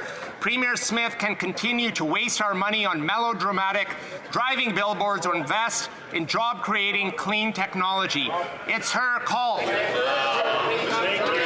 The honourable member from Portage Lisgar. In last week's mini-budget, the Prime Minister doubled down on his plan to quadruple the carbon tax on gas, groceries, and home heating. Does he understand that Canadians can't afford his excessive tax grabs? Feed Ontario's 2023 hunger report shows that over the past year, the number of people accessing a food bank has increased by 38%, while visits have increased by 36%. These are the largest single-year increases ever recorded by Ontario's food bank network. But Conservatives' Bill C-234 will create a carbon tax carve-out for hard-working Canadian farmers and make food prices more affordable for Canadians. Now, the Prime Minister's activist Environment Minister has promised to resign if this bill passes, which would be a welcome early Christmas gift for Canadians. So will the Prime Minister tell his appointed senators to put Canadians before his Environment Minister and pass Bill C-234 so that Canadian families can afford to feed themselves? The honourable member from Brampton South. Mr. Speaker, yesterday, Sikhs in Canada and across the world celebrated the birth of Guru Nanak Dev Ji, the founder of the Sikh faith. His values and teachings continue to guide millions around the world. On this day, we reflect on Guru Nanak Dev Ji's important message for humanity on three pillars: Naam Japna, meditation; Kirt Karni, honest living; and Vanshakna, sharing with others. These values reflect Canadian values. He stood for the rights of women centuries back and believed that the creator of this world is one. I want to thank all organizations in Brampton and across Canada that are selflessly serving our communities, representing those values. Vaheguru Ji Ka Khalsa, Vaheguru Ji Ki Fateh. The Honourable Member for Beauce. Mr. Speaker, after 8 years of this Prime Minister, we see once again that there is no respect for a decision made by the House of Commons. The Common Sense Bill C-234 will create a carbon tax exemption for Canadian farmers so they can continue to feed us. It was passed by a majority of members and is now in the Senate. However, C-234 is currently at an impasse. The Prime Minister is once again showing his audacity by forcing his senators to vote against the bill in the Senate. He must stop obstructing and interfering in Senate affairs and let Bill C-234 pass. Conservatives have always stood up for Canadian agriculture and will continue to be the voice of reason with common sense bills like C-234. It's time to pass this bill in the Senate so that farmers can feed our families and Canadian agriculture can once again become the economic engine we need. Thank you, Mr. Speaker. The honourable member from Yellowhead. Mr. Speaker, after 8 years of this Prime Minister, Canadians are struggling to afford food. The Prime Minister's mini-budget shows no relief. Instead, the NDP Liberal government is committed to quadrupling the carbon tax on gas, groceries, and heating. As Canadians battle the rising cost of living, food banks face record demands. In Ontario alone, over 800,000 people accessed a food bank, a 38% increase from the year before, and the largest increase ever recorded by Ontario's food bank network. Conservative Bill C-234 proposes a carbon tax carve-out for farmers. This measure will directly reduce food prices. The Environment Minister threatens to resign if C-234 passes. The Prime Minister should instruct his senators to pass this bill. It's a win-win. Canadians get financial relief, and a minister who's in a different reality for struggling Canadians to step down. The government needs to finally help Canadians instead of their tax agenda. The Honourable Member for Sudbury. 2 years ago, the community of Sudbury was stunned by the news that Laurentian University, facing a dire financial crisis, chose to pursue the CCAA process. The result was significant job losses, programming cuts, and far too many students' education placed in jeopardy. These losses represent a generational impact to Sudbury. When meeting with faculty, unions, and members from the community, it was clear we needed to take action to ensure this never happens again, not in Sudbury and not anywhere in Canada. Last week, as part of the fall economic statement, our government announced its plans to amend the CCAA to prevent any and all post-secondary institutions from accessing the Bankruptcy Act as a means of dealing with financial hardships. Mr. Speaker, our government is taking the necessary steps to preserve the security of students' education and the employment of university faculty and staff. The people of Sudbury have been heard on this important matter. Thank you. The Honourable Member from North Island Powell River. Thank you, Mr. Speaker. Seniors deserve better. We have the fastest growing senior population ever, and the federal government should have a plan. Here are just some examples of gaps. Seniors between 65 to 74 receiving less OAS. Single seniors are facing more economic challenges, largely women. They are not seeing any tax fairness. Housing. Too many seniors call my office and describe themselves as house rich but financially poor. They share that they have housing beyond their means to maintain, but the market is not building houses that they need. One told me that her kitchen is upstairs, but she can't handle stairs anymore, so she lives downstairs and uses a hot plate. Far too many seniors are now unhoused. Medication continues to be too expensive, and across Canada, too many seniors cannot afford the cost. They are making choices that hurt their health. The NDP will create a national seniors strategy, working with all levels of government to create solutions that make sense locally. We'll address unfair taxation and find ways to support seniors so that they can age with dignity. Isn't it time for that kind of government? Hear, hear, hear. The Honourable Member for Abitibi-Témiscamingue. Mr. Speaker, 1 week after the Montréal Alouette, more Québécois than ever, won the Grey Cup, the Carabins from the Université de Montréal, my alma mater, won the Vanier Cup, the ultimate prize in Canadian university football. Led by quarterback Jonathan Sénécal and an unstoppable defense, head coach Marco Yadiluca's Montagnard didn't allow a single touchdown during the postseason playoffs. And what can we say about Nicky Farinacio's tackle on a third play to cap a 16-9 victory over the UBC Thunderbirds? The two most important trophies in Canadian football, the Grey Cup and the Vanier Cup, are now in Montreal. In Quebec, they are with us, Mr. Speaker. And Mr. Speaker, thanks largely to the Carabin football program, we'll have to call Canadian football Quebec football. Bravo to the Université de Montréal Carabin. Go Blues and go Quebec football. The Honourable Member from Peterborough Kawartha. Canada has seen the highest use of food banks ever in history. In Ontario alone, food banks had 6 million visits in 1 year. Why? Because people cannot afford the cost of food. Why is food so expensive? Because this Prime Minister is taxing farmers into bankruptcy. That's right. The Liberals are planning to quadruple the carbon tax. Unbelievable. One farmer in Alberta pays $180,000 a year in carbon tax, and that doesn't include the GST on top of that. This is not sustainable. Food is not a luxury. This can be fixed. Conservative Bill C-234 is a carbon tax exemption for farmers. It passed in this House, but the Liberal-controlled Senate is blocking the passing of this bill. That's right. Why? Because the radical environment minister has threatened to resign if any more carbon tax carve-outs are permitted. Let's end this nonsense and implement common sense. Pass Bill C-234 and support the people who feed us, farmers. Support farmers. The Honourable Member from Northwest Territories. Mr. Speaker, November is Indigenous Disability Awareness Month, a time to recognize the contributions of Métis, Inuit and First Nations with disabilities to Canada's social, economic and cultural fabric.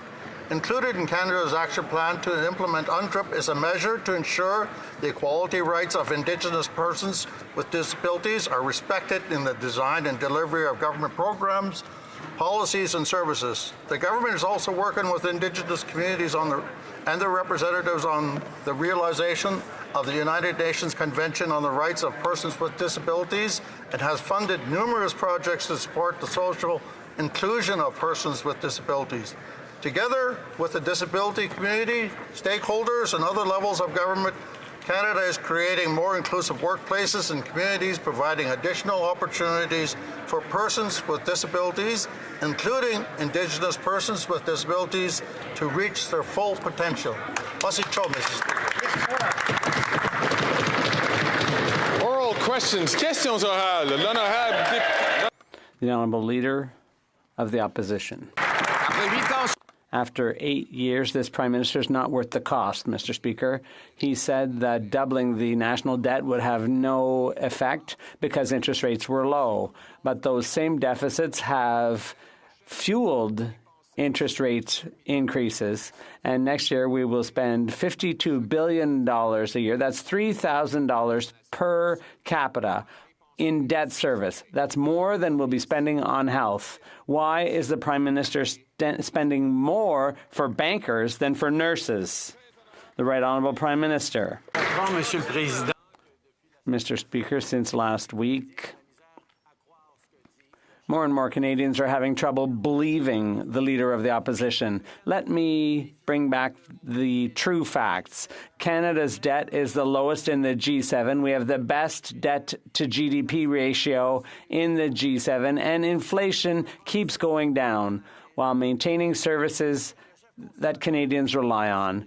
The Conservative leader would cut childcare services to seniors, benefits, and care for children. We will continue to invest. We're there for Canadians. We will continue to make responsible investments.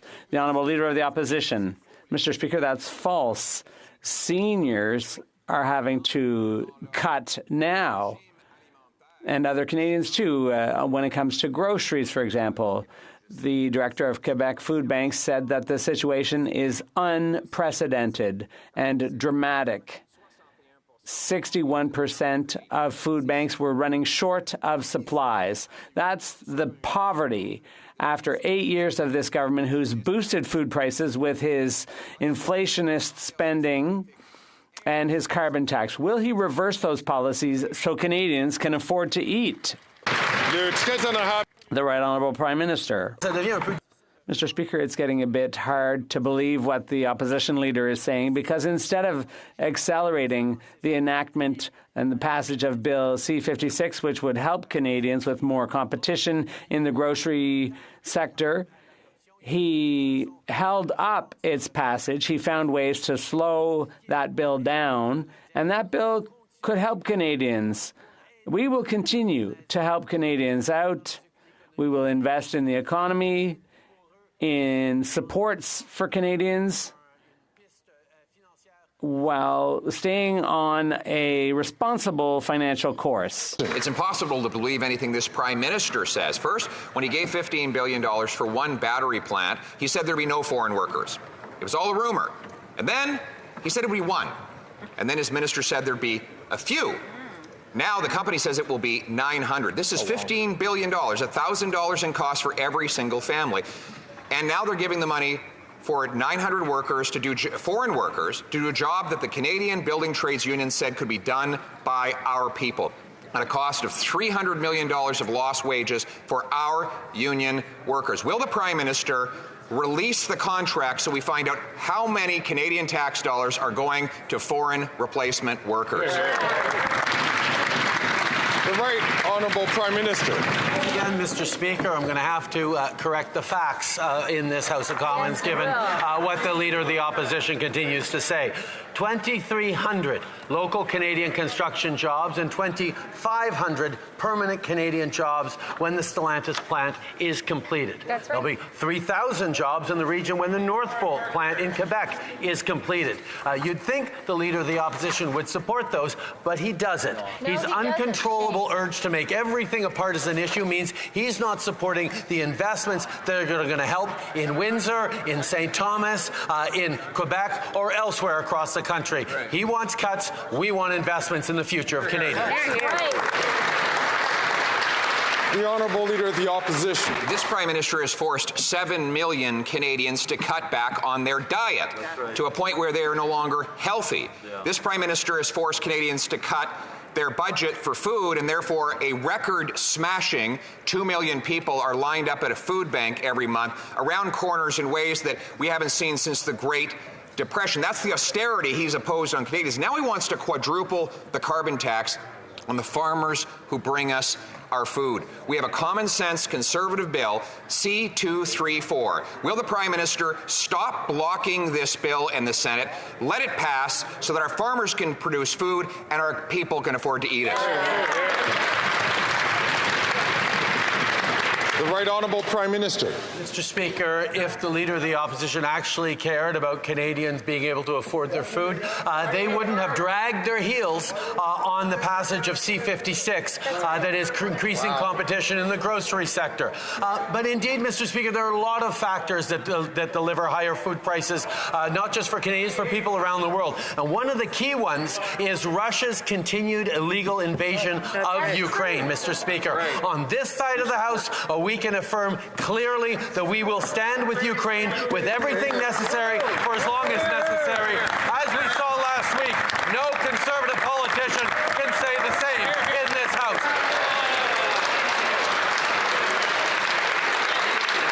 The Honourable Leader of the Opposition. Actually, we are the only party that has stood with Ukraine, Mr. Speaker. Rather than trying to impose a carbon tax. But, you know, this Prime Minister, I understand what he's doing. He has imposed so much misery here at home, whether by doubling housing costs, forcing people into tent encampments, forcing 2 million people to go to a food bank. These are the problems here at home at the kitchen table. He is so desperate to talk about anything else that he avoids talking about what's happening in our own country. So will he answer the question? Will he take his tax off our farmers so our people can afford to eat?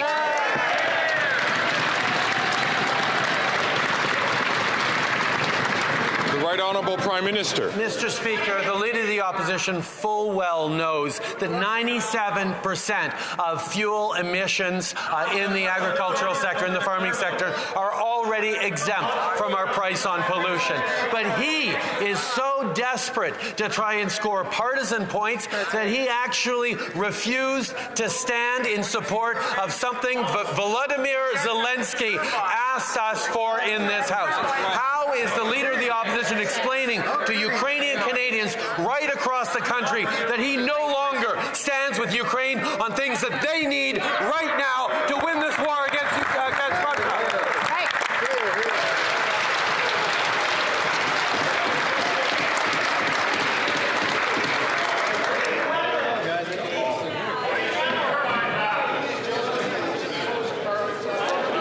Alors, s'il vous plaît. Order, please. L'honorable député. The Honourable Member for Belleuil-Chambly.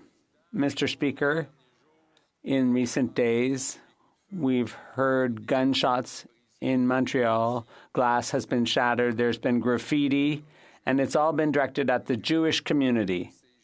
We fear that these acts were in some way encouraged by an exception that allows hate speech and incitations to violence under the criminal code. In light of recent events, will the Prime Minister agree to do away with the religious exception under the criminal code? The Right Honourable Prime Minister. I fully agree with my honourable colleague that the increase in Islamophobia and anti-Semitism is rising in Canada. There's been more hatred. It's unacceptable. I condemn the attack against the CCJ.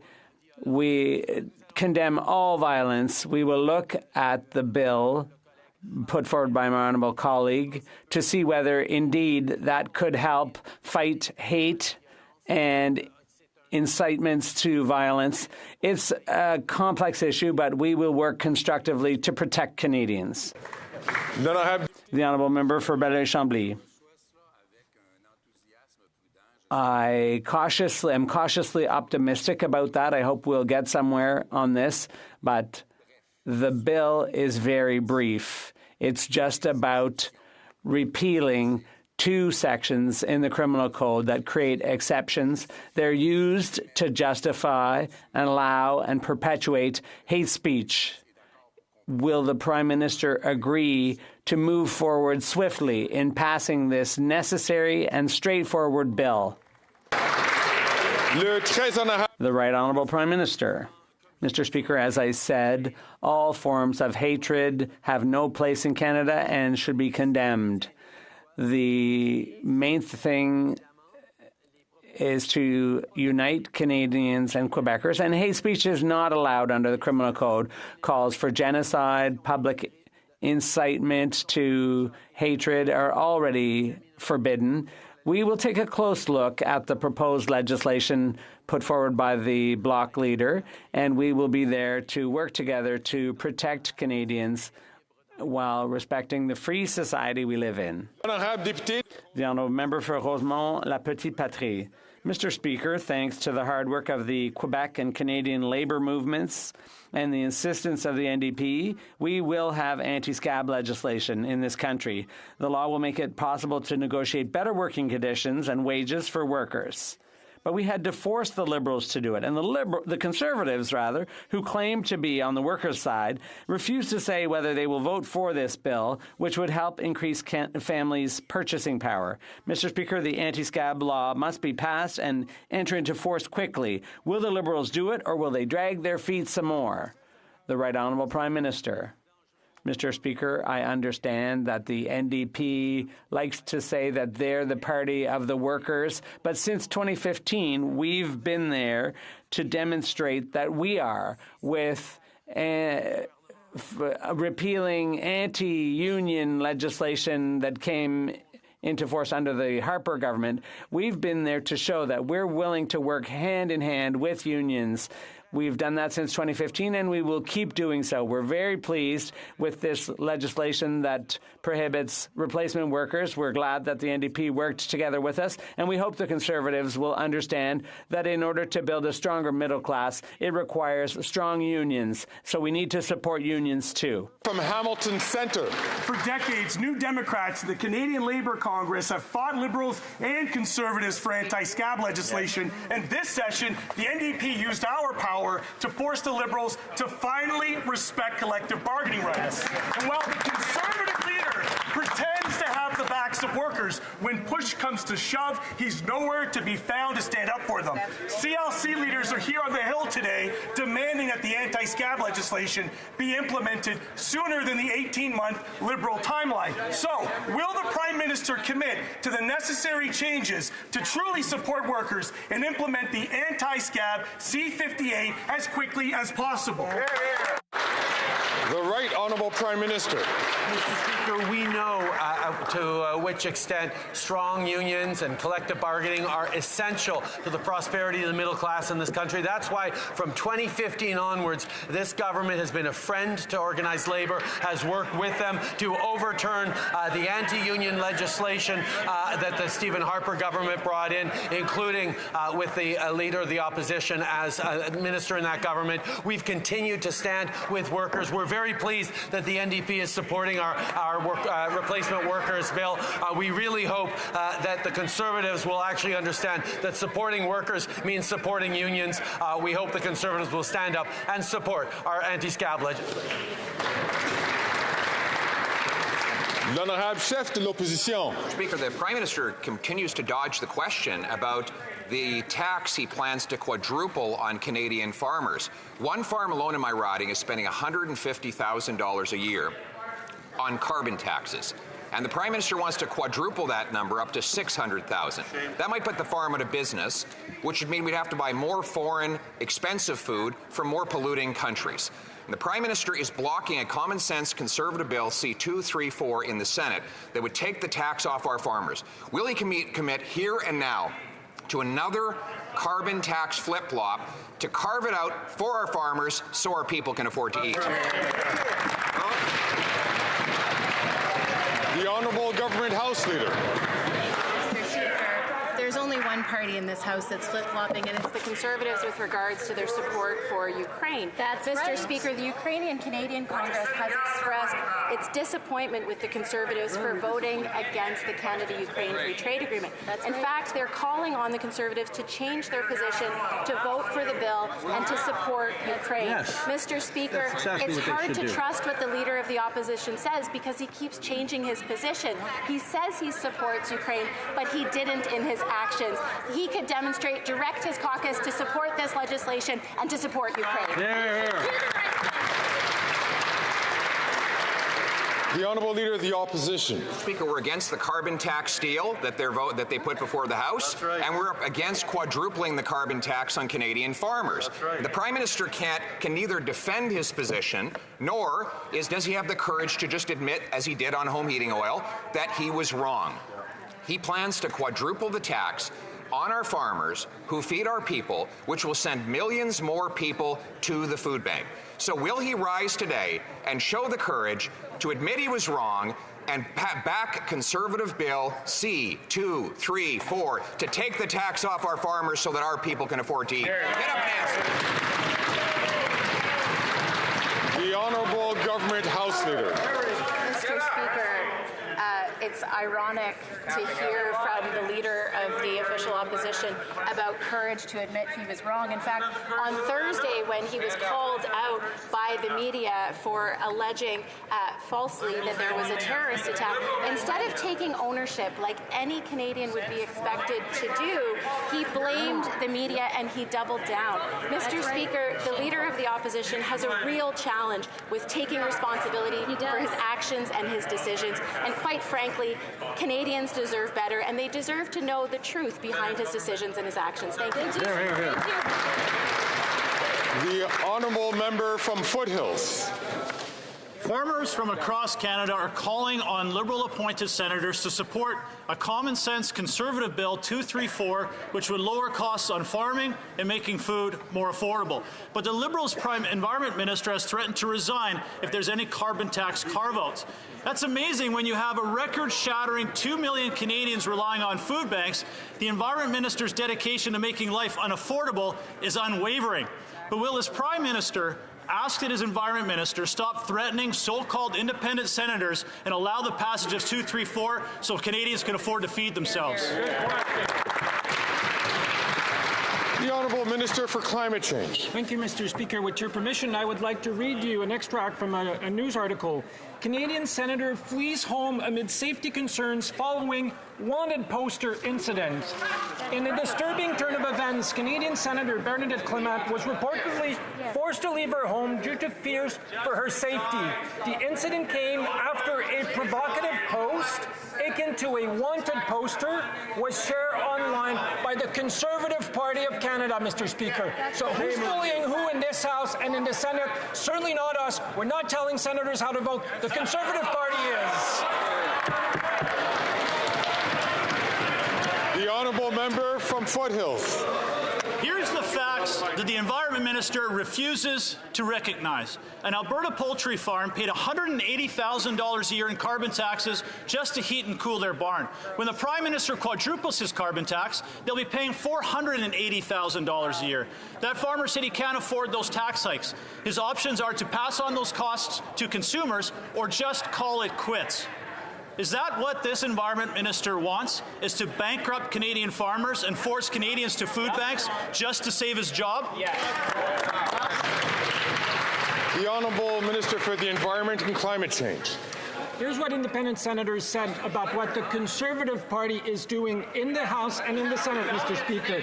Senator Saint-Germain pled violently through his earpiece and stood before Senate Clement as we sat at our desk, yelling and berating us for proposing this routine motion. She said the Conservative senator pointed fingers at another ISG members and suggested he would block work doing on the Senate's Human Resources Committee. And no matter how much the Conservative Party would like us to believe that this is about taxation, it is not. It's about bullying, Mr. Speaker. That's what it is.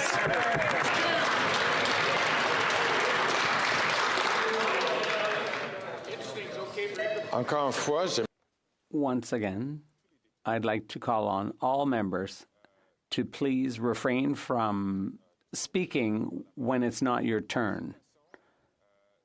That way, all members can hear the question and the answer. The Honourable Member for Louis Saint Laurent. Thank you very much, Mr. Speaker. The Liberal government is costing Canadians more and more. The Liberal carbon tax on farmers is driving up the price of food. And I would remind you that people are already struggling when it comes to grocery costs. The Conservatives are proposing a common-sense measure, which is to scrap the Liberal carbon tax on food production. That's Bill C-234, which is in the Senate. Everybody is with us on this. It's just the sore losers that don't agree with us on this. Why don't they tell their unelected senators not to be holding up this bill? The Honourable Minister of the Environment and Climate Change. Mr. Speaker, it's interesting to see the Conservatives' double standard on the Senate because they've used it to block legislation they don't like. They don't hesitate to do that. I'd also like to point out that in a recent article, independent senators were bullied by a Conservative senator at the request of the Conservative Party of Canada. That's not the way things work in this place. We don't tell the senators what to do. That's not how it works, unlike the Conservative Party of Canada. The Honourable Member for Louis Saint Laurent. Mr. Speaker, the fact in my riding is, and I'm sure it's the same in Montreal, the fact is that food banks are overrun, not with food, but with people coming to use the food bank. People who used to contribute to food banks are now relying on them. Over 2 million Canadians are using food banks. And our proposal is to help farmers, to help bring the price of food down. But the Liberal government wants senators to defy the will of the elected House. Is that what you call democracy? The Honourable Minister of the Environment and Climate Change. I find this a bit strange, Mr. Speaker, that the Conservative Party never mentions the $1.7 billion in support for farmers that we give them all across the country. It's also interesting that they never talk about the impact of climate change, which costs farmers hundreds of millions of dollars, and that number is constantly rising. And speaking of the Senate, Mr. Speaker, media reports show that a Conservative senator, at the request of the Conservative Party, has been bullying other senators. And this was orchestrated, this campaign of violence was orchestrated by the party, Mr. Speaker. Before I proceed to the member for Belleuil-Chambly, I'd just like to remind all members that even in our comments, even if you don't have the floor, it's still important to use parliamentary language. And people should not be accused of lying deliberately, even by hecklers. The Honourable Member for Belleuil-Chambly. Mr. Speaker, in recent days, we've seen the Minister of Immigration say some disrespectful things, disrespectful towards a Bloc member who was simply asking a question and merely doing his job. But let's just move on. The minister should recognize that given his own government's commitments, the federal government owes Quebec $460 million for accommodating asylum seekers and refugees. Can the minister admit that? The Honourable Minister. What I said quite clearly, Mr. Speaker, was that Canada is not, the federal government is not a banking machine. We're not an ATM. We will meet with our Quebec counterparts to discuss the they're out of pocket, but it's not something I'm going to discuss on the floor of the House of Commons with the Bloc Québécois. I'm going to discuss it with my provincial counterpart in private, the Honourable Member for Belleuil-Chambly. I don't know who he takes himself for, Mr. Speaker, but he owes Quebec $460 million. If I don't pay my credit card, I don't say I'm not a banking machine. It's a bit facile. As an answer. It's a lack of respect for parliamentarians. It's a lack of respect he's showing for Quebec. Why doesn't he make a deal with Quebec and pay off his debt to Quebec, especially when Quebec is taking in more than its fair share of refugees? What's with this minister?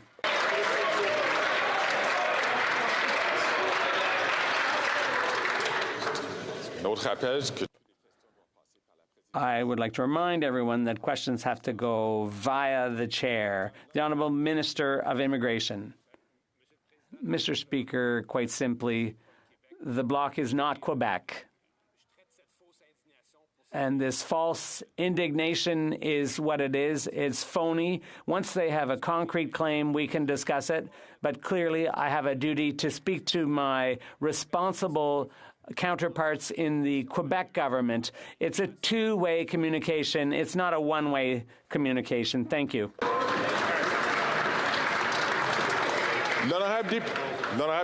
The Honourable Member for Belleuil-Chambly.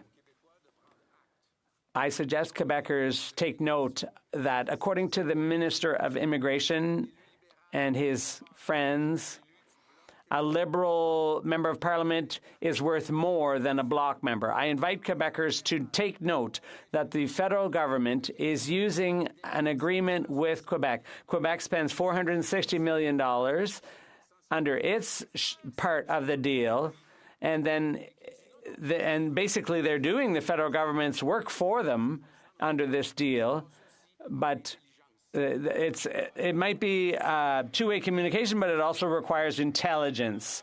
The Honourable Minister of Immigration. Mr. Speaker, as you can see, I'm not the one throwing insults around. And the height of irony in all of this is that the Bloc claims that this is purely federal jurisdiction. That's false. I think they've been here in Ottawa too long to realize what the jurisdictional situation is. They simply have to look at the Constitution to see that it's a shared jurisdiction.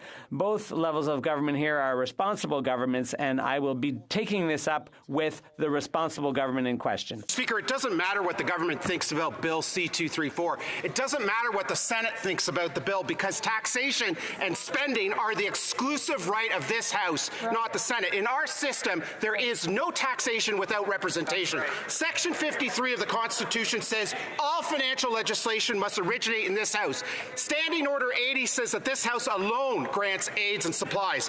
When will the Prime Minister direct his representative in the Senate to respect this democratic institution, the only democratic institution in this country, and pass the tax bill?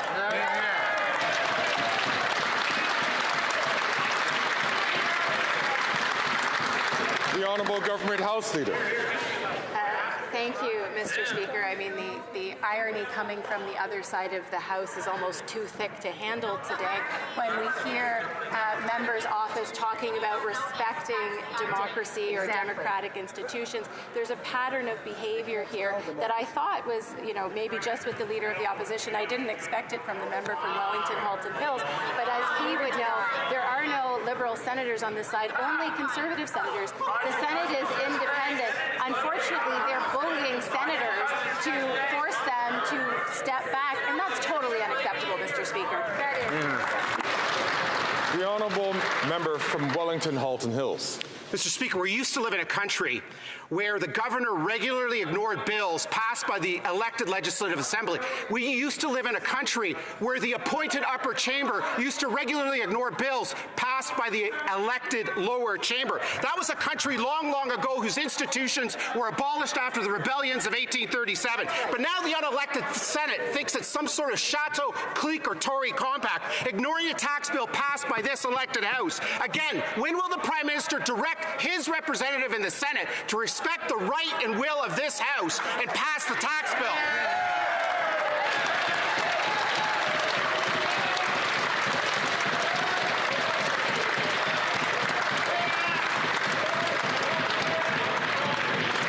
Honourable Minister. Mr. Speaker, speaking of respecting the will of this House, perhaps the leader of the Conservative Party would like to talk to the Conservative senators that sit in his caucus and ask them to pass the bail reform bill that was passed by this House of Commons. The Leader of the Opposition thought it was so important that he was going to recall Parliament last summer to pass it, and Conservative premiers regularly talk to me about the importance of passing that legislation. So perhaps he'd talk to the Conservative senators about that important bill to keep Canadians safe. L'honorable député de Mégantic. The honourable member for Mégantic-l'Érable. Mr. Speaker, with the holidays approaching, after 8 years, we can see that this Prime Minister is in panic mode. He's desperate. Bill C-234 would exempt farmers. It's blocked, the GST for farmers, and it's blocked in the Senate. And he's asking unelected senators to kill this bill, even though it was passed by elected officials here in the House of Commons. Why is he using unelected senators to run counter to the Constitution and undermine farmers and Canadian families? The Honourable Minister. Mr. Speaker, let's keep talking about respect for democracy in the House of Commons. The Conservative senators, who are also unelected, are hindering passage of an important bill on gun control, and it was passed here in the House. So if our friends opposite, Mr. Speaker, want to do something for democracy, they should ask Conservative senators who sit in their caucus to pass Bill C-21, which was passed by the House of Commons to protect Canadians against illegal guns in Canada. The honourable member for Mégantic-l'Érable. Mr. Speaker, the Constitution is very clear. Section 53 of the 1867 Constitution Act states that all money bills must come from the House of Commons. And the House regulations are also very clear. These money bills cannot be amended by the Senate. These maneuvers to bully senators goes against the Constitution, it goes against House rules, and it goes against democracy. Will the Liberals stop with this unconstitutional filibustering of Bill C-234 and end these carbon taxes on farmers so that people can actually feed their families at Christmas? The Honourable Minister. Mr. Speaker, once again, the Conservatives like to pretend in this House, like to claim that they're trying to protect Canadians, for example, from firearms violence, or ensuring that bail is effective in helping keep communities safe. Conservative premiers, such as Premier Ford, have asked for this. So if they want to send a message to their Conservative senator friends tomorrow at their caucus meeting, that would be a great idea. The honourable member from Vancouver East. People with full-time jobs are sleeping in their cars, and yet the Liberals are delaying funding for public housing until 2025. Experts are saying investing in community housing is not only socially responsible, but economically sound. Deloitte just released a report to say increasing the community housing stock could boost the GDP by up to $136 billion. While the corporate-controlled Conservative leader is off demonizing community housing, the Bank of Canada says it's anti-inflationary. Right. So, will the Liberals stop delaying housing investments in the fall economic statement to get affordable housing built now? The Honourable Minister for Housing, Infrastructure and Communities. Mr. Speaker, I thank the honourable member for her question and for her joining me this morning to discuss the need to build more affordable housing with community housing providers who are in Ottawa today. With respect, the crisis that we're dealing nationally is a result of 30 years of failure to invest in affordable housing. We changed that with the adoption of the National Housing Strategy in 2017 and continue to make the measures. The fall advanced measures today. The fall economic statement included a recapitalization of our affordable housing programs to the tune of $1 billion and an additional $300 million that will flow early in the new year, just weeks from now. Thank you. The honourable member from Nanaimo Ladysmith. Mr. Speaker, a 12-year-old boy in British Columbia has died by suicide linked to cyberbullying and sextortion. This is a tragedy, with the most common targets of this criminal behavior being children. Despite this, Conservatives don't even want to see big tech regulated responsibly. The Liberals promised an online harms bill within 100 days of the last election. Over 2 years later, we are still waiting. So will the government finally make the internet safer for our kids, or is this another Liberal broken promise? Hear, hear. The Honourable Parliamentary Secretary. Thank you, Mr. Speaker, and I want to thank the member for this question.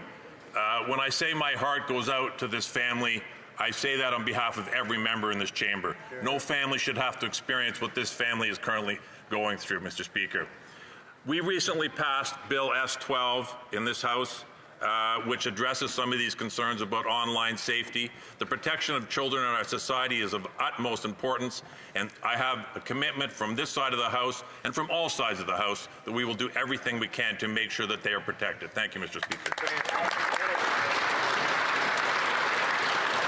The Honourable Member from Winnipeg South Centre. Mr. Speaker, every day people across the country lose loved ones to overdoses caused by the increasingly toxic illegal drug supply. Tackling this national public health crisis requires us to leverage all of the tools at our disposal. I'm the son of an addictions doctor working on the front lines of this crisis in Winnipeg every day. And like many of us in this chamber, I have members of my own family suffering from the harms of substance abuse. For me, as for so many Canadians, this is deeply personal. Can the Minister of Mental Health and Addictions please update this chamber on the renewed Canadian drugs and substances strategy? Thank you, Mr. Speaker.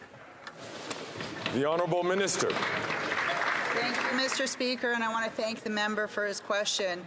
We all know that the member is a compassionate and tremendous advocate on these issues and championing to help support our most vulnerable who struggle with substances. Recently, we announced a renewed Canadian drugs and substances strategy, a comprehensive framework guiding our efforts to address the toxic drug supply and overdose crisis. It's centered on promoting public health and protecting public safety. In his own riding, we supported Sunshine House recently that's doing tremendous work, and together, Mr. Speaker, we'll continue to work to address and end the toxic drug and overdose crisis. Well done. The Honourable Member from Chatham-Kent-Leamington. After 8 years, this NDP Liberal government is just not worth the cost. Greenfield Global operates in Chatham, buying corn and converting it to a variety of alcohols, from pharmaceuticals to biofuels. They buy corn from Canadian farmers and from nearby American farmers who do not pay the carbon tax on fertilizer, the delivery of seed, and the delivery and drying of their corn. Can the Prime Minister explain what happens to Canadian farmers' bottom line when they pay the carbon tax and have to compete with American farmers that don't in their own backyard? Why is he interfering with the so-called independent senators blocking C-234? Hear, hear. The Honourable Minister for Agriculture and Agri-Food. Mr. Speaker, my honourable colleague is well aware farmers and ranchers are on the front lines of climate change. They expect parties to have a plan to deal with climate change. We have a plan. My honourable colleague's party does not. For an example, 2 weeks ago, I was in Winnipeg and announced a $9.2 million for Living Labs. In fact, Living Labs, Mr. Speaker, is to make sure that farmers, ranchers, scientists, and the industry itself work together to make sure that farmers and ranchers stay on the cutting line. We have and will continue to support our farmers. The Honourable Member from Dauphin Swan River, Neepawa. Mr. Speaker, we know why the Prime Minister is blocking the carbon tax carve-out for Canadian farmers. It's because his Environment Minister has threatened to quit if Bill C-234 passes. But the Environment Minister doesn't care about Canadian farmers because he's jetting off to Dubai for 2 weeks. It's the middle of the day in Ottawa, but it's the middle of the night in Dubai. So will the Prime Minister at least allow senators to pass the carbon tax carve-out while his minister is asleep in Dubai?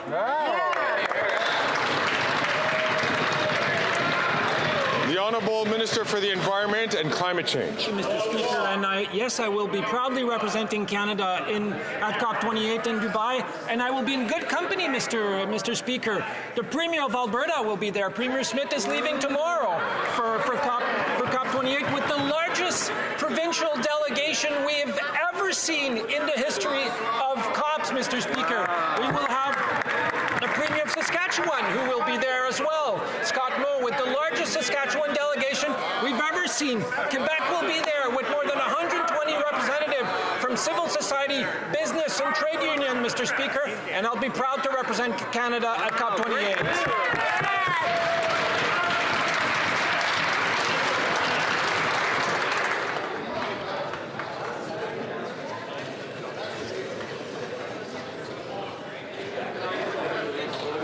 The honourable member from Lakeland. Yeah, I'm sure we'll look forward to see what those high-carbon hypocrites come up with. But, Mr. Speaker, after 8 years, it's clear this Prime Minister isn't worth the cost. The Hunger Report said food bank usage has gone up for 7 years in a row. The NDP Liberals' carbon taxes hike food prices and force Canadians to skip meals or cut the basics. Common-sense Conservatives will axe the tax for all for good, but a quick fix is Conservative Bill C-234 that will cut it from farm fuels. So, will the Prime Minister stop interfering with his senators and let them pass it so farmers can afford to feed Canadians and so Canadians can afford to eat? The Honourable Deputy Prime Minister and Minister of Finance. Mr. Speaker, the MP for Lakeland has the privilege of representing the amazing town of Vegreville. That town is a source of pride for all Ukrainian Canadians, especially from the prairies, for the amazing pisanka that the people there put up, pride in their heritage. Is she ashamed that her party has voted against Ukraine? I hope she is, because she should be.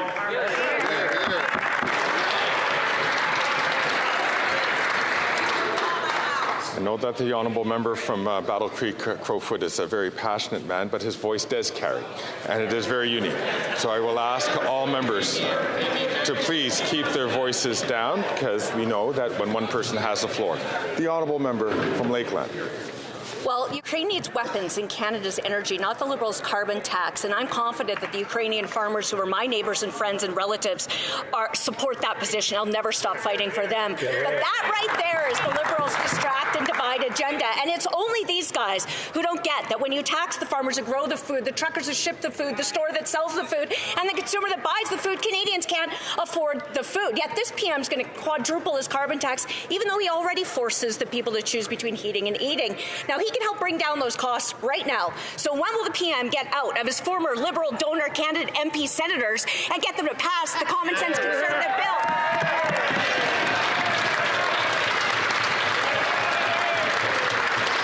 The Honourable Minister of Finance and Deputy Prime Minister. Actually extremely confident that Ukrainian Canadians across our amazing country are in favor of our free trade deal. And I'm confident because the Ukrainian Canadian Congress said so. And I'm confident because President Zelensky wants that deal. And you know what? It's a great way to bring down the prices of food and fuel for the whole world by stopping Vladimir Putin. I just don't understand why these Conservatives are standing against Ukraine. Hear, hear. The Honourable Member for Saint-Hyacinthe-Bagotte. Mr. Speaker, today, unions representing tens of thousands of aerospace workers in Quebec are here on the Hill, and we're very happy to see them here.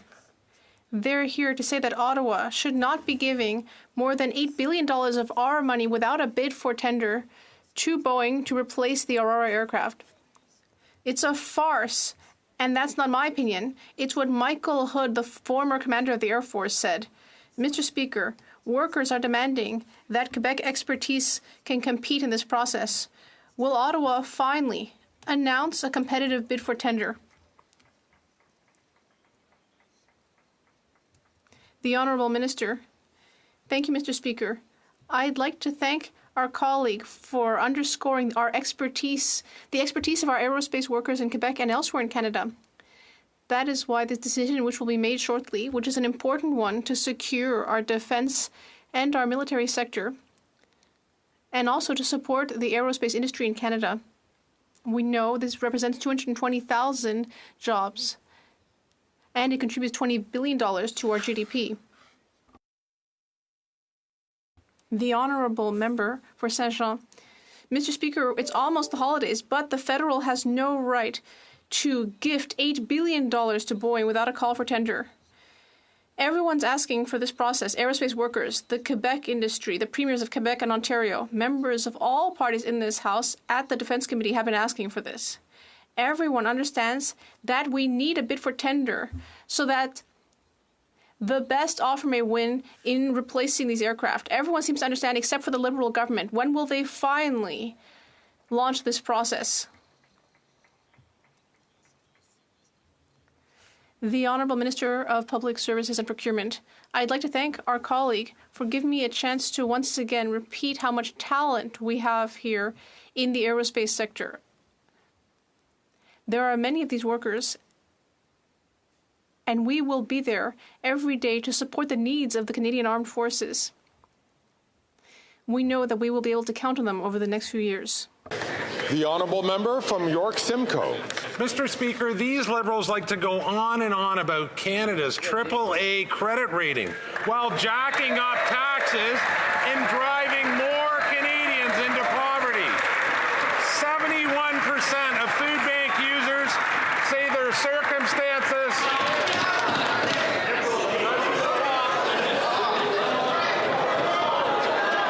Lord.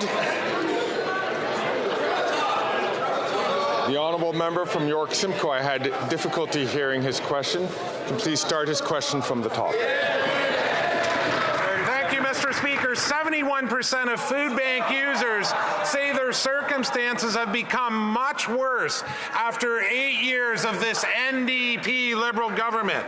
If this Prime Minister spoke to real Canadians lined up at food banks, he'd know you can't feed a family with AAA credit rating.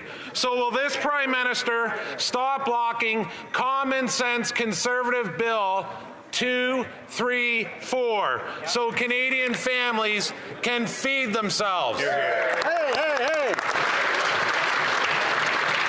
The Honourable Minister for Families and Employment. Thank you, Mr. Speaker. We will continue to invest in social security programs like the Old Age Security, Canada Pension Plan, and in families through the Canada Child Benefit and the $10 a day childcare program, programs which the Conservatives continue to vote against, Mr. Speaker, totally lacking empathy or understanding of the struggle of Canadians. On this side of the House, Mr. Speaker, we will continue to govern with the needs of Canadians at the heart of everything we do. Thank you, Mr. Speaker. The honourable member from Edmonton Mill Woods. Mr. Speaker, after 8 years of this Prime Minister's soft-on-crime policies, crime, chaos, and disorder have become the norm in Canada. Just this last week, we have seen armed robberies, shootings of businesses, armed carjackings, extortion letters sent to business owners, and international gangsters directing shootings at families here in Canada. Mr. Speaker, when will this Prime Minister finally take the safety of Canadians seriously? Hear, hear. The Honourable Minister. Mr. Speaker, our government obviously has always taken the safety of Canadians seriously. Absolutely. The Conservatives seem to be laughing and find that funny, Mr. Speaker, but good news. Tomorrow morning they have a caucus meeting where Conservative senators will be present.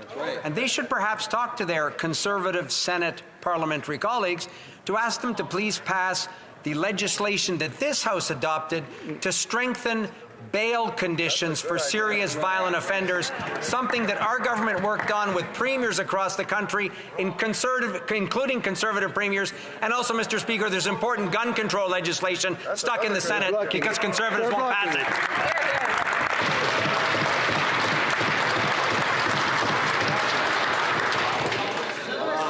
The honourable member from Edmonton Mill Woods. Mr. Speaker, that's another bill blocked by more Liberal senators, and it was actually this Liberal government's soft-on-crime policies like C-5 and C-75 that let serious violent criminals back onto our streets, and incidents of violent crimes have skyrocketed since then. Violent crime is up by 39%. Murders are up 43%.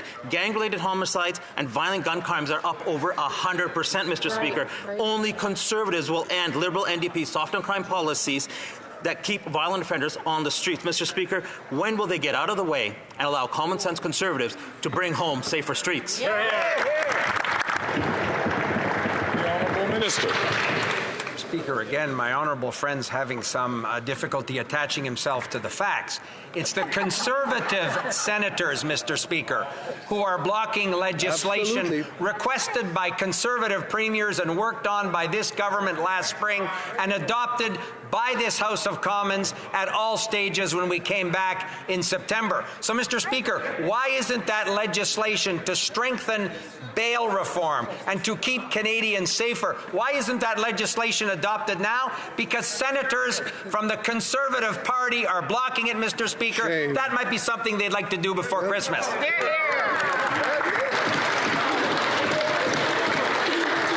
The honourable member from Halifax West.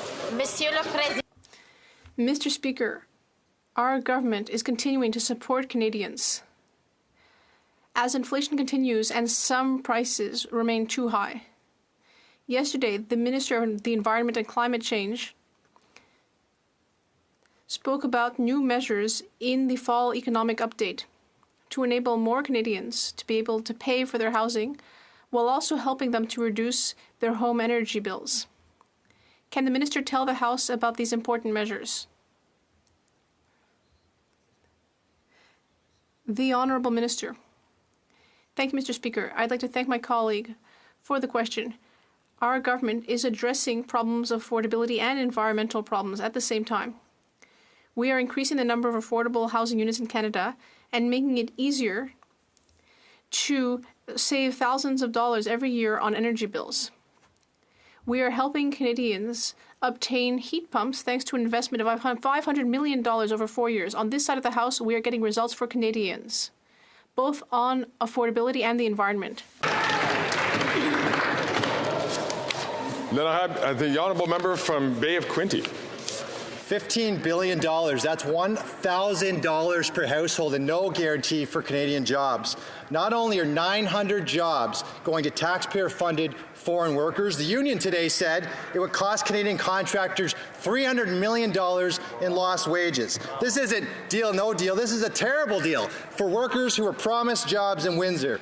When will the minister responsible for costing the union $300 million, Canadian families $1,000 per household, release the contract that Canadians have paid for?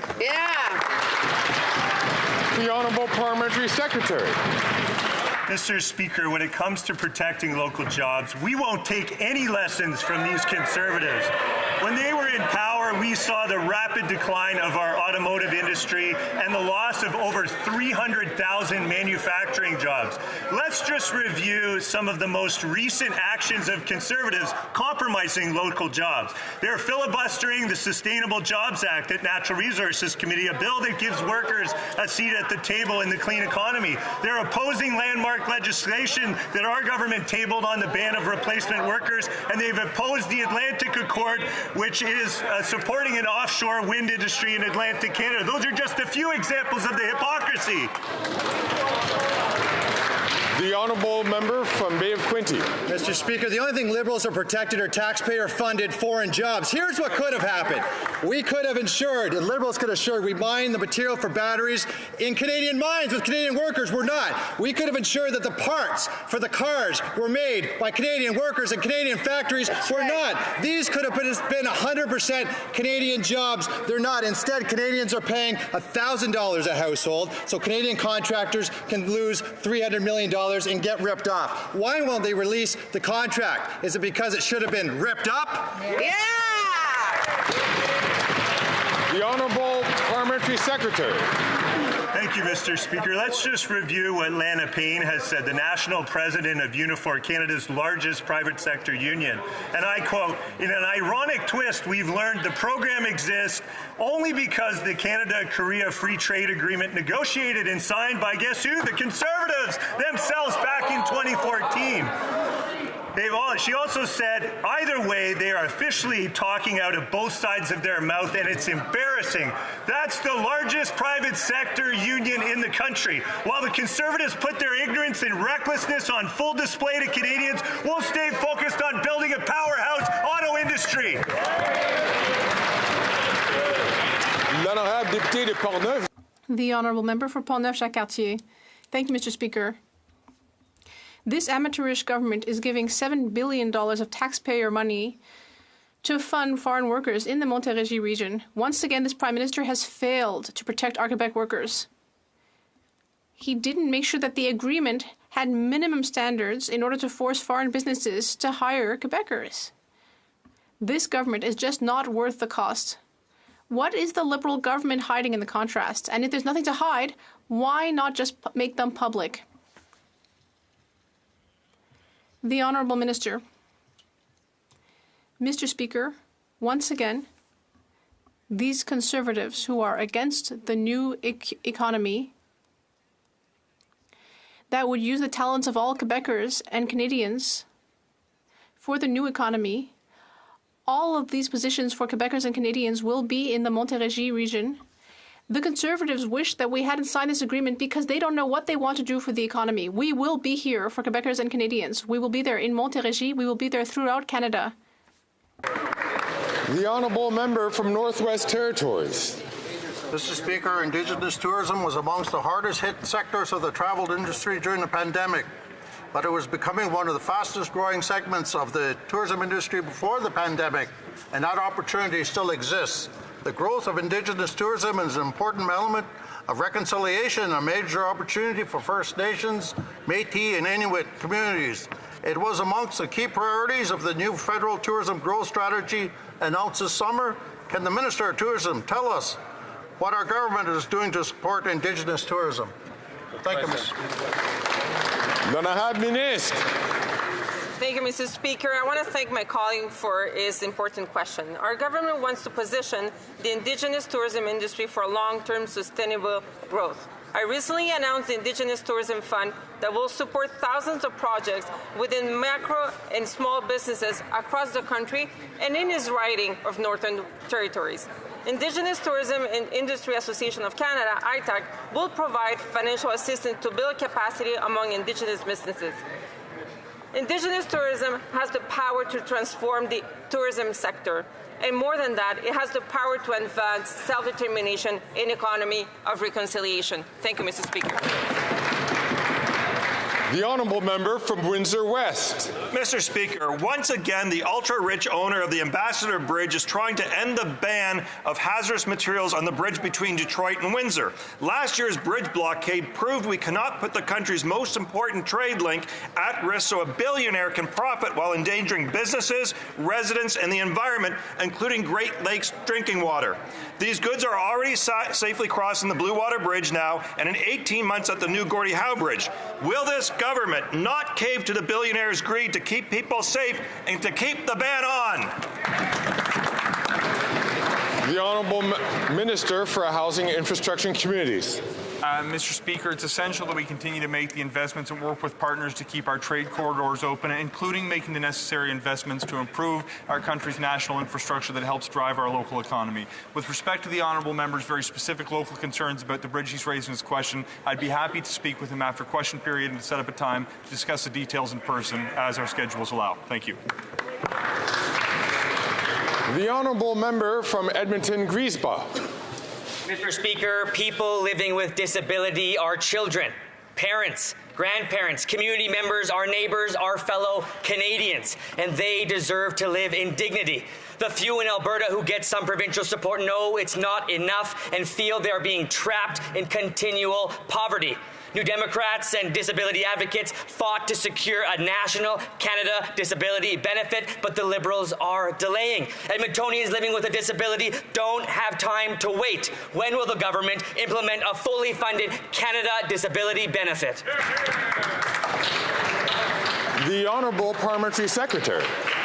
Mr. Speaker, I am so happy that our House together passed an important disability benefit, C-234.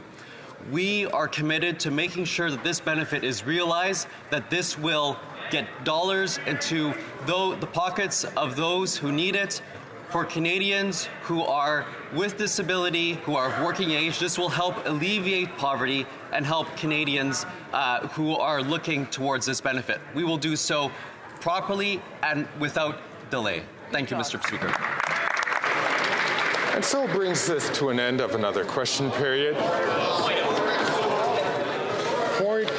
2 points of order. I recognize here on the floor the honourable member from Edmonton Sherwood Park. Thank you, Mr. Chair. Sherwood Park, Fort Saskatchewan. I have in my hand an article from CTV with the following title: Manifestation of Weakness. Zelensky condemns Canada for return of Russia, Germany. So I'm going to ask the honourable member, is he seeking unanimous consent of the House? Unanimous consent. I'm afraid I've already heard that there is not an appetite for unanimous consent. The honourable member from St. Albert, Edmonton. Thank you, Mr. Speaker. I rise to seek unanimous consent to table a National Post article in which former Premier Klein's down south Minister of the Environment terrorized I'm afraid the honourable member doesn't have unanimous consent as well. That's been clearly indicated. I recognize the honourable Minister for Climate Change and, Environment and Climate Change. Mr. Speaker, during the question period today, on numerous occasions, the Conservative Party of Canada referred to carbon pricing as a tax. They talked about the respect of our institution. Mr. Speaker,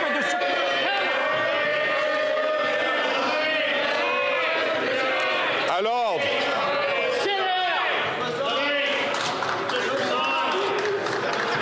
the honourable minister knows that this is venturing into debate. The Honourable Parliamentary Secretary to the Government House Leader. Thank you, Mr. Speaker. The member from Prince George, Peace River and Northern Rockies on several occasions, Mr. Speaker, yelled from his seat, stop lying in the House. He used the word lie on several occasions, Mr. Speaker. I would ask that the member withdraw his comments. Good. I thank the Honourable Parliamentary Secretary for raising this issue. The Chair had already pointed out to members during today's oral question period that it is important not to use unparliamentary language. I made that point, so the matter has been dealt with. The Honourable Member for Mégantic-L'Érable on a point of order. During question period, the Environment Minister said that a senator had been violent towards other senators. That was disrespectful. I'd ask the Minister to apologize. Once again, I thank the member for Mégantic-L'Érable, but that is a matter of debate. Orders of the day. Orders of the day. Ordre du jour. Ordre du gouvernement. Government orders, business of supply, resuming debate on an opposition motion regarding the passage of Bill C-234 by the Senate in the name of Mr. Poilievre.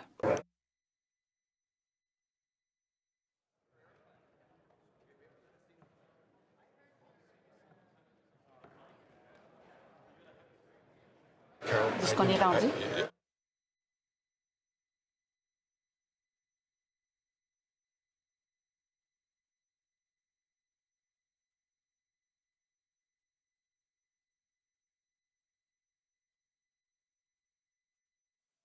Debate the honourable member for the honourable government deputy House Leader.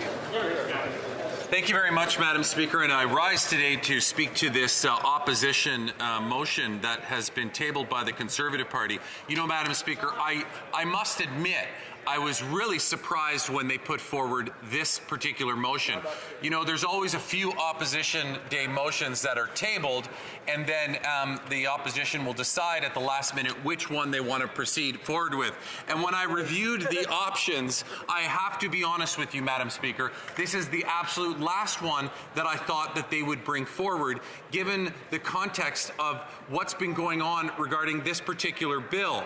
And what the motion is it calls on the Senate to immediately pass Bill C-234.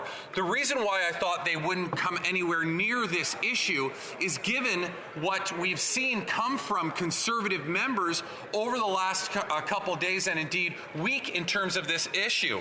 You know, I really wish I could share a a poster with you, Madam Speaker, but I respect the rules of the House, and I realize I'm not allowed to use a prop, so I won't go as far as to show this to you, Madam Speaker, but I would like to describe it to you as I look at it. This is a poster that had been made by the Conservative Party of Canada, and their members have been sharing out in social media forums, and it's meant to look like a wanted ad poster, you know, with the edges around the sides that look as though they're burnt out. There are two pictures of two individuals on them with grainy pixelation through them. They have the individuals' names, in this case, the two senators, and then at the top it says, "Call and ask these Prime Minister's named senators why they shut down debate on giving farmers a carbon tax carve-out." And you know why I find this so incredibly disrespectful, Madam Speaker, is that notwithstanding the fact that there's more that developed out of that, and I will talk about that momentarily, but while on the one side of their mouths, Conservatives are trying to somehow justify attacking senators to get results, on the other hand, what we have is we don't have to think that far back in the institutional memory of this place to remember when one of their own colleagues, Rona Ambrose, brought forward a bill that was that intended to make sure that judges received sexual harassment training in this country. You would think it'd be a really easy bill to just support. Their Conservative senators held that up in the Senate to the point where it ended up being removed as a result of Parliament being dissolved. So, Madam Speaker, I find it incredibly rich that we have this motion here today demanding that we get answers, that the Senate do something that the Conservatives want. Where was their outrage, Madam Speaker, when it came to that really important piece of legislation that one of their own members tabled? A former minister, a former leader of the Conservative Party of Canada, Rona Ambrose. Their senators wouldn't even let that pass through. Madam Speaker, today I will be sharing my time with the member from Whitby, so I'll try to get as much as I can into the remaining 7 minutes or so that I have. But anyways, let's back to this particular call-out from the Conservatives. This call-out with the form of a wanted ad poster trying to generate phone calls and emails into these two particular senators. Well, guess what, Madam Speaker? Their plan worked. Okay, now one of these senators, at least, is expressing extreme concern over the fact that she has been harassed and intimidated along with her staff. She's had to leave her home. I'll read to you a bit of what she said about the matter. She said, "There has been much online chatter about my adjourning Bill C-234 last Thursday. I'm the deputy facilitator of the Independent Senators Group. I adjourn debate on numerous items every time the Senate sits. It's my job, and this adjournment is no different than any other."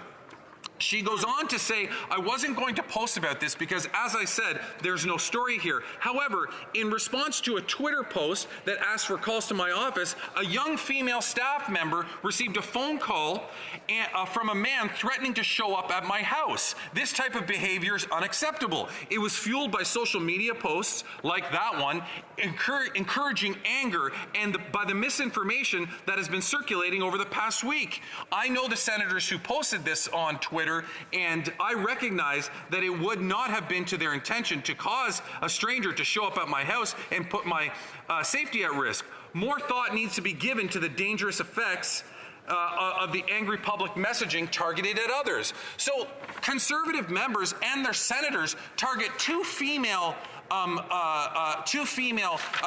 senators, while you know, and affecting one of their female staffers, as they indicated.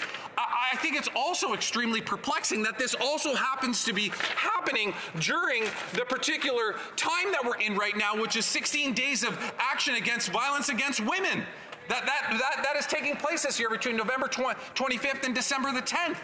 and we're getting this kind of action coming from Conservatives. It's absolutely despicable the way that they are engaging in activity that is certainly resulting in threatening and harassing forms of activity towards two senators who, by the way, those two senators have never sat in a Liberal caucus. I've been here since 2015. I've been here since 2000. There are members that have been here for quite some time and know better than to be yelling across the way. There's 4 minutes left for the honourable member's speech. If any honourable member wishes to stand and ask questions and comments, and they should wait for the appropriate time. The Honourable Deputy Government House Leader. So, Madam Speaker, as I was saying, you know, for Conservatives to do this is absolutely appalling. We don't have senators sitting in our caucus. I've been here since 2015. Oh, come on. Official Opposition House Leader. Liberals are desperately trying to make up a phony issue where there is none. I'd like to seek and ask consent to table this tweet that contains pictures. Is not, that is a prop. Order. I want to remind the member he's not to point to a document, and he knows that full well, having been Speaker in the House in the past. And I would just ask members to please get to their point. I was sorry, Madam Speaker. I was just kind of looking it over, but it contains pictures of dozens of Conservatives. The honourable member wants to table. In the same way that the honourable member did it during his speech. The point of order is on tabling what document? This is a printout of a Liberal tweet containing images. There is no unanimous consent to table the document. There's no unanimous consent. The honourable order.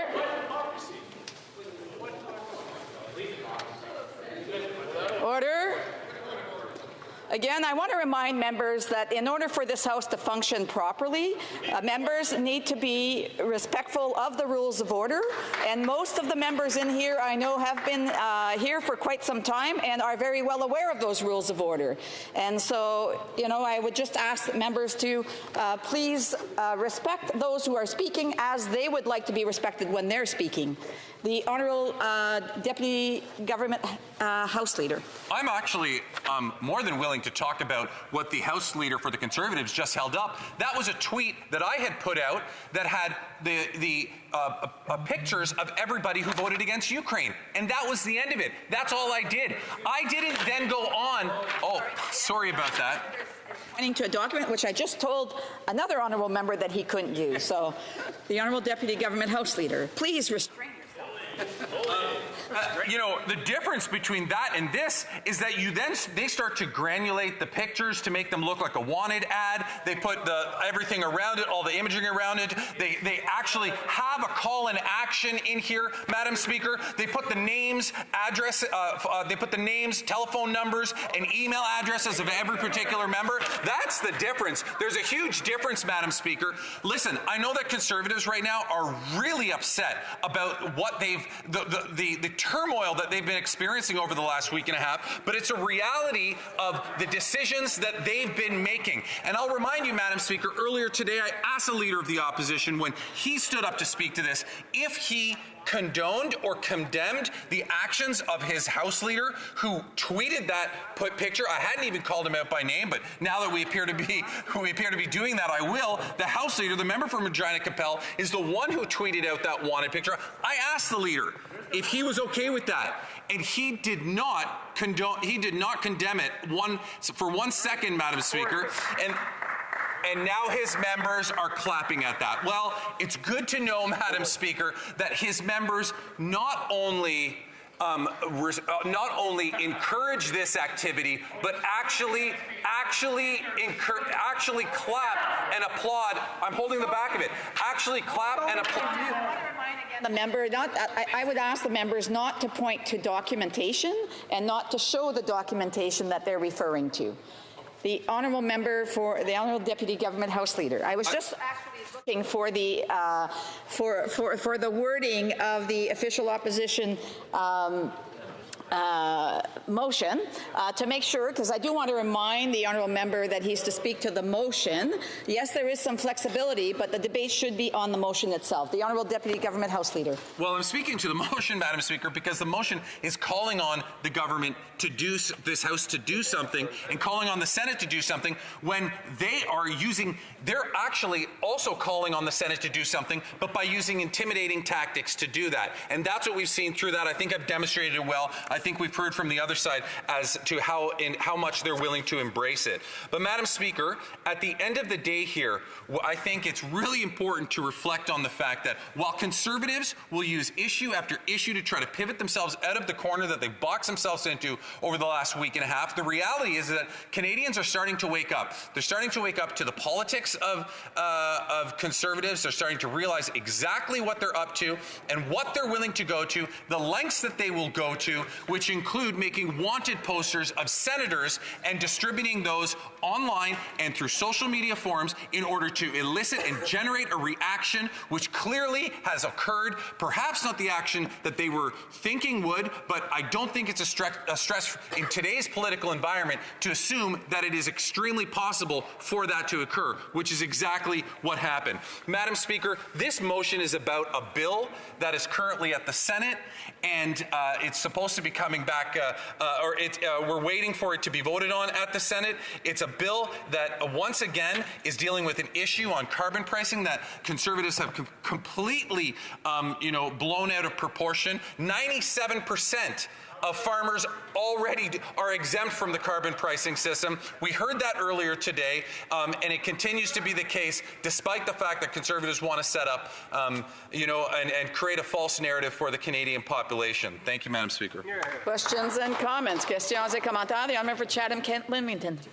Thank you, Madam Speaker. I'd like to ask actually a question on the substance of the matter. I asked it during QP and did not get a satisfactory answer.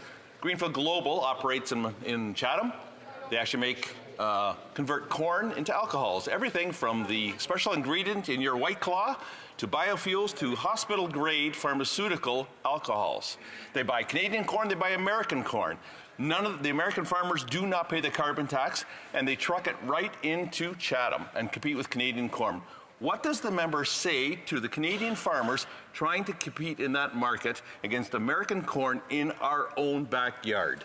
Good question. The Honourable Deputy Government House Leader. Thank you very much, Madam Speaker. I'm unaware or unfamiliar with exactly what's going on in his riding. I understand and I appreciate what he's just said, but the reality is, Madam Speaker, is that 97% of farmers are exempt from the price on pollution.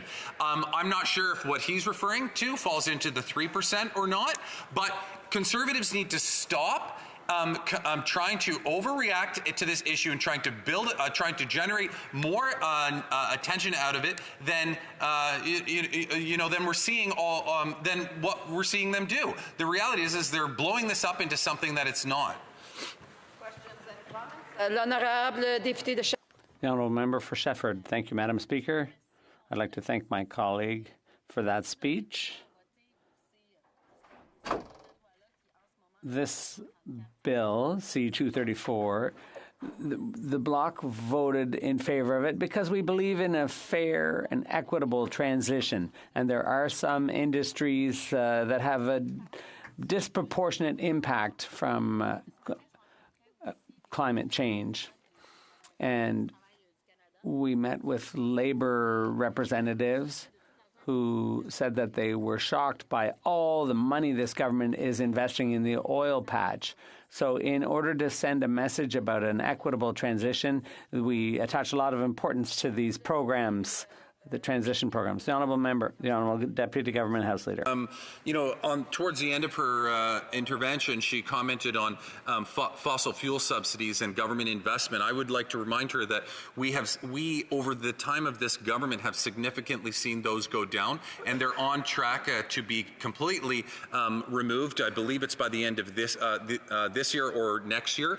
When the problem is that there are still certain investments that have to occur in the oil and gas sector. For example, cleaning up orphaned oil wells. Unfortunately, the programs weren't in place, 30 or 40 years ago or longer when these wells were created to ensure that there was a fund to deal with them afterwards. Well, we can't just totally turn our backs on that now. So I see this, this conflation every once in a while of government investment with doing the right thing, in my opinion, which is to deal with those orphan wells, because we allowed people to get away with leaving them like that. But it is a reality of the situation. But in terms of investing and providing fossil fuel subsidies, the direct investments to those companies is certainly almost completely eliminated by this point, and it will be within the next year or so. Questions and comments? The Honourable Member for South Okanagan West Kootenay. Well, thank you, Madam Speaker, and I'd like to thank the member from Kingston the Islands for his speech. And I'm just wondering, here we are debating a Conservative motion to send a message to the Senate for delaying a bill, blocking a bill. And in 2019, a handful of Conservative senators in the Senate blocked 15 or 20 private members' bills that had been passed by this House, all to make sure that they blocked the bill on the United Nations Declaration on the Rights of Indigenous People put forward by Romeo Saganash. All to, these were like 5 or 6 senators were able to block that bill, and 15 or 20 others, including my private member's bill. And I'm just wondering if you could comment on that and whether we should encourage the Senate to change their rules so they can't do that. The Honourable Member, Deputy Government House Leader.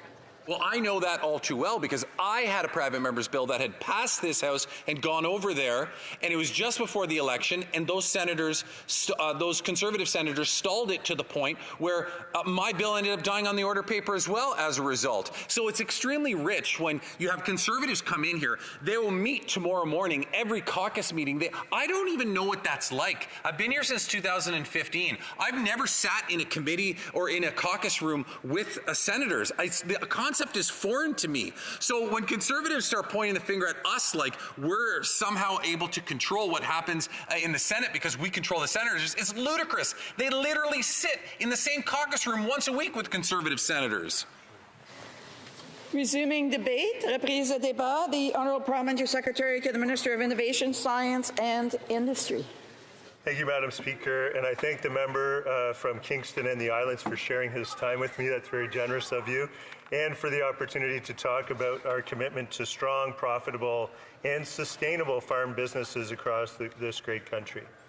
Regarding carbon pollution pricing, we recognize the special role that our farmers play in Canada. I would remind the members opposite that much of the agriculture sector is already exempt from pollution pricing. In fact, 97% of emissions are already exempt. We also provide exemptions for gasoline and diesel fuel used by farmers for agricultural activities. There is a partial rebate for commercial greenhouse operations. As well, we will be returning a portion of the proceeds from the price on pollution directly to farmers in backstop jurisdictions through a refundable tax credit. This would apply to farmers in Alberta, Saskatchewan, Manitoba, Ontario, New Brunswick, Nova Scotia, Prince Edward Island, and Newfoundland and Labrador. Madam Speaker, we are standing by our farmers who are on the front lines of climate change, and no one can deny that they're on the front lines, that they're impacted. Their crops and their businesses and their properties are impacted dramatically by the extreme weather events that we're seeing at unprecedented levels and more frequently than ever before. Extreme weather events are adding more stress and unpredictability to farm businesses. We've all seen how recent climate disasters across our country have taken a heavy toll on Canadian farmers over the past couple of years. For example, the summer of 2021, when the worst drought in 60 years on the prairies slashed Canadian grain production by 30% and forced many livestock producers to sell off their cattle. Or November 2021, when mudslides caused by historic flooding in British Columbia took out key rail and road arteries used to transport food and other critical supplies. Or Hurricane Fiona, which destroyed crops, buildings, and livestock across Atlantic Canada. And just this past year, Madam Speaker, Canadian farmers have had to cope with extreme weather, from droughts, wildfires, to flooding, to extreme cold. While helping these farmers get back on their feet again, we are also helping them to be more resilient to future extreme weather. The point is, Madam Speaker, that our farmers are doing their part. But if they are going to increase their resilience to extreme weather in the years to come, they cannot do it alone. Doing the right thing for the environment takes investment, and it also takes time. That's why over the coming decade, the government is making historic investments of $1.5 billion to help Canadian farmers boost their climate resiliency through sustainable practices and technologies. For example, the $670 million On-Farm Climate Action Fund helps farmers adopt practices that will store more carbon and reduce greenhouse gases. The first phase of the program focuses on 3 priority areas. 1, nitrogen management, 2, cover cropping, and 3, rotational grazing practices for livestock. These practices also substantially improve soil health and strengthen the farmer's bottom line as well. The fund is designed to take down the barriers and support wider and faster adoption of these beneficial management practices. From British Columbia to Atlantic Canada, 12 different agricultural organizations are distributing funding to help farmers take immediate action on their farms in the 3 target areas. Since it was launched last year, the OFCAF has made available almost $100 million in direct support to help more than 4,300 farmers across Canada to take real action on their farms to reduce their carbon footprint. And another 14,000 farmers have participated in knowledge transfer and peer-to-peer learning activities aimed to scale on-farm implementation of beneficial management practices. My message, Madam Speaker, is that farm families across our country can rest assured that we will stand shoulder to shoulder with them to support their growth, their resiliency, and the sustainability of their agricultural businesses.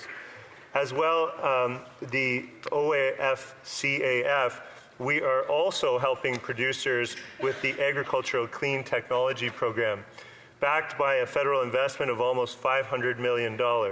The goal is to help farmers and agribusinesses continue to move towards a low-carbon economy by focusing on 3 priority areas. 1, green energy and energy efficiency. 2, precision agriculture. And 3, the bioeconomy. Already, hundreds of farmers across the country have used the program for clean technologies such as more efficient grain dryers. Another one is solar panels. Another example is precision agricultural tools. And under the fall economic statement, we'll extend the Clean Technology Investment Tax Credit to include electricity and heat from waste biomass. That includes agricultural byproducts such as corn, stubble, and manure. Our investments in climate resilience also include research and innovation.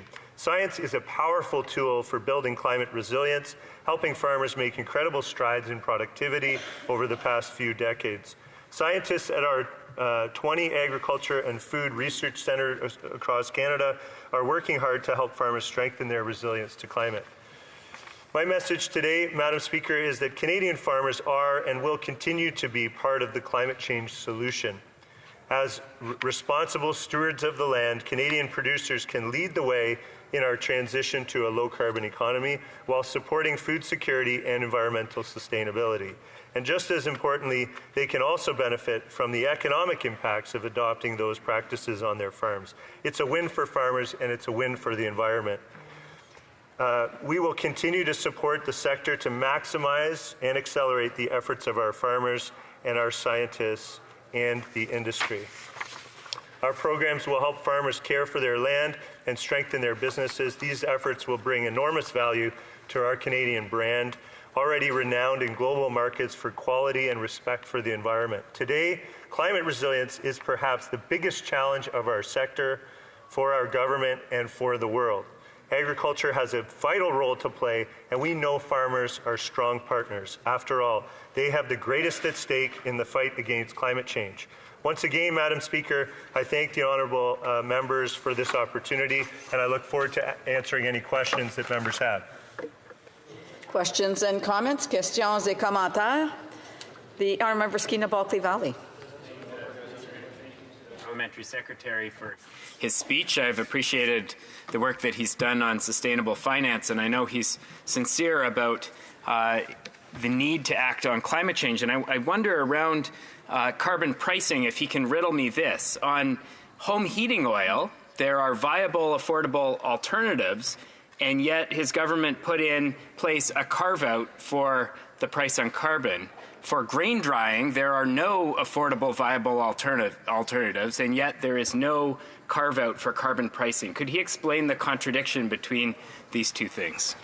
The Honourable Parliamentary Secretary. Well, thank you to the member opposite for, I think, a very good faith question, which I always appreciate in this House. And I also appreciate the member's support and work for climate action, broadly speaking. And I found him to be an honourable member that we can have constructive debates and conversations. In terms of his question, I would contest the fact that a lot of the arguments around this debate center around people claiming that there's no commercially viable alternatives for grain drying. We do have examples in Canada that we heard at the Agriculture and Agri-Food Standing Committee. We also have examples in other countries of grain drying technology that works. Most of them work on biomass, which is one of the reasons in my speech I pointed to the new investment tax credit. I believe that you don't mess with the price signal that the price on pollution establishes to change behavior. What you do is you support farmers in transitioning to the alternatives and scaling up those solutions. We have funds that are dedicated for that purpose, and our government is investing over $1.5 billion to help farmers make those changes. Questions and comments? The Honourable Member for Foothills. Thank you very much, Madam Speaker. And a couple of the Liberal colleagues today have brought up this, or put out this stat, that 97% of farmers are exempt from the carbon tax. That is completely and utterly false. We know that the vast majority of farmers pay much more in carbon taxes than they would get in any rebate. On C8, which I'm sure my colleague is referring to, the average farm gets about 15 to 20% back on their carbon tax, but there is no exemption on natural gas and propane, is what we are talking about today. So to my question to my colleague, can he please table with this House the document that states that 97% of farmers are exempt from the carbon tax? I would love to see where they come up with that number. The Honourable Parliamentary Secretary. Thank you, Madam Speaker. Thanks to the member for the question. I didn't actually say what the member just claimed that I said. I actually said that 97% of emissions on farm are already exempt from the price on pollution. So it's not quite what the member opposite said. But the point is that farmers are at the forefront of fighting climate change. They're greatly impacted by the extreme weather that we all know is a primary concern for them. And we want to support farmers in making the changes to more resilient and more sustainable practices. Farmers are on board with that. We've got the tools to incentivize that and to help finance that transition. And that's where I think we should be placing our time, our attention, and our resources. Questions et commentaires. The Honourable Member for Shefford, a quick question. Thank you, Madam Speaker. My colleague speaks a lot about the importance of a green transition, but how can so much be invested in oil and gas? How does that collate with a green transition? The Honourable Parliamentary Secretary. I assume, Madam Speaker, that the member opposite is referring to oil and gas subsidies, which our government, ahead of schedule, has created a plan for ending all oil and gas subsidies in Canada. I think that that's progress, and I support our government's move to do that ahead of schedule. Thank you. Order. Order. I want to remind the members, unless they're being recognized, then they shouldn't be speaking out of turn. The Honourable, resuming debate, the Honourable Member for Portage-Lisgar. Yeah. Well, thank you, Madam Speaker. It is an honour to rise in support of this important motion, but boy, do I wish we didn't have to. I wish this chamber didn't have to defend the work of the elected chamber in the face of the unelected senators that are trying to overrule this. And I should note, Madam Speaker, I'll be splitting my time with the member for Tobic-Mactaquac. Now, personally, I have been following Bill C-234 literally since its inception, as well as its predecessor, Bill C-206. So I have a bit of a unique ability to provide a primer on what this bill does, why it matters, and how we got to the point of needing a motion in the House of Commons calling on the Senate to pass this bill. So at the farm level, a grain grower harvests his or her crop. And you can choose to sell it immediately to an elevator or store it in a bin. Those bins you see lined up around farmyards all across the country. Storing grain costs money, but you have the benefit of being able to market it at a later date at hopefully higher prices.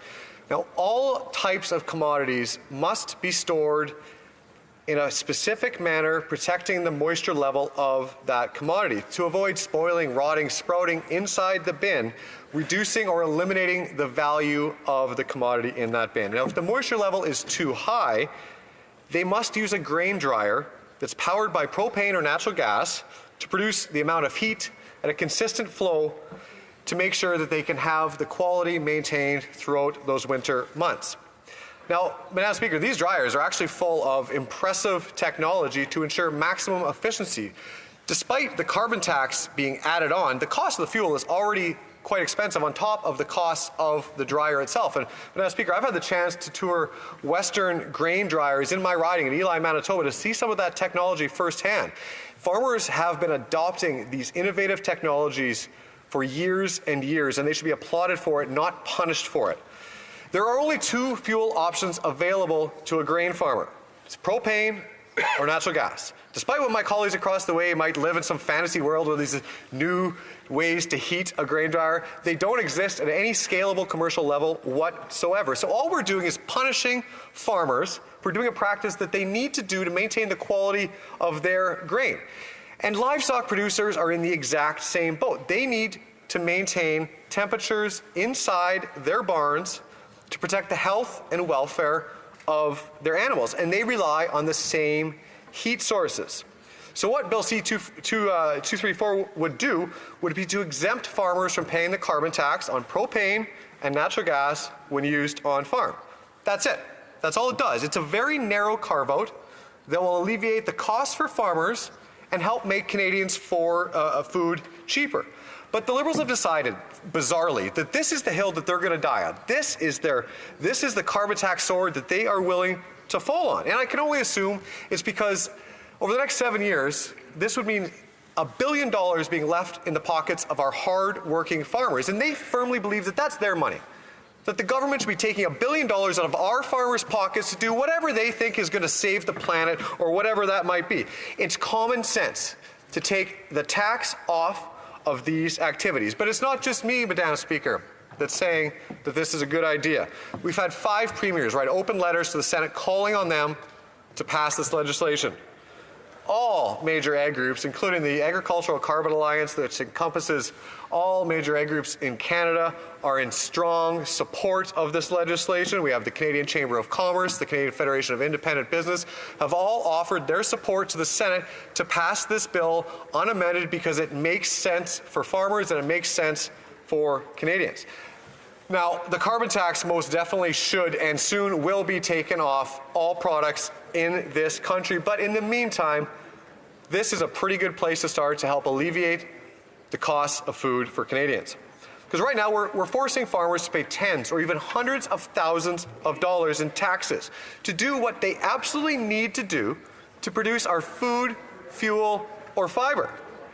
Now, our farmers have an incredible sustainability track record, and we should be proud of it. They regularly invest in new technologies, in new equipment, and in new practices that make them more sustainable, that improve their sustainability profile. But the challenge is, when you take this much money out of their pockets, they are simply unable to reinvest that capital into their own operation. Instead of buying new equipment that can more precisely apply crop protection products, fertilizer, seed, they're forced to make a choice and say, we can't do this, despite that action being the best way for us to reduce emissions on farm.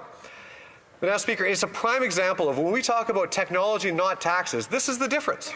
On the Conservative side, we believe that the technology that farmers will readily and happily invest in if the government isn't taking it out of their pocket will improve environmental outcomes at the individual farm level and therefore across the nation. And the government, the Liberal government, they say, no, we'll tax them. Is the carbon tax working in this case? No, I don't care. Let's keep the taxes on because we need this revenue to fund our other pet projects. Now, this bill has been around since 2020. Previously, Bill C-206, now Bill C-234. And it's essentially the same bill, and it's maintained support from all opposition parties in this House. But the Liberals, they just refuse to give in. They refuse to be adaptive. They refuse to be reasonable and recognize when something isn't working, you should probably change it because it's just harming our farmers and Canadian consumers. So instead, we have this stubborn, worn-out government grappling with the political fallout of their decision to climb down from their carbon tax on home heating for 3% of Canadians in certain parts of the country while leaving the rest of Canadians out in the cold. And now they're trying to figure out how to grapple with what would be another carve-out. It's been quietly making its way through the elected chamber and onto the Senate, but all of a sudden it is a big problem for these Liberals. So now we have these Liberal ministers. The Minister of Environment even admitted in the media that he'd been calling senators. We have PMO staffers calling in favors to their Prime Minister, Liberal-appointed senators. And I am fed up with hearing members across the way repeatedly state that the Senate is independent. Nobody in this chamber, nobody in the press gallery, no political nerd, no casual observer of politics believes for a second that when just a couple of weeks ago you appointed a former Liberal MP that somehow the Senate is independent of this party. Just because they don't caucus together doesn't mean that it is an independent Senate. Our elected chamber has spoken. We've endorsed a common sense carve-out on the carbon tax for our farmers. But so what's happened in the Senate? All of a sudden, at the Agriculture and Forestry Committee, attention was far higher on this random PMB that's worked his way through. And it only enhanced after the Prime Minister decided to step back on the home heating carbon tax for certain Canadians. Many amendments were proposed, one of which, due to a tie, was passed. That was brought forward at report stage to the larger chamber. The Senate rightfully voted down that amendment, returning the legislation back to its original form where it should stay and where it should pass as is. And then somehow, out of the blue, at third reading in the Senate, the amendment that was already brought forward at that committee stage was tabled by a senator that seems to have no previous interaction with agriculture, no interaction with this committee, and it just magically appears. No connection to politics whatsoever. This couldn't be about the Liberal government's climb down on the carbon tax. Nobody believes that the Liberals aren't behind this. It just doesn't add up, and the fact that they continue to hide behind this is just embarrassing. Absolutely. The fake outrage we see during question period, during this debate, trying to keep a straight face when they say the Senate is independent, is just absurd. So that's where we are. The Senate, or more specifically, Liberal without title senators, are holding this bill hostage at the request of the Prime Minister. This elected chamber chose democratically to eliminate the carbon tax on our farmers, and the Senate is trying to overrule us. We shouldn't be here debating this motion today. The Senate should be doing the right thing. We should never have had to spend a day in this chamber trying to tell the Senate to do the right thing. It's shameful that these Liberals are being so petty. The tactics that they're taking in the Senate are unheard of. Instead of being reasonable, the Liberals are just digging their heels in because they're worried about their own political fortunes if there's a second carbon tax carve-out. The Liberals need to realize that Canadians don't like the carbon tax. They don't see value in the carbon tax because life has become so unaffordable across every aspect of their lives. It's hard to justify seeing the government getting richer and Canadians getting poorer. But, Madam Speaker, I will wrap up by saying, in the upcoming carbon tax election, Canadians will have a choice between quadrupling the carbon tax or axing the carbon tax. But in the meantime, I implore my colleagues to support this motion, urging the Senate to do the right thing and pass Bill C-234 unamended to give our farmers a break and Canadian consumers a break on their food prices. Thank you, Madam Speaker. Questions and comments. The Honourable Parliamentary Secretary, the Government House Leader. Yes, thank you, Madam Speaker. I would say to my colleague across the way that this has very little to do with the substance of the legislation. What it really has more to do with, I would suggest to the member opposite, is the intimidation tactics that are being used by the Conservative Party of Canada. You know, I see a disturbing pattern that's taking place that Canadians should be concerned about. That's right. I would call it the Donald Trump syndrome. And we are seeing that in by the leader of the Conservative Party today, Madam Speaker. It is very disturbing, and it is a pattern that we are starting to see more and more of. Yep. My question to the member is, does he believe it is appropriate to have intimidation and using intimidation of senators in order to push things through the Senate? Intimidation that makes some senators so scared that they're scared to go home, Madam Speaker, that they're telling their staff to stop answering the phone. That is serious stuff. It's the Donald Trump syndrome, and the Conservatives are falling for it. Does he disagree with the leader of the Conservative Party? The honourable member for Portage-Lisgar. The best way to know you're losing a debate is when you start flailing with ridiculous accusations. The fact of the matter is, nobody would ever support the harassment or threats towards any elected or unelected member of the parliament. But the fact that senators are for the first time facing thousands of letters that are facing Deputy Government House Leader that he doesn't have the floor and he should wait for questions and comments if he wishes to contribute to the conversation. The honourable member for Portage-Lisgar. As I was saying, Madam Speaker, just because you are not accountable to anybody doesn't mean that you shouldn't expect in this public life to receive phone calls and letters. And maybe if you are, you should have a second thought about what you're doing and why nobody's calling you saying, hey, good job, we support you. But thousands of people are calling and saying, hey, pass this bill, get out of the way, stop playing politics. And that's what the Senate needs to do, and that's why we need to pass this motion. Good job. Questions and comments, the Honourable Member for Drummond. Thank you, Madam Speaker. I thank my Conservative colleague for his remarks today. Madam Speaker, the Bloc Québécois sees that there's a temptation to speak of the Senate, as is being done today, and on the other hand, there's the duty to defend the process that's currently underway. I find it interesting to see the Conservatives have a different vision of the work of the Senate based on the bill being studied and whether it suits them or not. With C-11, senators took the time they needed and even more before they passed that bill in the Senate. And I didn't hear the Conservatives say that the senators are unelected. They shouldn't be holding things up like that. So like today, I don't understand the Conservatives' perspective of trying to obstruct the Senate's work. So I'd like to hear my colleague tell us, what is the issue? The bill is being studied at third reading in the Senate. It's following its course quite normally.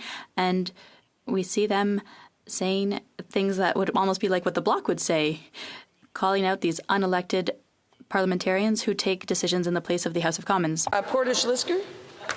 Thank you, Madam Speaker. Thank you for the question, my honourable colleague. You know, it's called the chamber of sober second thought, but right now that chamber seems to be drunk on power. The fact is, when they are finding problematic elements of examples like Bill C-11, that is one thing. But I would implore all of my colleagues, through you, Madam Speaker, to consider if this was your PMB. It passed through the democratically elected House of Commons, only to have, for the second time, a repeat motion that this senator decided was so important, despite having no involvement with the legislation, stepping up and saying, you know what, we need to amend this bill to make sure that we can't renew this through an OIC. We have to go through this long bureaucratic process again. If that's what that senator felt so compelled to do, I feel sorry for her, because this House passed this, and the Senate needs to pass it too. Thank you, Madam Speaker.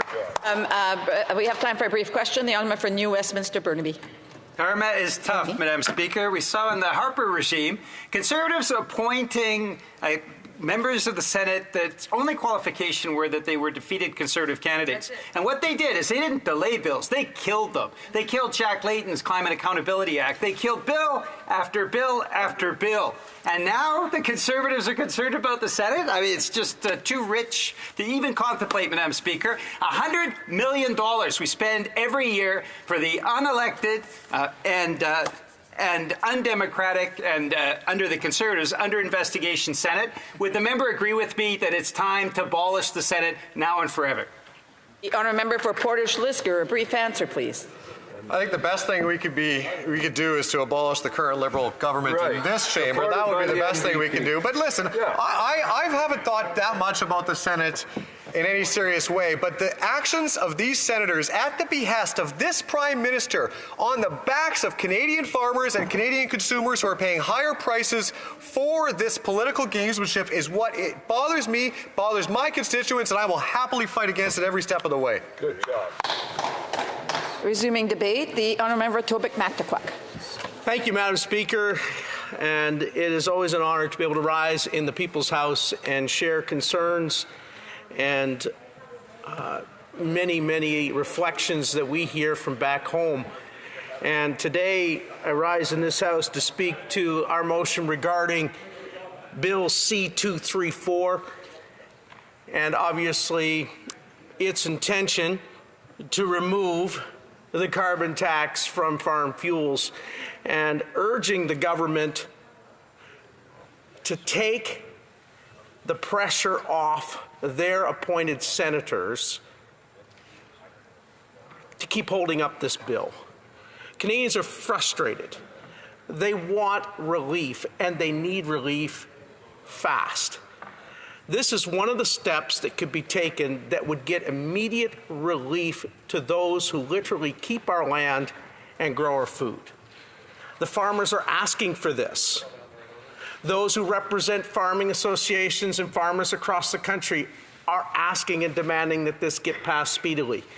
We've had no less than 5 premiers who are calling upon the government to get this passed quickly. A majority in this House passed the bill already, and now it is held up in the Senate through stall and delay tactics. That is unacceptable. The people have spoken through their elected representatives, and they want this to become enacted. It's time to act, and that's what this motion is all about.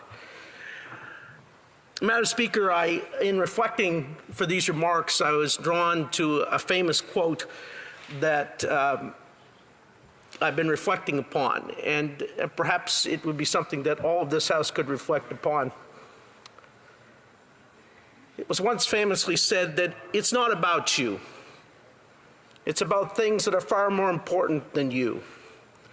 And whether someone is mad at you has nothing to do with it if you're right. You can be in the middle of a hurricane, or you can be on a calm day. North is still north. You can be in a thunderstorm. North is still north. You can be on sunny waters, in calm waters, but north is still north. People can yell at you. North is still north. It doesn't change fundamental things.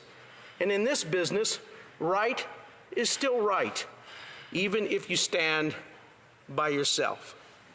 And I've been reflecting on that.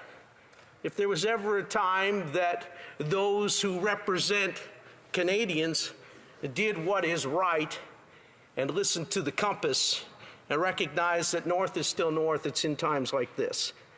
When we are facing an affordability crisis, when we have more people in lines for food banks than ever in modern history, when we have the cost of housing through the roof, when we have the cost of fuel through the roof, when we have Canadians from coast to coast wondering how they're going to make it to the next paycheck and keep the bills paid, and some Canadians are choosing as to whether they can heat their homes or get enough groceries to provide for their families for another week. These are challenging times, and these times are demanding serious leadership and action by a government that is hearing the demands of those that sent us here. For far too long, their voices have been ignored, and they feel like that they are absolutely being dismissed. To think that farmers who literally keep the land that we live on and grow our food, when they have a serious concern and their input costs are soaring and they're having a hard time keeping up, but to keep doing what they love to do, and in some cases for generations within their family, when they're asking for relief and we just ignore them or we stall it or we hold back that relief, that is shameful, Madam Speaker, and it's time we respond. I can't help but think of the old story that was told of a naval vessel that was out on the sea. A call comes into the vessel from another individual who says, adjust course 15 degrees. And of course, the vessel, this very large vessel, responded with absolute disdain and said, I'm Captain so-and-so of U.S. Naval Vessel Montana. You adjust course 15 degrees. And the story goes on, and of course, the other gentleman responds back and says, no, sir, you adjust course 15 degrees. This goes back and forth, and then finally, in absolute exasperation, the captain of the vessel says, oh, no, no, no, no. You adjust. I have the USS Montana under my command. We have 6 cruisers. We have destroyers. You adjust your course 15 degrees. To which the humble gentleman responded and said, this is the White House. You adjust course 15 degrees or you're headed for shipwreck. And finally, the arrogant captain of the vessel said, okay, thank you. And he adjusted course. I can't help but think that there is a clarion cry going out from Canadian farmers saying, it's time the captain of the good vessel Canada adjust course. Sorry, I do really apologize because I know that the honourable member's speech is very passionate, but it seems like there's members on both sides of the House who seem to be having conversations, and it's getting a little bit louder, and I think that you deserve the respect given the fact that you, sir, have the floor. And therefore, I would ask members, if they wish to have conversations, to please step outside if they're not interested in the debate that's before the House. The honourable member for Tobic-Mactaquac. Thank you, Madam Speaker, and I will continue on that. Basically, the moral of the story is that there's a clarion call going out from the proverbial White House of Canada's farms, basically saying it's time that the captain of the vessel called the Government of Canada adjusted course. And I think it would behoove everyone in this House to listen to those who are most affected by the policies that have been enacted by this government of late. And when a motion has gone through the House and a bill has gone through the House that was passed by a majority of members in this House that represents the people, it should not be held up in the unelected Senate for nefarious reasons. It is time it gets passed and relief is given to Canadians. And we're hearing that cry. Over 70% of Canadians want this tax canceled. I talked to a farmer today in my region. I was just going over some of this with him. This farmer, who is a potato farmer, told me very clearly. He said, Richard, since the enactment of the carbon tax, the freight charges on my potato per truckload has gone from $1,200 Canadian to $1,800 Canadian. That is a 30% increase as a result of the carbon tax being implemented and it directly affecting his freight charges. He said we need relief and we need it fast because that 30% augmentation is going directly to the consumers of groceries from coast to coast to coast. This government needs to respond to what the farmers are saying, and they need relief and they need it now. And this bill would provide some much needed relief. It would help with Canadians' affordability challenges and it would help with the production challenges of food. It's time we listen to it. When you hear that from a young man who's in my area as well, from a place called Hartfield, he has a small business, and he's telling me, Richard, we need relief and we need it fast. I can't keep making ends meet. The cost of living has gone so far, and the grocery cost is up, and the cost of operations is up. We need relief now. And young Ivan is right. He needs relief. Other business owners from across New Brunswick and across Canada need relief, and they need it fast. They don't need more empty promises. They don't need delay tactics. They don't need a captain of the vessel who's ignoring what's coming clearly from the White House on shore. We need to adjust course and adjust course quickly, or we're going to hit the rocks economically. We have to change course, and getting this bill implemented is part of that. I hope the government will listen to us and put into action what has already been passed into this House and get the Senate to do the same. Madam Speaker, I find that our greatest responsibility, our most sacred responsibility, is to listen to those that sent us here. And they're giving us a clarion call. It's a sacred responsibility. They're saying, hear what we're saying and implement it. Stop ignoring us. Stop dismissing us. Yeah, we may not have fancy degrees or titles. We may not occupy the spaces of the upper echelons of the intelligentsia class. But every day they carry a bucket to work, and every day they go out to their fields, and every day they work in their shops to employ people. I believe it's time to do what's right by them and implement the changes that they are demanding, and I hope that this House will do that and support this motion and make sure the message is sent to the Senate to pass the bill and get it into law. And comments, the Honourable Parliamentary Secretary to the Government House Leader. Yes, Madam Speaker, I think we should try to clarify the arguments so those that are trying to follow it. When it comes to the issue at hand, let there be no doubt. The Conservative Party of Canada opposes the price on pollution. Many would say it's because they're climate deniers, Madam Speaker. And they will go out of their way on all aspects in order to amplify that. The best example I can actually provide members across the way is how the far right has taken over the leadership of the Conservative Party and their office, and now they're actually collectively, they voted against the Canada-Ukraine trade agreement, Madam Speaker. Shameful. Why? Because of the price on pollution. They want the price on pollution to be the campaign issue. And I'm not going to disappoint them. I'm going to tell my constituents, they voted against the Canada trade agreement with Ukraine. They vote constantly in a negative fashion towards Canada's environmental issues. They are climate deniers, and that's the bottom line. They want to chip away. Today they're using the excuse of farmers. I find it unacceptable. To allow for other questions, the Honourable Member for Tobic-Mactaquac. I thank my honourable colleague for his absolutely enthusiastic question.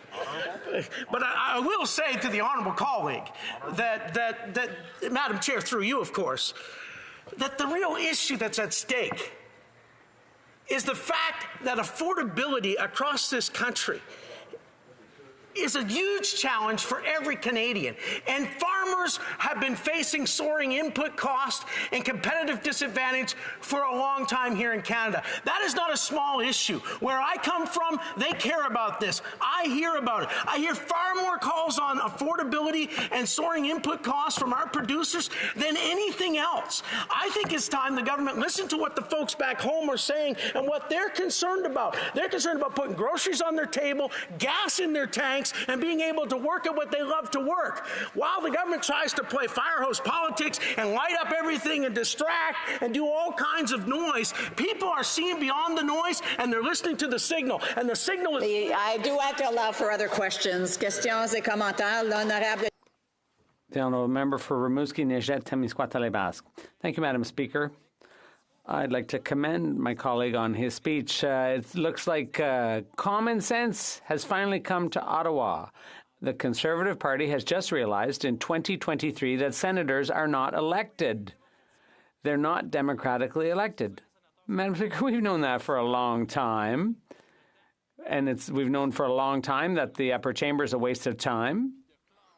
But to stand up and suddenly... beat your chest about the fact that senators are unelected. Well, why not just abolish the Senate then? Member for Tobic-Mactaquac. I'll remind my honourable colleague, and thank you for that question, Madam Speaker, the issue is the fact that it was the previous Conservative government that tried to pass meaningful Senate reform, and they were fought every step of the way from the other side of the House. They tried to bring it about. But here's the issue. The issue is, are we going to listen to what our farmers are saying and enact what they want us to enact, or are we just going to acquiesce to an unelected body? I'd say we do everything we can to send a direct message to the body on the other side. Pass the bill.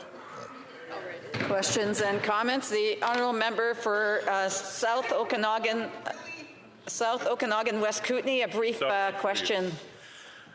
Thank you, Madam Speaker, and I'd like to thank my colleague for his very impassioned speech. And I'd just like to say, comment first of all, the punchline of that joke is, "This is a lighthouse, your call." Yes, it ends right there. But I would go on to say, we're debating a motion here about giving direction to the Senate. As my colleague just mentioned, and my bloc colleague, the Senate is unelected. We pass private members' bills here that go through quite a process to get passed. It's quite a feat. And as I mentioned before, in 2019, my bill was passed along with 25 others, and they were all blocked and killed in the Senate by a handful, 5 or 6 conservative senators who were against one of those bills, a bill on UNDRIP, which they thought was, we had made a mistake passing it here. And I just want to ask this question again. Would he be in favor of the Senate changing its rules so that private members' bills cannot be blocked in the Senate but have to come to a vote? A brief answer from the honourable member for Tobic-Mactaquac. Well, the matter that we're talking about here today is something that if you talk to the overwhelming majority of those who grow our food, produce our food, work in our fields, and those who represent the farmers, they want this bill passed. This bill is a priority for the Canadian people. This bill needs to be enacted sooner rather than later. And so today, we're talking about something that matters to those who put food on Canadians' table. And the best way to do that is by making sure that the Senate, in this case, passes the bill expeditiously, because there is no means for holding it up. There's no justification for holding it up. It doesn't match with the reality of the situation on the ground. This is a priority for Canadians from coast to coast. Let's get the Senate to pass this bill. So again, we continue to hear members speak out of turn. I know that they want to react to what is being said, but it's being reacted very loud, and it is disturbing. And therefore, I would ask members, again, to please hold off on their thoughts and comments until the appropriate time. And there are members that are having side conversations as well, and I would ask them to please take it out if they wish to speak, because it does get a little bit loud. Resuming debate, reprise de débat, the honourable member for Humber River Black Creek. Thank you very much, Madam Speaker, and I'm pleased to stand today and add my few minutes of time and speak about this bill that's here as Opposition Day motion. I will be sharing my time with the member for Lac St. Louis. So I'm pleased to be able to stand. I found this conversation actually quite comical as I was observing it a bit as to where it's going.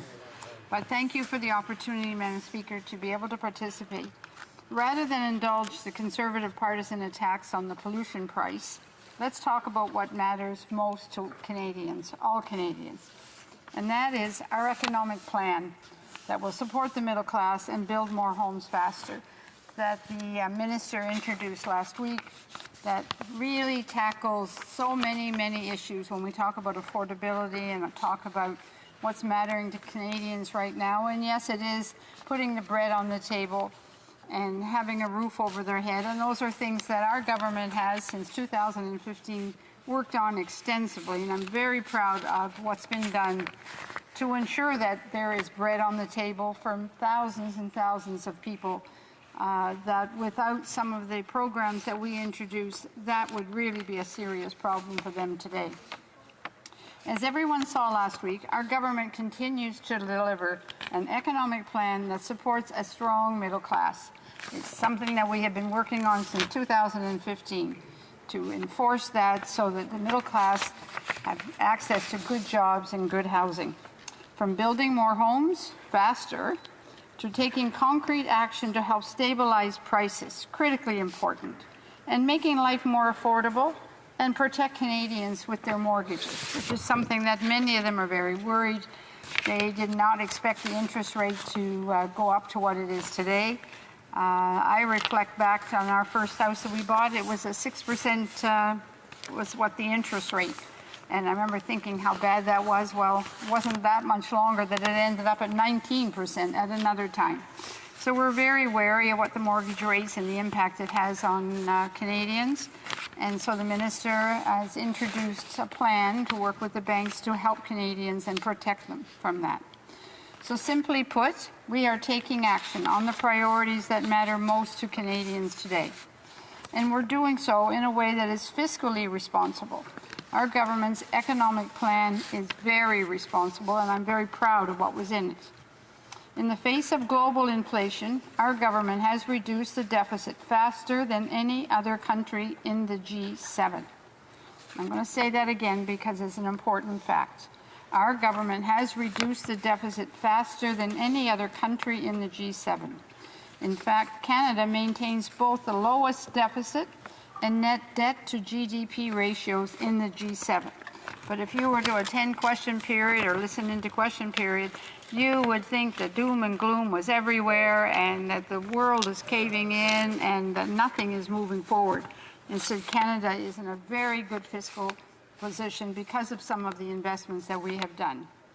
And with inflation down 8.1% last year to 3.1% last month, we are taking care not to feed inflation by carefully targeting new investments towards the priorities of Canadians today and towards the future growth that makes our finances sustainable. This includes through new reductions in government spending as part of last week's fall economic statement, and building on the $15 billion in public service spending reductions that we announced in the spring. So it wasn't only about how we were helping people in a monetary way, whether it was building homes or making other changes. It was the spending reductions of $15 billion, which was significant, that clearly the opposition rarely ever mentions about that $15 billion. We were able to do that at the same time, focus on the stuff that matters the most, which is increasing the amount of homes that are going to get built. So we are ensuring that Canada's finances remain sustainable, because that is how we will be able to continue investing in Canadians. Not only is our economic plan fiscally responsible, but clearly it is working. Canada's unemployment rate for the last 21 months has been lower than at any time between 2006 and 2015. Over 1 million more Canadians are employed today compared to before the pandemic. Wages have outpaced inflation for the past 9 months. And private sector economists now expect Canada to avoid the recession that so many had predicted. The International Monetary Fund projects Canada to see the strongest economic growth in the G7 next year. Now, that's a very important statement, and it's very much contrary to much of what you hear from the opposition, which never wants to say anything good. They can only find ways to say something that would bring the country down and make people worried and concerned about the future. According to OECD, in the first half of this year, Canada received the third most foreign direct investment of any country in the world, and the highest per capita in the G7 again. Now, Mr. Speaker, I know that perhaps sounds overly positive, and we know that for many Canadians, this remains a challenging time. But we need to assure Canadians that their government is making the right investments and that Canada is the envy of many parts of the world. Higher housing costs and still elevated consumer prices are putting pressure on families every single month. To combat inflation around the world's central banks have implemented the steepest series of interest rate increases in decades. And these interest rate increases have led to a slowing of the Canadian economy. Frankly, the slowing of the global economy. This is not just about Canada. Canada doesn't live in isolation. We're part of the whole global economy. That's why having an economic plan that is fiscally responsible is so very important. By continuing our commitment to responsible fiscal management, we are able to continue helping Canadians navigate these economic headwinds.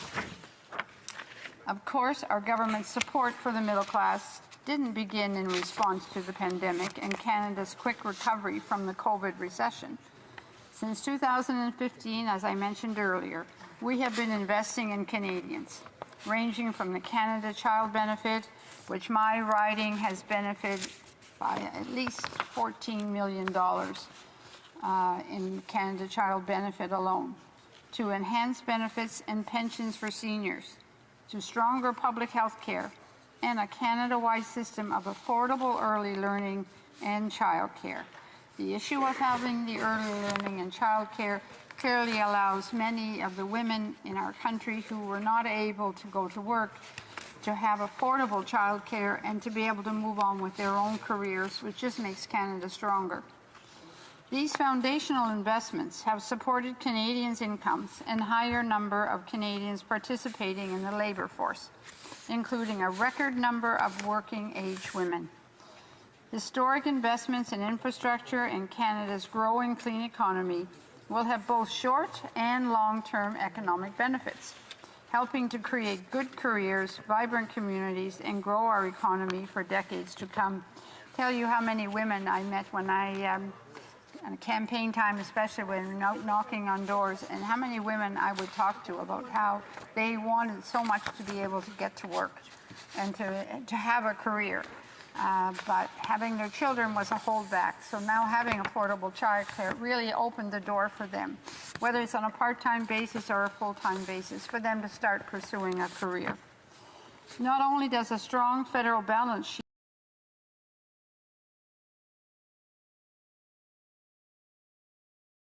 Madam Speaker, this was not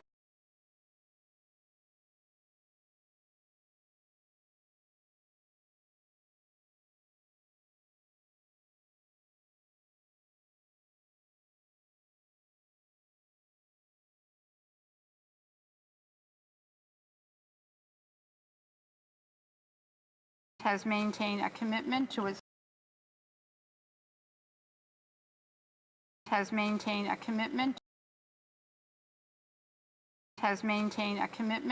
fiscal cost as low as possible.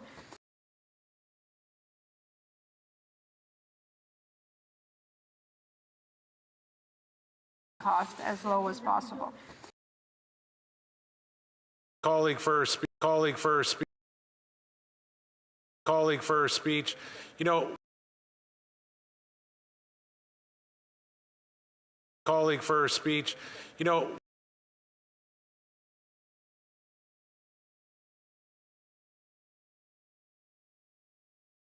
colleague for speech. You know, stopped some rural riding.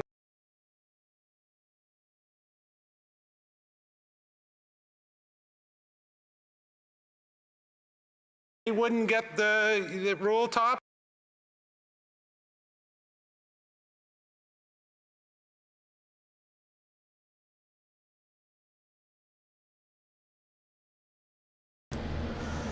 Well, it looks like we're going to end it there because the House of Commons is having problems with their stream. So it keeps disconnecting. So we're going to call it a day.